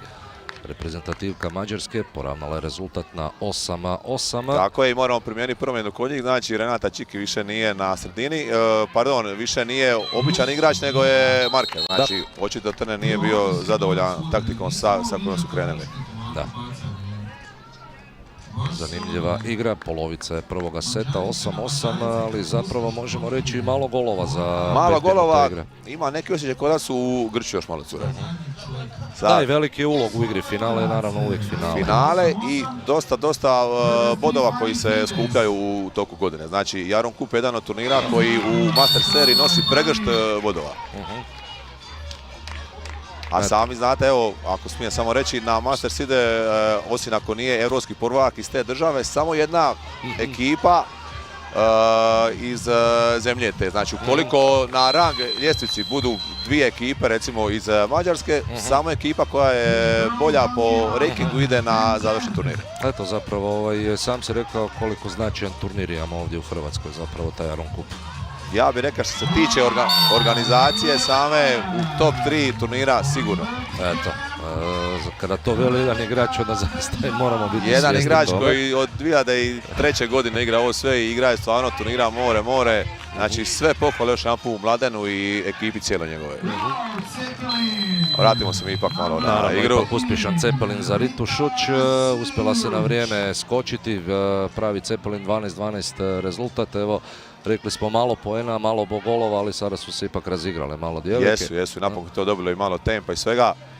Jako težak kut, kontakta nema, kažu suci. Nema zapravo kontakta. Ovdje kao da je išla na iznuđivanje prekršaja, nije u tome uspjela. Dobra obrana. Nisu se dali nauči mađarski suci.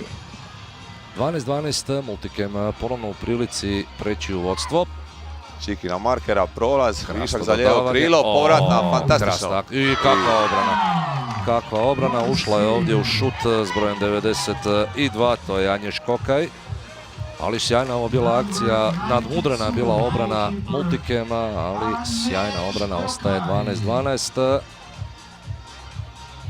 Ponovno ona standardna akcija. Jednaka akcija, ali završetak puno bolji. Da. Krasno u rašti, to iz ovoga kuta možemo sjajno vidjeti. Fantastična realizacija. Da. Novi sada pokušaj Beach Girls.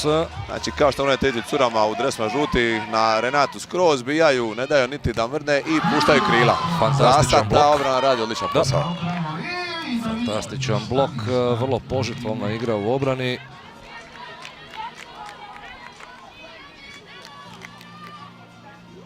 Da vidimo sada ovu akciju. Ponovno križanje, višak za desno. I krasan lob, ali malo sreće nedostalo ovoga puta. Malo sreće i sada je već u krizi. Lagano je naći, falila je jedan šut, falila je drugi šut. Vidit ćemo će li teren ostaje dalje u igri. 2,5 minute do kraja i... Loše bačen Cepelin. Koliko je zapravo u ovome sportu teško, kao i u pravom rukometu, teško igrati na pivota da lopta prođe, koliko je on zapravo pokriven u samoj igri. Puno teže. Pa recimo ovdje vam se događa da često igrači koji igraju pivota na pijesku, u dvorani su neki igrači koji recimo igraju krilo, igraju beka i sve, jer nije bitno toliko da je nisko težište, nego da bude skočan, tako da šta lakše može zabiti gol iz Cepelina. 14-12 vodstvo Multikema, ali nisu uspjela realizirati svoj prethodni napad. Drago, za sada možemo reći vrlo neizvjesno finale i teško je prognozirati tko će dobiti uopće prvi set s obzirom kako se odvija situacija. Tako je, slažem se. Očekivano finale, kao što ste i sami bili rekli, loše su malo nervozne krenile, ali sad sve to lagano dobiva konture igre kao što igraju sve te mađarske ekipe i vidit ćemo hoće li odlučiti jedna obrana vratara, jedna krivo dodana lopta. Jel također moramo spomenuti kao ovdje se igra 2 po 10 minuta, odnosno 2 seta na 10 minuta i koliko je to brže i koliko su napadi moraju biti kraći i nakon malo vremena ako je napad pasivan prijeti vam oduzimanje lopte. Tako je, znači teori se tome i atraktivnosti, brzini, grubi falo nema, isključenja su samo dva. Totalno drugi sport, nešto kao što je odbojka u dvorani i odbojka na pijesku, tako je. Tako je, ali vrlo atraktivan, brz sport, definitivno. I definitivno nadamo se i olimpijski sport, još bilo malo. bi zaista lijepo i tu bi Hrvatska imala što za reći. Ponovno malo peha za Beach Girls, ostaje 14-12, ispriječila se Greda. Zasad krila njihova ne mogu zabiti. Ponovno su vratili na razigravača na Čiki koja je skrinila marker i marker su poslali na lijevo krilo. Da, dosta se eksperimentira, kombinira, traži ta idealna postava. Traži njihov trener svaka čast. Kad vidi da nešto ne ide, mijenja, bori se, vidjet ćemo. Stvoren višak i na kraju ipak obrana. Evo i obrane vratarke Dore Berkeši, vratarka Beach Girls. Nova prilika za poravnanje, minuta i pol do kraja. Ovoga puta je Čiki udala sve u svoje ruke i zabija. Da. Upravo pokazuje zašto je godinama igrala za reprezentaciju Mađarske. 14-14. Ulazimo još malo u posljednju minutu. Zadnji napad bi ovdje definitivno mogao odlučivati o prvome setu. I još jedna sjajna obrana, ali ipak suđen šesterac. Kontakta je bilo. Evo to upravo zorno pokazuje i sudac.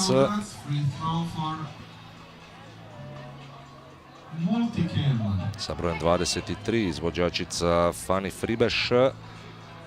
Mislim da je ovo prvi put da sa linije 6 metara pucaju. Da. Vratnica ipak u mrežu. Dašak treći. Da. 50 sekundi, to je dosta vremena definitivno. Dosta. Sigurno će imati po jedan napad, jedna i druga ekipa, možda i dva. I ovo će biti šesteraci na suprotnoj strani, obrana iz prostora. Tako je, i da pojasnimo, ne samo iz prostora, nego i dok je lopta bila u ruci, bija je blok, šta dozvoljeno nije, jer kao što znamo, balon u ruci, lopta u ruci je sastavni dio ruke. Tako je.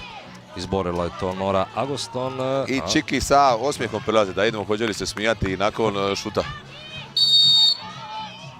Sjajno, iz prve nije bilo cimanja. Uvjerljiva. 16, pola minuta i još po jedan napad, vjerojatno za svaku otprilike, ekipu. Da. Znači, standardno opet zavetno neko križanje, marker je završio na krilu, lagano višak, vjerojatno ide povratna. I zabija. Evo pogotka, krasna akcija. I čast, hoće li trener zvati time out ili će još pustiti sekundu, dvije? Neće uopće zvati, čini se. Dobro, vjeruje svojim curama. Da. Ide marker. Teška pozicija i zabila je ponovno ipak Agostona. Fantastičan pogodak. Da. Teška pozicija. Nisu ga suci priznali izgleda. Ali mislim da bi morali, jer ako smo mi gledali semafor, unutar vremena je bilo. Nisu to možda suci tako vidjeli. Ipak jesu. Evo, pokazuje centar i da pojasnimo gledateljima, znači zlatni gol. Nerešeno je, morate zabiti za 1, za 2, nebitno ko prvi da gol, pobjednik je toga seta. Tako, i sad je vrlo važno tu osvojiti loptu u podbacivanju. Ključno. I ići na 1 poen, ne treba uopće 2 poena sada. Ko će biti uspješniji? Eto ga, odmah velika prilika. Beach Girls. Da vidimo koliko će trajati. Ali treba sad i preuzeti odgovornost. Malo su se zbunile. I evo ga. Ipak su se izvukle. Sa brojem 6 zabila je Brigita Lovaš. 19-18. Završen je dakle prvi set. Vrlo uzbudljiv set. A drago, prema onome što smo vidjeli, takav možemo očekivati i drugi. Apsolutno očekujemo i nadamo se da će drugi set biti na jednu loptu. Kratka stanka pa smo ponovno zajedno na početku drugog seta.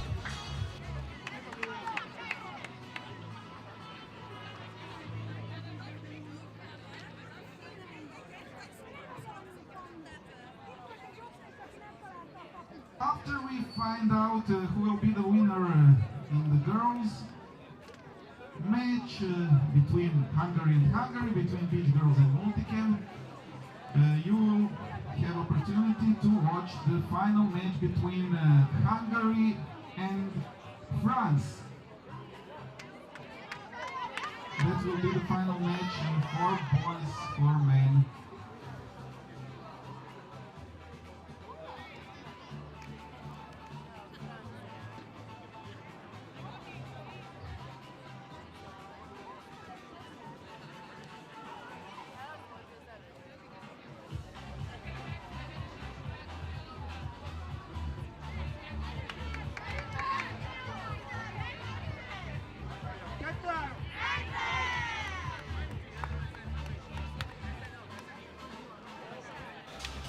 Traje još uvijek stanka između prvog i drugog seta, još uvijek čekamo početak seta broj 2, 19-18, kao što smo dakle prokomentirali na samom kraju prvog seta, dvoboj dostojan finala. Možda je Drago u ranijoj fazi ovog finala bio prisutan taj grč, taj ipak malo nervoza jer ulog je veliki, sam si spomenuo značaj Jarun Cupa. Međutim, kako je odmicao prvi set, tako su ipak djevojke igrale sve slobodnije, opuštenije, a i preciznije. Tako je. I nadamo se da će nastaviti u istome tonu. Evo, možemo vidjeti u ekipi Multikenel, kao se već kaže, promjena na poziciji znači markera. To je do sad bila igračica sa brojem 99, Luca Vajda. Sad će to preuzeti. Vidjet ćemo koja cura čim krenu u napad prvi puta. Jasno. Također pokušaj njihovog trenera, dakle, očito nije bio zadovoljan igrom svoje markerice, da vidimo hoće li se to isplatiti, ta promjena u drugome setu i najposlije tko će imati prvi napad. Po nekoj razlici u visini čini se da je malo prednosti ove Beach Girls, vidjet ćemo. Da. Tako je, dobro si prognozirao. I vidit ćemo koju taktiku dodao njihov trener, znači taktikom sklonekrenija. Samo ovoga puta će marker biti na desnom krilu, radi lakše zamjene. Čiki prolazi, okreće se. Nije to bilo dobro izrađeno, vidjelo se. Ona se čuva za kraj. Znači, rekli smo igračica, preuzima markera s brojem 10. I krasna obrana, odlično je ovo obranila golmanica Beach Girls, riječ je o Dori Berkeši. Ali ipak out. Napad preko pivota, odlična marka, iskok, svaka čast. Prekrasan gol. Rebeka Bensa s brojem 11, 2-0 vodstvo Multikema. Kao što ste bili sami rekli, uvijek mora biti negdje višak. Sad samo ovisi o igraču. Hoće li vidjeti koji je igrač u najboljoj poziciji. Kakva obrana je ovo bila, pročitana namjera, ušla je u šut, to potpuno golmanica Multikema, to je sa brojem 92. Fantastična obrana, a i evo malo čudna situacija, znači jedna manja djevojka igra na pivota, dok jedna veća cura igra na krilu. Sad vidjet ćemo, njihov trener to valjda najbolje zna i za sad ok. Da, 2 puta je bila u situaciji, drugi puta uspješno, ali ozlijedila se pri tome, čini se. Nažalost, 13 Rita Šuć. Da nema više pomoći od gospođice Šuć. Da, noga je stradala tu, čini se. I to koljeno na kojem već ima, nažalost, poučen svim ovim ozljedama što sam vidio na igrališnom terenu. Mislim da od dotične šnjorine nema ništa. Nadamo se ipak da ozljeda nije neke ozbiljnije prirode, ali sam znaš kao sportaš, koljeno je najčešća nekako i najnezgodnija ozljeda. Najmanji pogled, zato moram priznat, ne da se sad tu pravim nešto pametan, malo mi je bilo čudno, jer opet na pivota su malo i drugačije kretnje, lakše, a čini mi se da ova djevojka što je igrala pivota umjesto nje je po građi tipično krilo. A vjerojatno i po pokretljivosti zapravo, misliš? Tako je. No i sada napad Multikema, 2-2 je rezultat. Opet preko pivota. Nema prolaza, podignute ruke. Za desno. I ništa, nije kontakta nikakvog bilo, neprecizan pokušaj, to je bio Tekle Farkaš. Beach Girls u prilici povesti. Da, i kada gledamo početak prvoga seta, opet tako nervozno malo, dosta promašaja. Evo obrane. Golman na nivou, brza kontra, ništa. A sada možemo vidjeti ovu taktiku Beach Girls da su odlučili igrati preko lijevoga krila. 3 napada su imala, sva 3 napada su išle na realizaciju preko lijevoga krila. Tako je, i vidite koji potez on trener ovih Beach Girlsa. Tako je, stavlja marka lijevo krilo, jer krilo ne može zaviti. Znači u igri je cijeli, prati sve, svaka čast. Odlično rješenje, vidit ćemo desno sada. Ne ide ni sa desnoga. Desnog krila. A 2 markera je nemoguće igrati, jel? Da, ovdje mora ići pirueta. Mislim ne mora, ali 1 poen, onda samo običan gol se to se obično se 1 poen pri kraju seta radi. Da. Ili kada je zlatni gol u pitanju. Tako je. Neuspješan je ovo bio blok. Može igrati markera, može igrati krilo. Broj 99 je to bila Luca Vajda. Opet ista taktika, dakle hoće li se sada igrati na markera, pokušaj preko lijevoga krila. Marker se striktno čuva. Naravno, ali... Povratan Cepelin, ništa. Briljira na vratima, briljira. Djevojka sa brojem 92, to je Agnješ Kokaj. Isto tako jedna bivša ili sadašnja, stvarno ne bi zna, igračica koja igra za reprezentaciju Mađarske. Ne ide pa ne ide. 4-2, jako malo golova. S obzirom da su 3,5 minute prošle. Kako je? Da vidimo sada ovaj napad Multikema.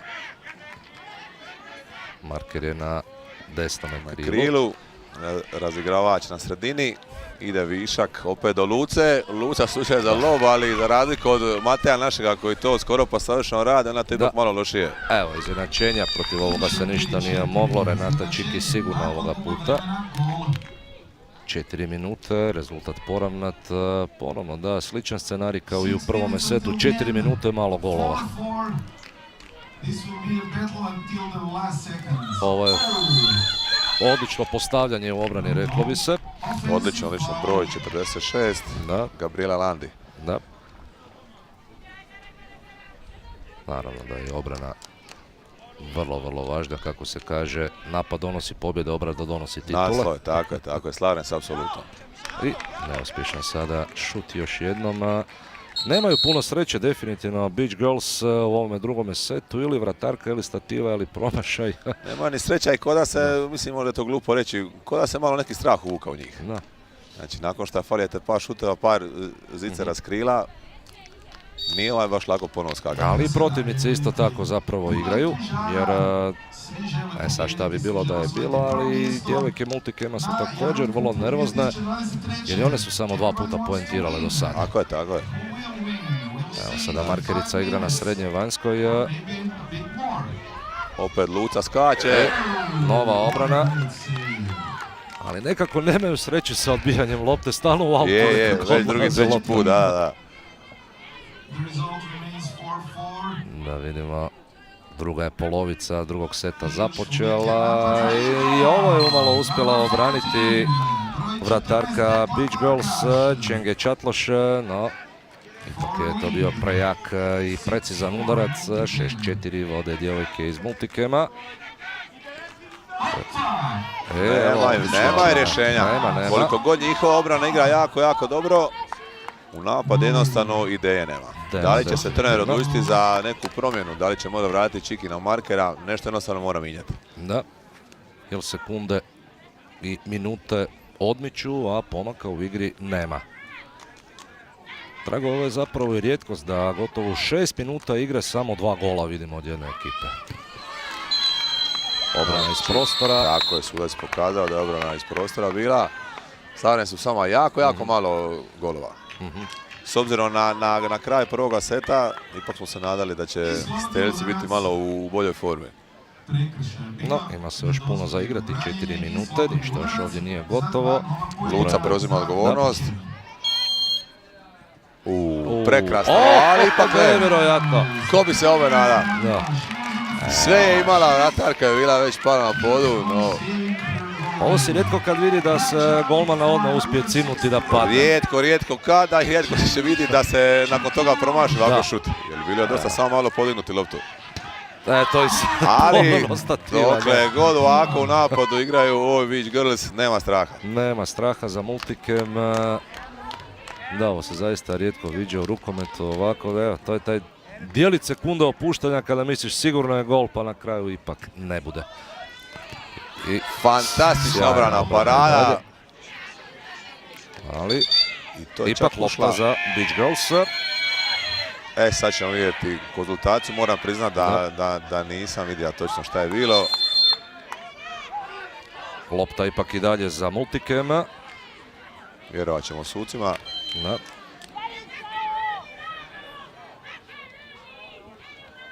3 minute i par sekundi do kraja drugog seta. Samo 6-4 rezultat. 6-4. Krasno dodavanje na crtu, ali kakva obrana. Broj 1 promjena, Dora Berkeši, je li? Da. Svaka čast, znači jedna vratarka, druga vratarka. Kogo ostane na gol brani odlično. Da, ali nisu odbijanac uspjele pokupiti. Po ko zna koji puta. Da, upravo tako. Solo akcija i promašaj, nije bilo kontakta, timeout je spremio već trener Beach Girls. Bilo je vrijeme, rekli bi, jeli? Da, 2 minute 44 sekunde do kraja. I nekoliko sjajnih obrana. Ne želim naravno nikoga ovdje podcjenjivati, ali u drugome setu festival promašaja i festival obrana, definitivno smo vidjeli. Apsolutno, znači obrane na nivou, golmani na nivou, nažalost napadi malo štekaju. Za sada je tako, no vidjet ćemo koliko je ovdje već i umor zapravo uzeo daha i koja ekipa ima više nekako snage i koncentracije te mirnoće za samu završnicu. U pravu ste, jer ovo je već treći, četvrti dan nekima igranja i stvarno nije lako. Ovo je obrana finala, možemo reći, ovo je šesterac i to jednom rukom je uspjela zaustaviti. Fantastična obrana, spoda s pijeska, ne viđa se često. Moram priznati, evo ja dosta nikad nisam ovako obranu vidio. Eto, za sve postoji prvi put, kaže se. 6:4 je vodstvo Multikema i... Evo, znači, ipak se odlučio trener na promjenu. Da. Urata već više puta spominjanu Čiki na markera. I vidjet ćemo kako će sad to ići. Mogla bi ona sada preuzeti odgovornost kada ne ide sa krila, da. Slažem se, ali mislim da cure iz protivničke ekipe jako znaju koji je njihov najbolji igrač i da će sredinu stisniti, da će opet biti neki višak na krilu. Evo, Cepelin ova puta. Pa ne ide, nevjerovatno. Pohvale naravno i za vratarku Multikema, to je još jedno manje Kokaj. Nevjerojatne obrane smo zaista vidjeli. Fantastične obrane. Evo još malo pa ćemo ući u posljednje 2 minute ovog finala. I išli su sada na 1 gol. Ne može ni za 1. Ni za 1 ne može. Nevjerovatno. Će li uspjeti preći preko 10 nekako, sumnjam. Sumnjam je, definitivno. Ali dobro, 2 minute su još do kraja. Čiki, i ovo će biti šesterac. Ipak je prošla na fintu. Nije ova igračica s brojem 99 spojila, tako da je višak na krilo i isključenje. Da, Vajdel nije uspjela zaustaviti. Čisti kontakt je bio kroz sendvič i nekako uspjela ovdje proći Čiki, a ona će preuzeti odgovornost. Minuta 47 do kraja. Da vidimo, može li doći do poravnanja.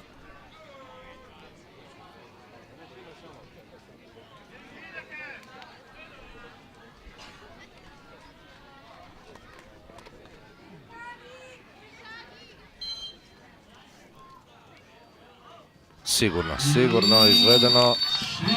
Prevarena, da, nije imala nikakvih šansi. Golmanica Multikema prevarena je ostala. Malo golova, dobre obrane. Minuta i pol još. Marko ide na križu, opet križanje, višak za lijevo krilo i od bloka. Od bloka. Za sad je to jedini način. Da. Uz malu pomoć sreće možemo reći. Minuta i 15. Svaki napad važan, svaki napad zadnje bitan. lopte će se i ovdje igrati vjerojatno. Dobro se važe pas, dobar blok. Odličan blok pivota i Čiki prolazi, zabija. Ono što smo zapravo rekli, ona će preuzeti odgovornost vjerojatno. Zato je stavila marker na sebe. Očekivano je bilo, ali samim time čudi reakcija protivničkog tima koji jednostavno treba nju spojiti i pustiti da se dogodi višak na krilo. Posljednja minuta, 40 sekundi još do kraja. Odlučno, rezolutno. Učila se za lob. Selekcija šuta nije bila dobra. Nije bila. Evo kako je lob teško ponekada izvesti, koliko god izgleda lako ponekada. Da. Evo sada prilike za preokret i Čiki odlazi na poziciju lijevoga krila. Ako se tu stvori višak, ali idu na 1 sada. Na 1 su išlo, da. Čini mi se prerano. To je u rukometnom pijesku previše vremena. Da, 20 sekundi. Ali čemu žurba? Ovo će biti šesterac. Sad smo ono nekome sivom području. Ukoliko je obrambena igračica bila u kretanju ili bila u 6 metara, kazneni udarac. Ukoliko je bila na mistu, znači faul u napadu. Sud donio tu odluku, ne znam hoće li moći vidjeti na uspornoj snimci. Da, kontakt je definitivno tu sad postojao. Pa da, vjerojatno su vidjeli tako da je ovo bio kazneni udarac. Vjerovat ćemo 13 i na riječ. sekundi. Dovoljno vremena Dovoljno, za dovoljno. protiču ekipu. Ali prvo treba izaviti, jel? I pogađa, Vrlo svaka sigurno, čast, bravo. da, vrlo sigurno. 7 sekundi. Fani Fribeš. Napad. Čik ide u kut, šutira Da, i teška je promašuje. pozicija. Uf. Ako ćemo u nekoj sportskoj pravdi 1-1 i neka finale ode na shootout. Ovo da 10-9, ovo zaista se dugo nije vidio ovakav rezultat u jednome setu. Čim jedna ekipa uspjela doći do 10, tu je bio kraj. Da, bila je teška to pozicija za Čiki, definitivno. Jako teška. Evo, vraćamo se ovdje na situaciju druga seta.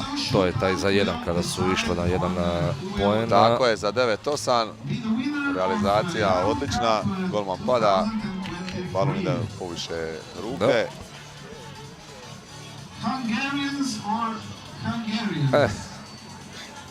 Sad idemo na shootout. Često se to govori da je tu odlučuje malo i sreća i tako dalje. Vidjet ćemo. Oprosti što kažem, vi niste imali sreće u vašoj borbi za 3. mjesto. A možda nismo imali sreće, možda smo i mi donijeli neke, kako bi to reka, odluke koje nisu bile dobre, uključujući prvo mene pa i moga kolega Pavu. Lako je sada pričati, u ovom trenutku se to činilo kao pravo. Tako je. Vidjet ćemo da li će ekipe i jedne druge koje su u finalu donijeti bolje odluke nego što smo vidjeli. Znači, kako se to uvijek kaže, shootout, raspucavanje, to je uvijek lutrija. A uvijek lutrija, je, slažem se. U bilo kojem sportu kada to odlučuje, jednostavno tu se sada i koliko se tu i sreće mora imati i preciznosti i mnogih dakle faktora da se dođe do pobjede. Prvi su dakle Beach Girls na redu. Sigurno, krasno. Fantastičan. Prvi kut gore visoko pod rašlje. Nikolet pomoži, a činilo se da baš nije idealna ona pozicija, ali sjajno je izvukla to. Sjajno je izvukla. Evo vidimo to i na usporenoj snimci, raširila se ovdje vratarka multikema Agnješ Kokaj, ali nije to uspjela zaustaviti. Broj 23, Fani Fribeš. Da.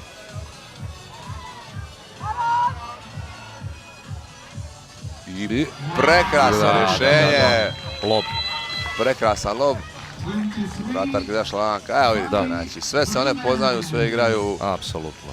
U sportskom duhu. Koliko god nosilo i ovo finale i značaj svega, ovo je stvarno lijepa scena. Apsolutno. Broj 6, sljedeća na redu Brigita Lovaš.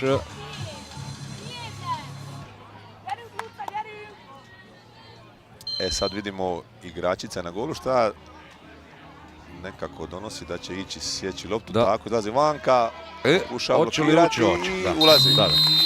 Lijepo rješenje, čini mi se kao da je nekako ostala na pola puta. Da. Uvijek je nezahvalno kad se lopta od pijeska odbije, može na bilo koju stranu. Tako je. Jako teško, ali za sada rješenje je bilo dobro. Da. Trener i dalje vjeruje Dori Berkeši. Da. Sa brojem 11, to je Rebeka Bensaj. Evo i ona izlazi, cima. Ništa, sve je to bilo u roku 3 sekunde.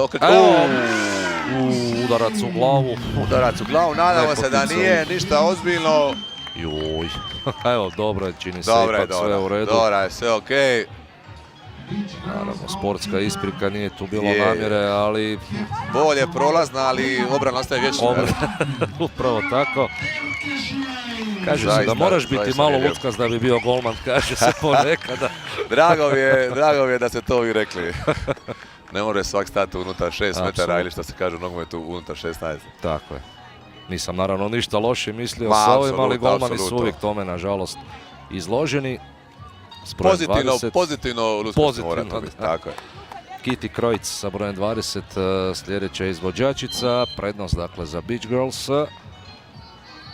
Opet ista taktika, izlazi vanka, Zeca cima iz prve, ali ovoga puta uspješna. Svaka čast. Kao da Kitty Krojc nije imala dovoljno strpljenja ići, da se prerano možda odlučila na šut. Apsolutno se slažem, prerano. Niti je čekala, niti je pogledala, ali lako je sa ove pozicije donijeti odluku. Evo, kao što možemo vidjeti, još je sa padom pucala, znači jako teško iz ove pozicije. Tako je. Nije joj lako, vidjet ćemo da li će ovoga puta Dora ponovo izvući. Da, ostaje na golu Dora Berkeši.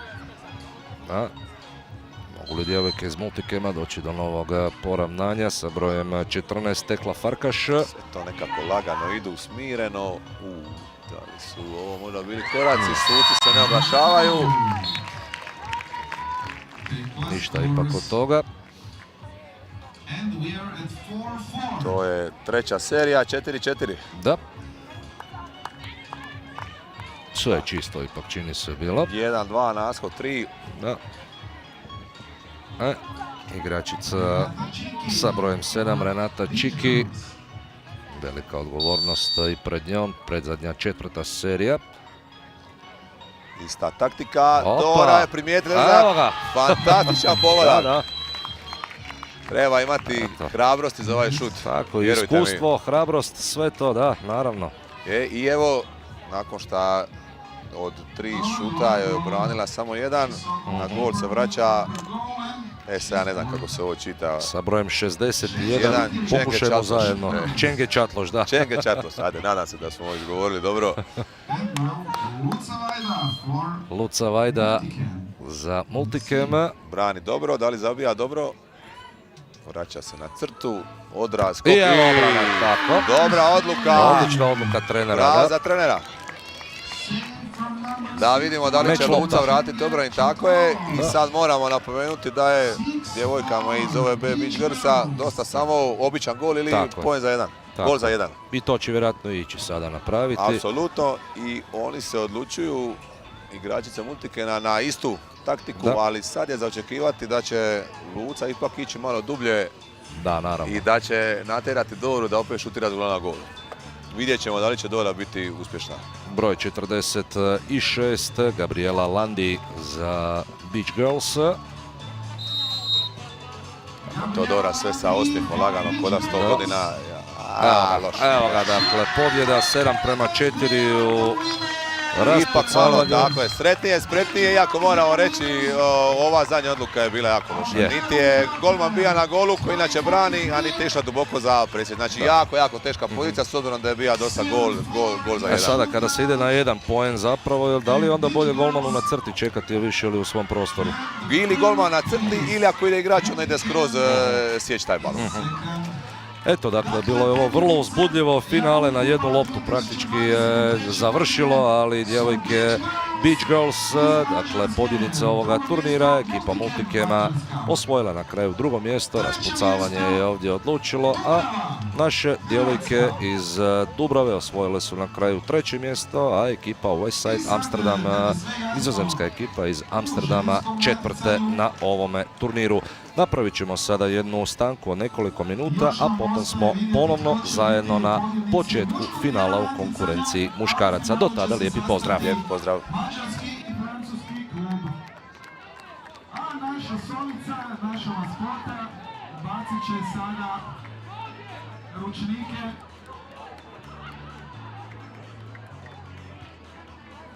So, all will throw towels, and who grabs them, keeps them.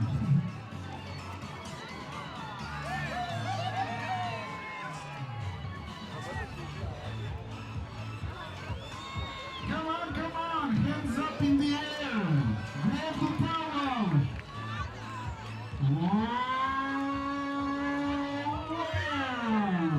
This is the second one for this gentleman.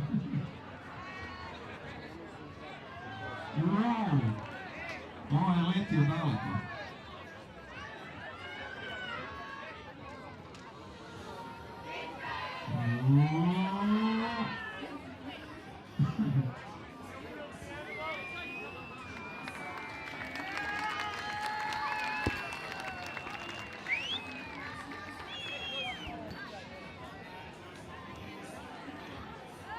Za nekoliko minuta vidjet ćemo i ovaj finalni okršaj muških.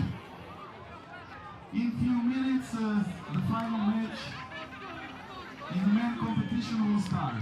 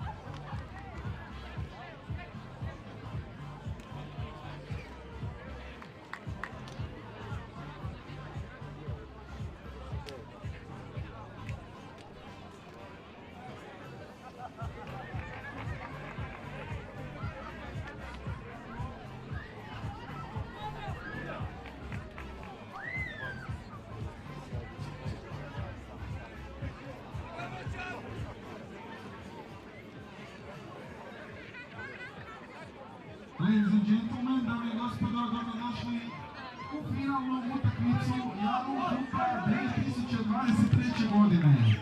This is the last game of this year's Jarun Cup, the last game finals between France and Hungary. Još jedna kratka stanka je iza nas za kraj druženja sa Jarun Cupom 2023. godine. Preostalo nam je još i finale u muškoj konkurenciji.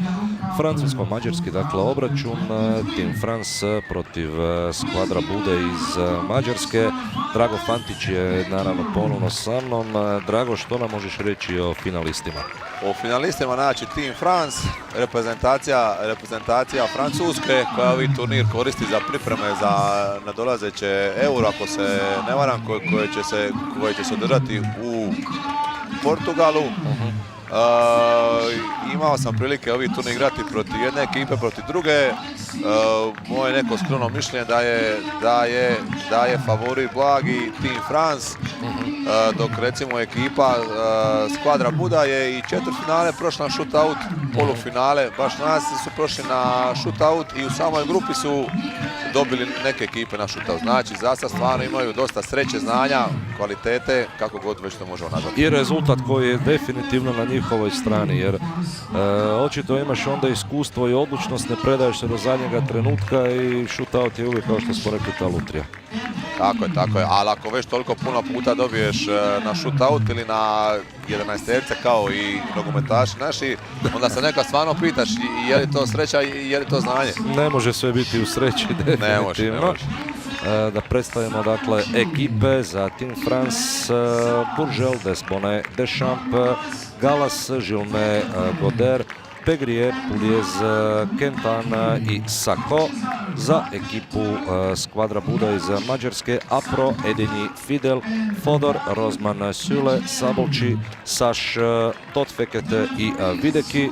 To su, dakle, igrači jedne i druge ekipe. Evo vidite i sami, dragi gledateljice i dragi gledatelji, na vašim ekranima. I preostaje nam da krenemo uskoro u taj finalni obračun. Nadamo se da će to biti jedna kvalitetna, zanimljiva, neizvjesna predstava, dostojna, dakle, finala. Suci su iz Hrvatske: Ivica Botinčan i Dario Rupčić.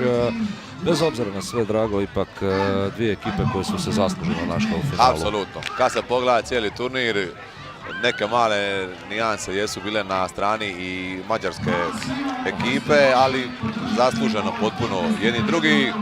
Ponovit ću, moja neka skromna procjena je da je Team France u prenosu blago. Da li će oni na terenu pokazati to, vidjet ćemo. Ipak je to, dakle, francuska reprezentacija, kao što si rekao, naravno da im je zbog samopouzdanja važno ostvarivati dobre rezultate i zbog stvaranja momčadske kemije uoči europskog prvenstva, tako da ćemo vidjeti što će oni pripremiti, da tako kažem, za ovo finale, ali neće im definitivno biti lako protiv čvrstih, odlučnih Mađara. Samo, dakle, da vidimo uskoro i to podbacivanje, tko će imati prvi napad. Kakvu igru možemo očekivati u finalu? Pa očekivati možemo jako brzu igru. Znači, dinamičnu, ekstra brzu, kao što će gledatelj naš sami vidjeti. Brze zamjene, skokovi ogromni, vidjet ćete pogotovo mađarska krila, fantastično skaču. Mislim da će biti jedno finale nakon kojega će i ovi svi gledatelji koji prvi puta gledaju steći neki još dodatni interes da pogledaju još koji put rukomet na pijesku. Daj Bože da tako zapravo i bude. I Mađari, dakle, imaju prvi napad u ovome finalu koje je upravo započelo i da vidimo kako će odigrati. Evo, marker odmah ide na poziciju krila. Tako je, i razigravač, playmaker na sredini, standardno njihovo, fantastičan odraz, ali još bolja obrana. Još bolja obrana Maxensa Gallasa, golmana Francuske. Slična taktika, prestup. Malo ga je ponilo.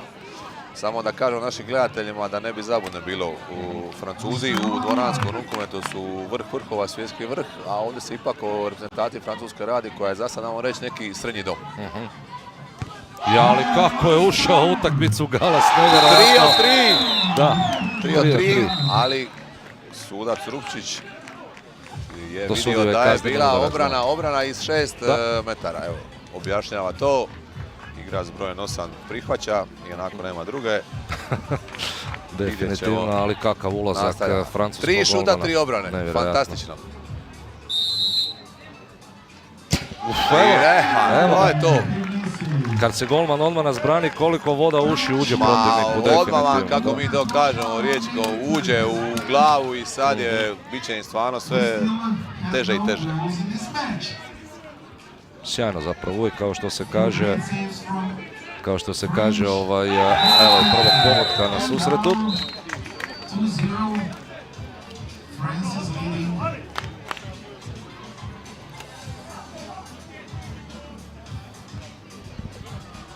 Da vidimo sada još jedan napad Mađara, ali mala nesigurnost, podignute ruke sudaca. Pasivno, odmah se pasmo rešat. I krasna akcija s brojem 12, našao se sjajno Barnaba Štot Feket.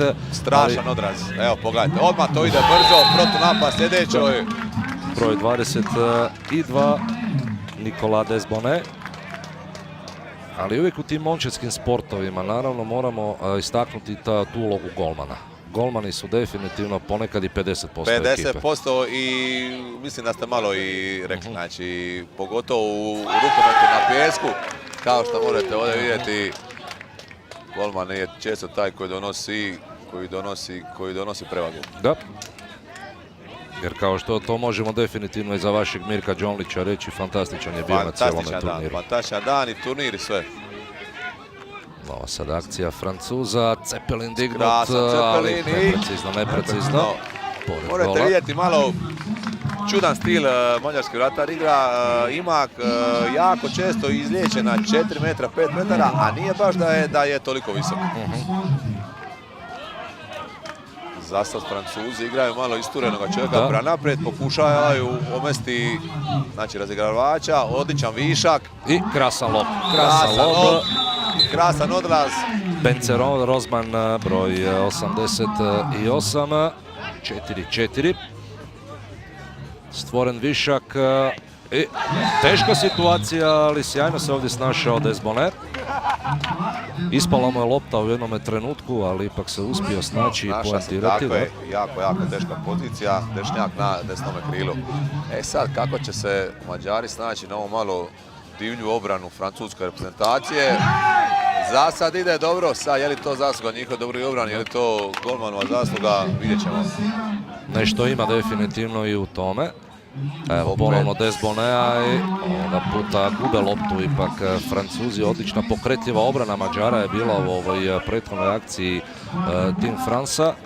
Još jedna prilika dakle za Budu da dođe do poravnanja. Još jedan pokušaj, eto. Blok, ali iz 6 metara. Vratnica se ispriječila ovoga puta, ostaje 6:4.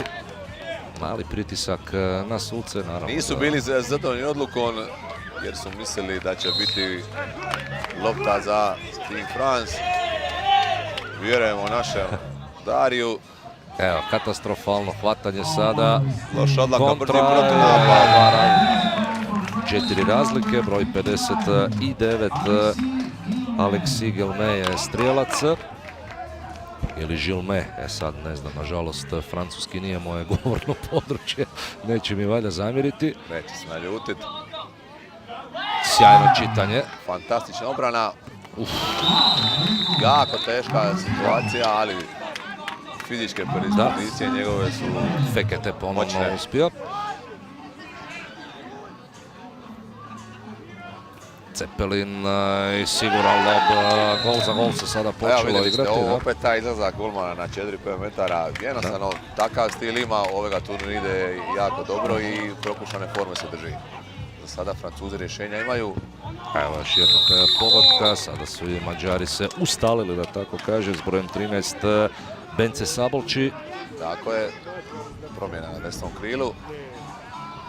Ali odgovaraju odmah raspoloženi Francuzi, 12-8 s brojem 7 Axel Deschamps. Snaša pivot, blagi Bogurana s desnom rukom, hvatanje i zabija taj Cepelin. Da. Jako izlaze Francuzi, vidi se, ovo će biti isključenje, vjerujem. Isključenje, apsolutno. Znači, ometan u trenutku šuta. Tako je.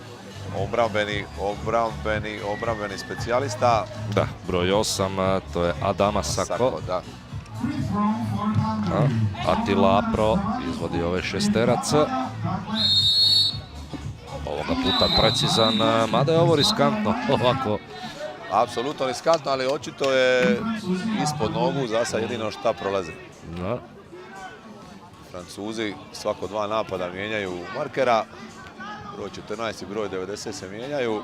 Da, a ovo je prekršaj u napadu čisti. Čista probijanje, odlična reakcija i pogledajte to. Odmah brza kontra, brzi skok. Fekete neumoljiv, 12-12.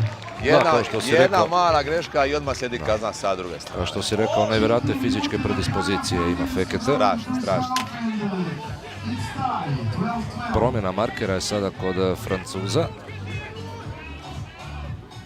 Krasna solo akcija, zakucano u rašlje, Johan Buržel. Vraća se prednost na stranu Team Fransa. Da, sjajno čitanje obrane. Drugi puta da nije Cepelin prošao na lijevo krilo. Znači, za razliku. Da li je izborio? Svaka čast. Eto, što znači biti angažiran i odgovoran u obrani. Ipak se stigla postaviti obrana Bude i na postavljenu obranu igraće ovaj napad Francuzi. A ispala je lopta sada, ali evo odmah pogotka u praznu mrežu. Nepotrebno je ovo Deschamps sada napravio, bilo je tu i vremena i mogućnosti za nešto drugo. Tako je i odmah slijedi brza kazna sa druge strane. Tako je, eto, malo po malo, već je 7 minuta prošlo u prvome setu, 14-14. I odlična obrana Mađara ponovno. Kao da fali sada kreativnosti i ideja Francuzima u napadu, čini se. Sudeći prema zadnja 2 napada. Apsolutno, ali za pohvaliti je mađarsku obranu. Duboko igraju, pokretljivo hvataju te Cepeline. Šta je sada bilo? Kriva zamjena očito i da li je to isključenje drugo za igrača s brojem 8? Šta? Crveni karton, da. Povlači crveni karton. I pozdravljamo se od njega u ovome finalu. To je veliki udarac, zato što je to igrač koji igra centralnu poziciju u obrani Francuske. Da, kao što smo vidjeli, visok krakat, teško lopta prolazi, sjajnog odraza. Da, veliki hendikep će to biti, izostanak. Raspravu sa delegatom koji je iz Grčke.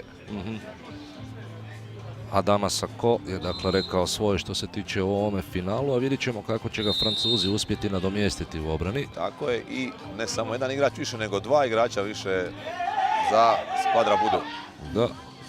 I evo obrane kada je to bilo potrebno, ali... Dašak sreće, balon do maka i opet brani. Da li može i treći put? Može, vjerojatno! Može, kako ne. Sad samo da pojasnimo, pošto je u dvoranskom rukometu novo pravilo sada došlo, ako se golman pogodi sa krila, automatski isključenje bude, toga u rukometu na pijesku nema. Zašto? Zato što većina igrača puca iz piruete i nema toliku kontrolu šuta. Da. Pogoditi golmana u glavu automatski znači 2 minute u dvoranskom rukometu, to da, dakle, podatak. Vidjeli smo to i u ženskom finalu da nije bilo sankcija kada je... Potrebe nema, igrač se okreće, pirueta, jednostavno napraviti nije i sigurno nije namjera neka tu bila. Sjajno, ali ovo dalje 2 igrača više, Marquez skače i jedini da. Lukavo rješenje i pravo rješenje za Attilu Aproa, ali 3 obrane za redom ovako već dugo nismo vidjeli. Fantastično.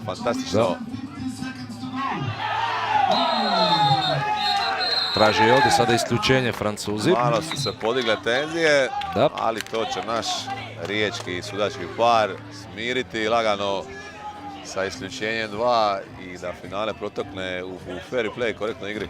Da. 6-16, dosta je golova smo vidjeli eto u finalu u prvome setu. 2 minute do kraja. Kako je mađarski igrač isključen, tako su 3-3, znači nema brojčane prednosti. Sjajna obrana Francuza, ponovno i zabija s brojem 59, to je Alexis Gilmet. 2 gola zaredom zabili su Francuzi, vratili prednost na svoju stranu. Nakon što je isključen Saka, počeli su igrati sve bolje i bolje. Fantastično, znači iskoristio je prigodu, iskoristio je prostor i od Kajuša na poziciji desnog krila za sad igra odlično. Minuta i pol i ovdje bi se do zadnje lopte moglo odlučivati zapravo. Nadamo se tome. Da vidimo sada ovu akciju, krasno proigravanje i evo obrane mađarskog golmana Roland Videki. Često skače retar sa desnog krila, očito je procjena trenera od ekipe Skvadra Bud da je on njihova najslabija karika. Pogreška sada kod dodavanja, dosta ovih tehničkih grešaka u igri smo vidjeli i kod jednih i kod drugih. Kod druge strane, obrane stvarno igraju pokretljivo, dinamično, duboko, fantastično. Krastan Cepelin ponovno za nevjerojatnog Feketea i evo ponovno prednosti. Jako teška lopta koja se može uhvatiti, ali njemu isto ništa nije teško. No ništa. Kakav odraz ima definitivno i vrlo je snažan, pokretljiv. Kad primi loptu praktički gotovo je. Evo sada višak za Marka na njevom krilu. Sačeka realizira. Pola minute. Pola minute i jedna druga ekipa još će imati vremena za jedan napad barem.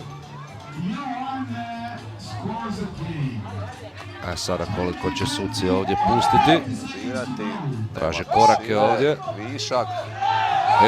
Ruka je u zraku. Ide se na sigurno. Ovoga puta promašaj. Da, promašio je Fekete ovoga puta. Timeout sada pozvan. 9 sekundi prije kraja. Znači... Sada je možda bilo, očito je vjerovao svojim igračima i trener mađarske ekipe kada je on je zvao timeoutom, mogao je 20 sekundi prije kraja, ali to je njegova odluka. Apsolutno njegova odluka. Vidjet ćemo šta će dogovoriti igrači iz Francuske. Na jedan bod mogu odigrati sada na obični gol, to im je dosta. Sigurno je sad sve ovisi hoće li Markera staviti u lijevo krilo da mu je lakše izaći, kako će ih postaviti, mora 4 liniji, vidjet ćemo. Da, koliko zahvalna, toliko je nezahvalna situacija, ali vidjet ćemo kako će to dakle proteći. 9 sekundi je preostalo do kraja prvoga seta, baš kao što smo i očekivali, Drago, na početku, neizvjesno do samoga kraja. Neizvjesno i briljantna partija obrana s jedne i sa druge strane, pogotovo golmana Team Fransa. Kako je ušao sa 3 obrane na početku, pa onda one 3 obrane u razmaku od samo par sekundi, fantastično zaista. Sada dakle da vidimo posljednji trenuci prvoga seta. Idu u višak. Čisti pogodak i evo ga. Pogađa. 21-20. Jako teška situacija, blok, golman, svaka čast. Team France osvaja prvi set, 21-20 rezultat. Broj 22. Nicolas Desbonnet, dakle, ipak presudio u prvome setu, a vidjet ćemo kako će se odvijati situacija u drugome. Stanka od otprilike 1 minute i ponovno smo zajedno.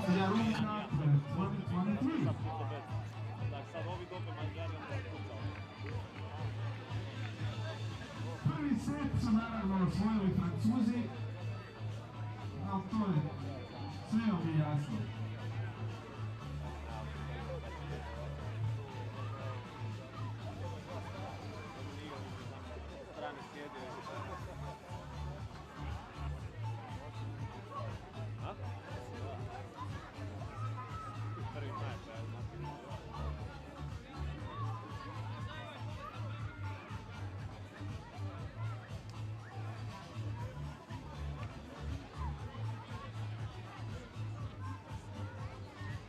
Dobra utakmica finalna. Onako kako finale i treba biti. Igrači super, ali što su suci dobri. Dajte jedan veliki pljesak za suce! Let me hear it from the referees of this final match! Thank you.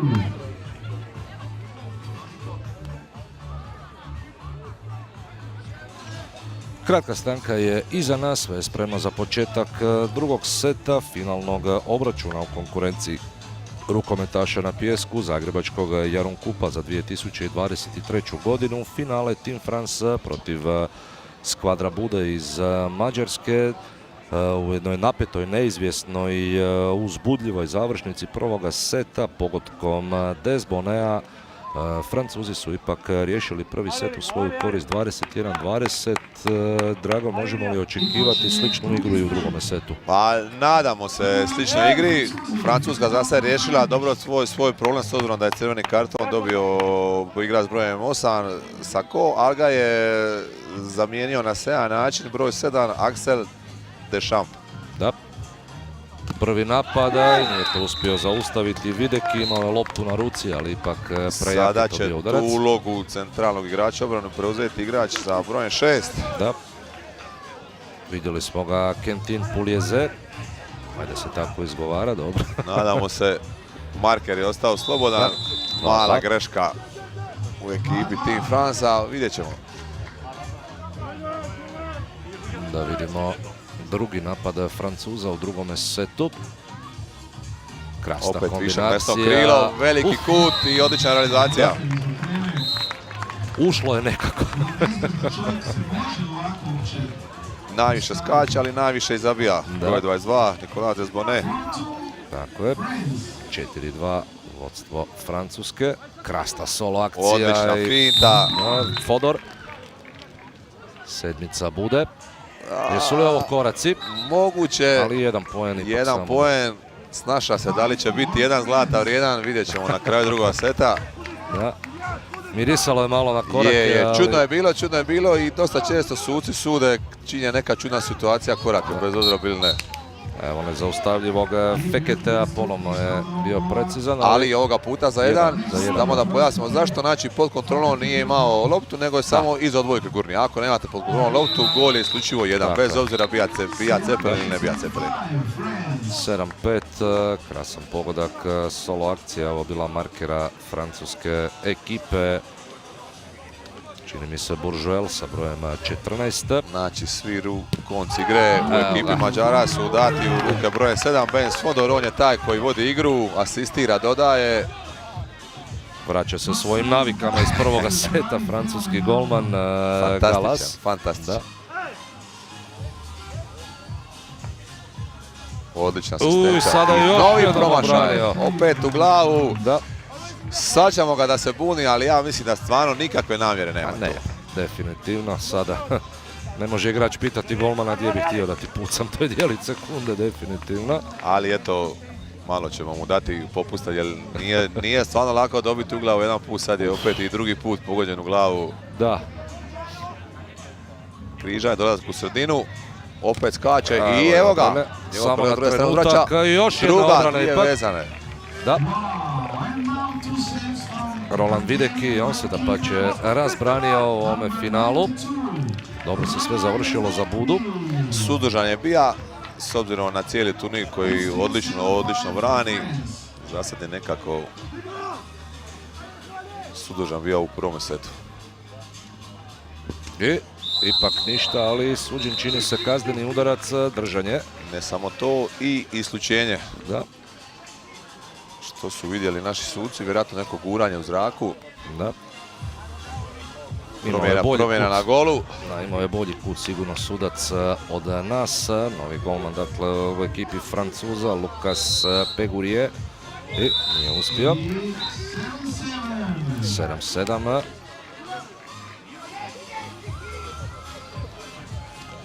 Axel Deschamps na sredini. Da, koraci suđeni, da. Mora izaći van 6, izvesti korake.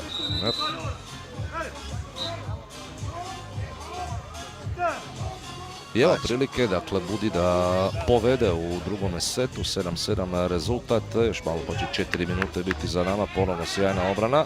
Tehnička greška, dodavanje i nema probijanja, zamalo, dobro se snašao. Sjajno.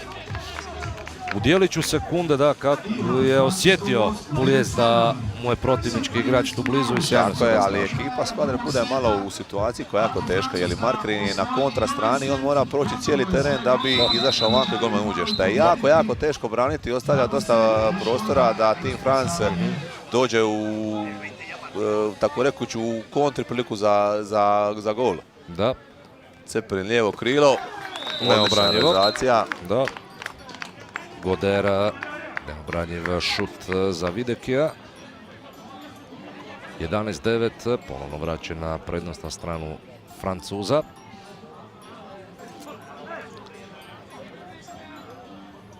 Fodor to i dalje vodi, višak za desno krilo. Nema, brani li ga brani? Brani, da. Sjajan ponovno Galas. 11-9, polovica igre u drugome setu. Stvari se za sada odvijaju u korist Francuza. Pokretljiva sada obrana Mađara. 5 viša, desno krilo, mora biti pasivno, bilo priklada šut. Krasna obrana, krasan blok i ipak hvataju. Da. Vrlo pokretljiva obrana i sjajna reakcija, sjajno čitanje. Evo sada se trener Mađarsko odlučio za drugo desno krilo, isto kao u prvome setu. Fodor sve sam. Sve sam, uspješno, 11-11. 4,5 minute do kraja drugoga seta.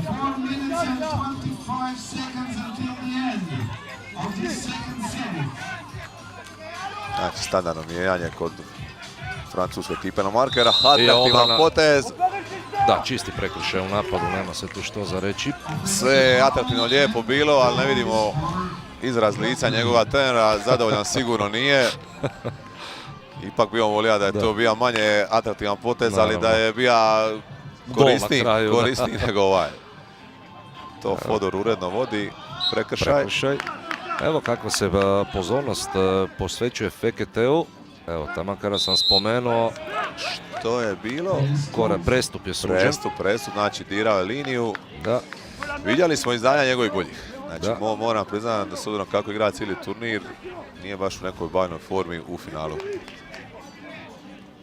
Sad je marker na lijevom krilu, opet križanje, skok, ide Cepelin, povrat za lijevo krilo i za sad zabija. Za sad akcija koja prolazi već drugi, treći puta. Goder ponovno uspješan, 13-11, nešto više od 3 minute do kraja. Mađari prokušani recept, sve u ruke igrača s brojem 7 Fodora. Da.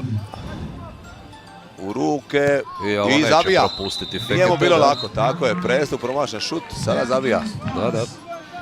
3 minute do kraja, 13-13. Ponovno vrlo neizvjesno. Dobar viša desno. Čisto probijanje, znači kut ogroman 2 metra, nije išao na šut, sad ne znam radi čega. Probijanje čisto i odlična odluka na našega sudačkog dvojca. Da. Ponovno Mađari mogu doći do prednosti. Mađari koda su u brzinu niže malo prebacili. Fekete nije uspio ponovno zaustavljati to Galasa. Opet nije uspio, ali bezgranično povjerenje ima. Znači, trener niti ne gleda prema igračima drugim koji bi mogli možda ući umjesto njega. Evo prilike i nova obrana. Nova obrana, druga zaredom za Galasa. I novi napad, pasivne igre nema.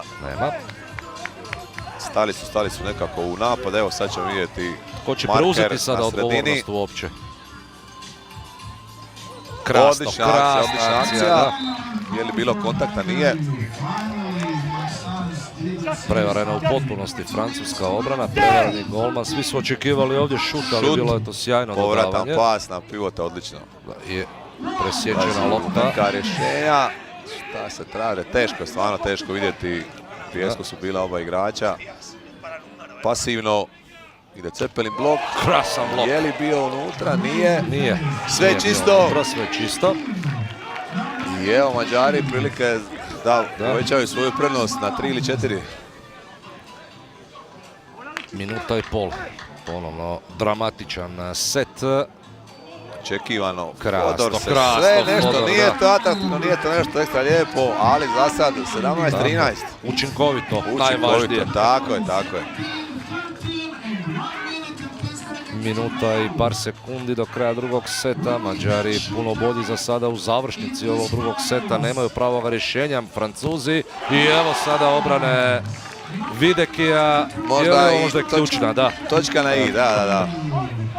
Ako sada realiziraju ovaj napad Mađari, mislim da je priči kraj. Tako je, čak možda i napad za samo jedan poen ne bi bio loš, jer to smo na 3, kao se kaže, posjeda i teško to mogu stići. Evo, upravo ide za jedan. Upravo to, da.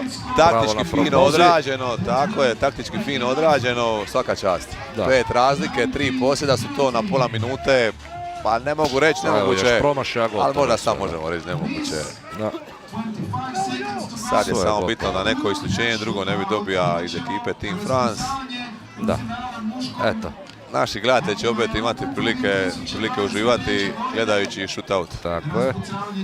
Ponovit ćemo, znači, do sad 3-4 shootouta igrala ekipa Skvadra Buda i sve shootoute su dobili. Da li će tako biti u finalu, vidjet ćemo. Ne bi nas čudilo definitivno. Ne bi, i molio bih samo da se vrati pozornost na golmana njihovoga koji ima neki stvarno čudan stil branje. Vidjet ćete, jako izlazi, voli se nadigravati.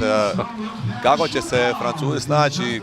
Da li zapravo zbunjuje protivnike na taj način? Apsolutno. Nadigrava se, skače, niti tipično brani, niti totalno drugačije. Ko da ima neki miješani stil rukometno-nogometni. Evo zapravo sad smo se mogli uvjeriti u tu situaciju. Otprilike 2 minute prije kraja bilo je skoro izjednačeno i nevjerojatno kako su Mađari, možemo reći, ubacili u brzinu više, stisnuli obranu i na kraju je to ispalo vrlo uvjerljivo 20-13. Da neko nije gledao drugi set i rekao 20-13, rekao bi uvjerljiv set, međutim nije bilo tako. Bila je tako, totalno egal je bio set, a to je jedna obrana, jedna krivo dodana lopta i cijeli set se okrene. Dakle, ponovno lutrija raspucavanja pred nama. Vidjet ćemo tko će biti prvi na redu, posebno sudeći Francuzi. Tako idu Francuzi. Sad obično je neko nepisano pravilo najsigurniji da ide prvi, jer uvijek je lijepo otvori seriju sa 2 boda, 2 poena. Za koga to Francuzi smatraju da je on taj. Nažalost, ne možemo vidjeti, ovdje smo zaklonjeni malo. Da, ali Desbonne je zabio jako puno golova, dakle do sada broj 22, da vidimo tko će ipak biti prvi. Desbonne bi trebao biti sigurno jedan od izvođača. 100%. Evo ga, znači, najsigurniji, Axel Deschamps. Deschamps, broj 7, ide prvi. Onda se igra udarac za udarac, dakle, dok nemamo nekog ko će promašiti. Ali s obzirom na ono što je sve danas poskidao francuski golman Galas, neće biti jednostavno niti Mađarima pucati ove kaznene udarce. Sigurno, samo mislim da i ipak on ima malo drugačiji. Evo pogledajte, izlazi, nadigra se s njima, vraća se i da, bravo, odlična odluka. Da. Možda fali koji centimetar u visini. Ali nije ovo očekivao definitivno. Ne, definitivno nije. I navukao ga je čak dobro. Ali Axel je to pogodio dobro. Sad od toga, da. Sada malo čudno, evo igrač koji je cijelo vrijeme igrao markera. Puca prvi za ekipu Skvadra Buda. Da, s brojem 4 Attila Apro.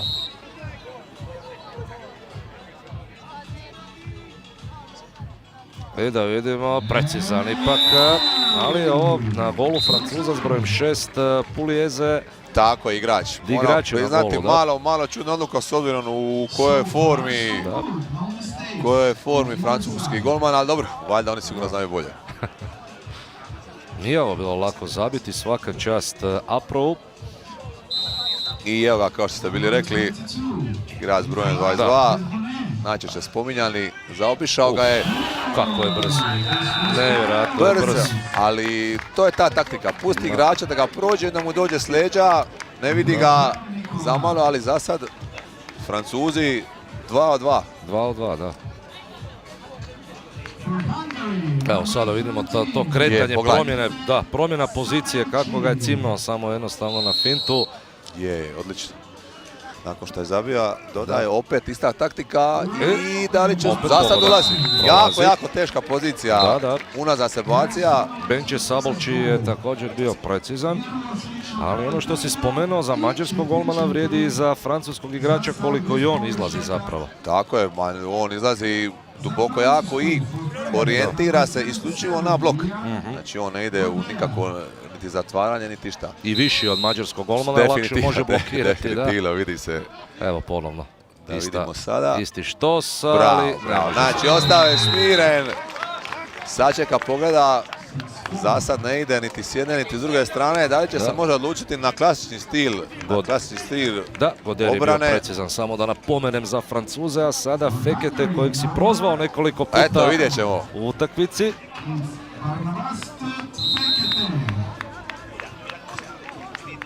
Da vidimo što je smislio Fekete. Evo. Za malo na nozi je imao. Sreća, dašak sreće. Eto, prvi puta smo vidjeli 3 serije i 6 uspješnih šuteva. Do sada to još danas nismo vidjeli u shootoutu. Koncentrirani Ajsa malo, daš mu sreće, je li? Da. U obrani nije uspio obraniti, vidjet ćemo hoće li u napadu uspjeti zabiti. Opet izlazi prokušana taktika, vraća se na gol. I ne može ništa. Pogledajte taj stil, kako on to čudno skače, baca se, ali uvijek, tako je, nasmijan vedar, uvijek je tu ruka, svaka čast.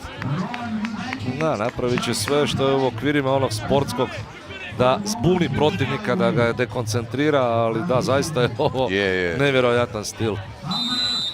A, broj 88, Bence Rozman. Mlađahni, rekao bi najmlađi član, 1, 2, 3, skok. Evo obrane.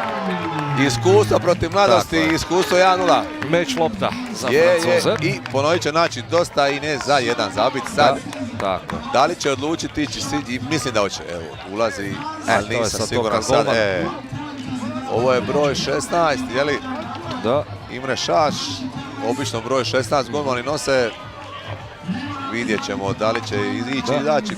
Broj 14 koji je igrao markera, Johan Buržel, dakle ima priliku donijeti naslov Francuzima. Jedan mu je dosta, da. Zeca, ipak će ostati na golu. 1 na 1, 2, 3. Dosta. Evo ga. Da, gotovo. Evo ga, 9-6. Tim France osvaja. Sve čestitke jednima i drugima. Zbudljivo finale, odlično finale. Sjajno finale koje smo definitivno pratili. Evo koliko si spominjao da su na shootout uspjeli prolaziti ekipa Skvadra Bude, ali tome mora doći kraj. Tako je.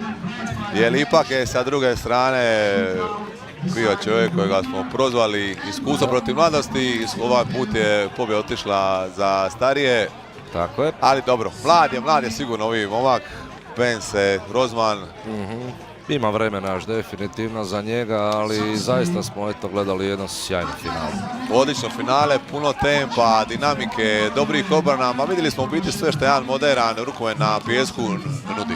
Apsolutno velika atrakcija za publiku, za gledatelje, kako ovdje na Jarunu, tako vjerujem i za vas pred malim ekranima. Dragi gledateljice i dragi gledatelji, bilo je ovo još jedno izdanje Jarun Cupa Zagreba za 2023. godinu. Drago, želim ti se zahvaliti što si uz mene vodio ove finalne obračune i što se nam također i otkrio neke cake, neke finese i neke još dodatne ljepote ovoga sporta. Nadam se da do sada nisam bio, ovo mi je ipak prvi put, pa ako znam šta možda fali, a zeznija, nemojte mi zauzeti i hvala vama što ste mi priliku dali. I puno sreće u budućnosti i u daljoj karijeri. Ovime dolazimo do kraja našeg današnjeg druženja, drage gledateljice i dragi gledatelji Sportske televizije. Ostanite dalje uz naš program i do nekog sljedećeg susreta. Srdačan pozdrav. Lijep pozdrav.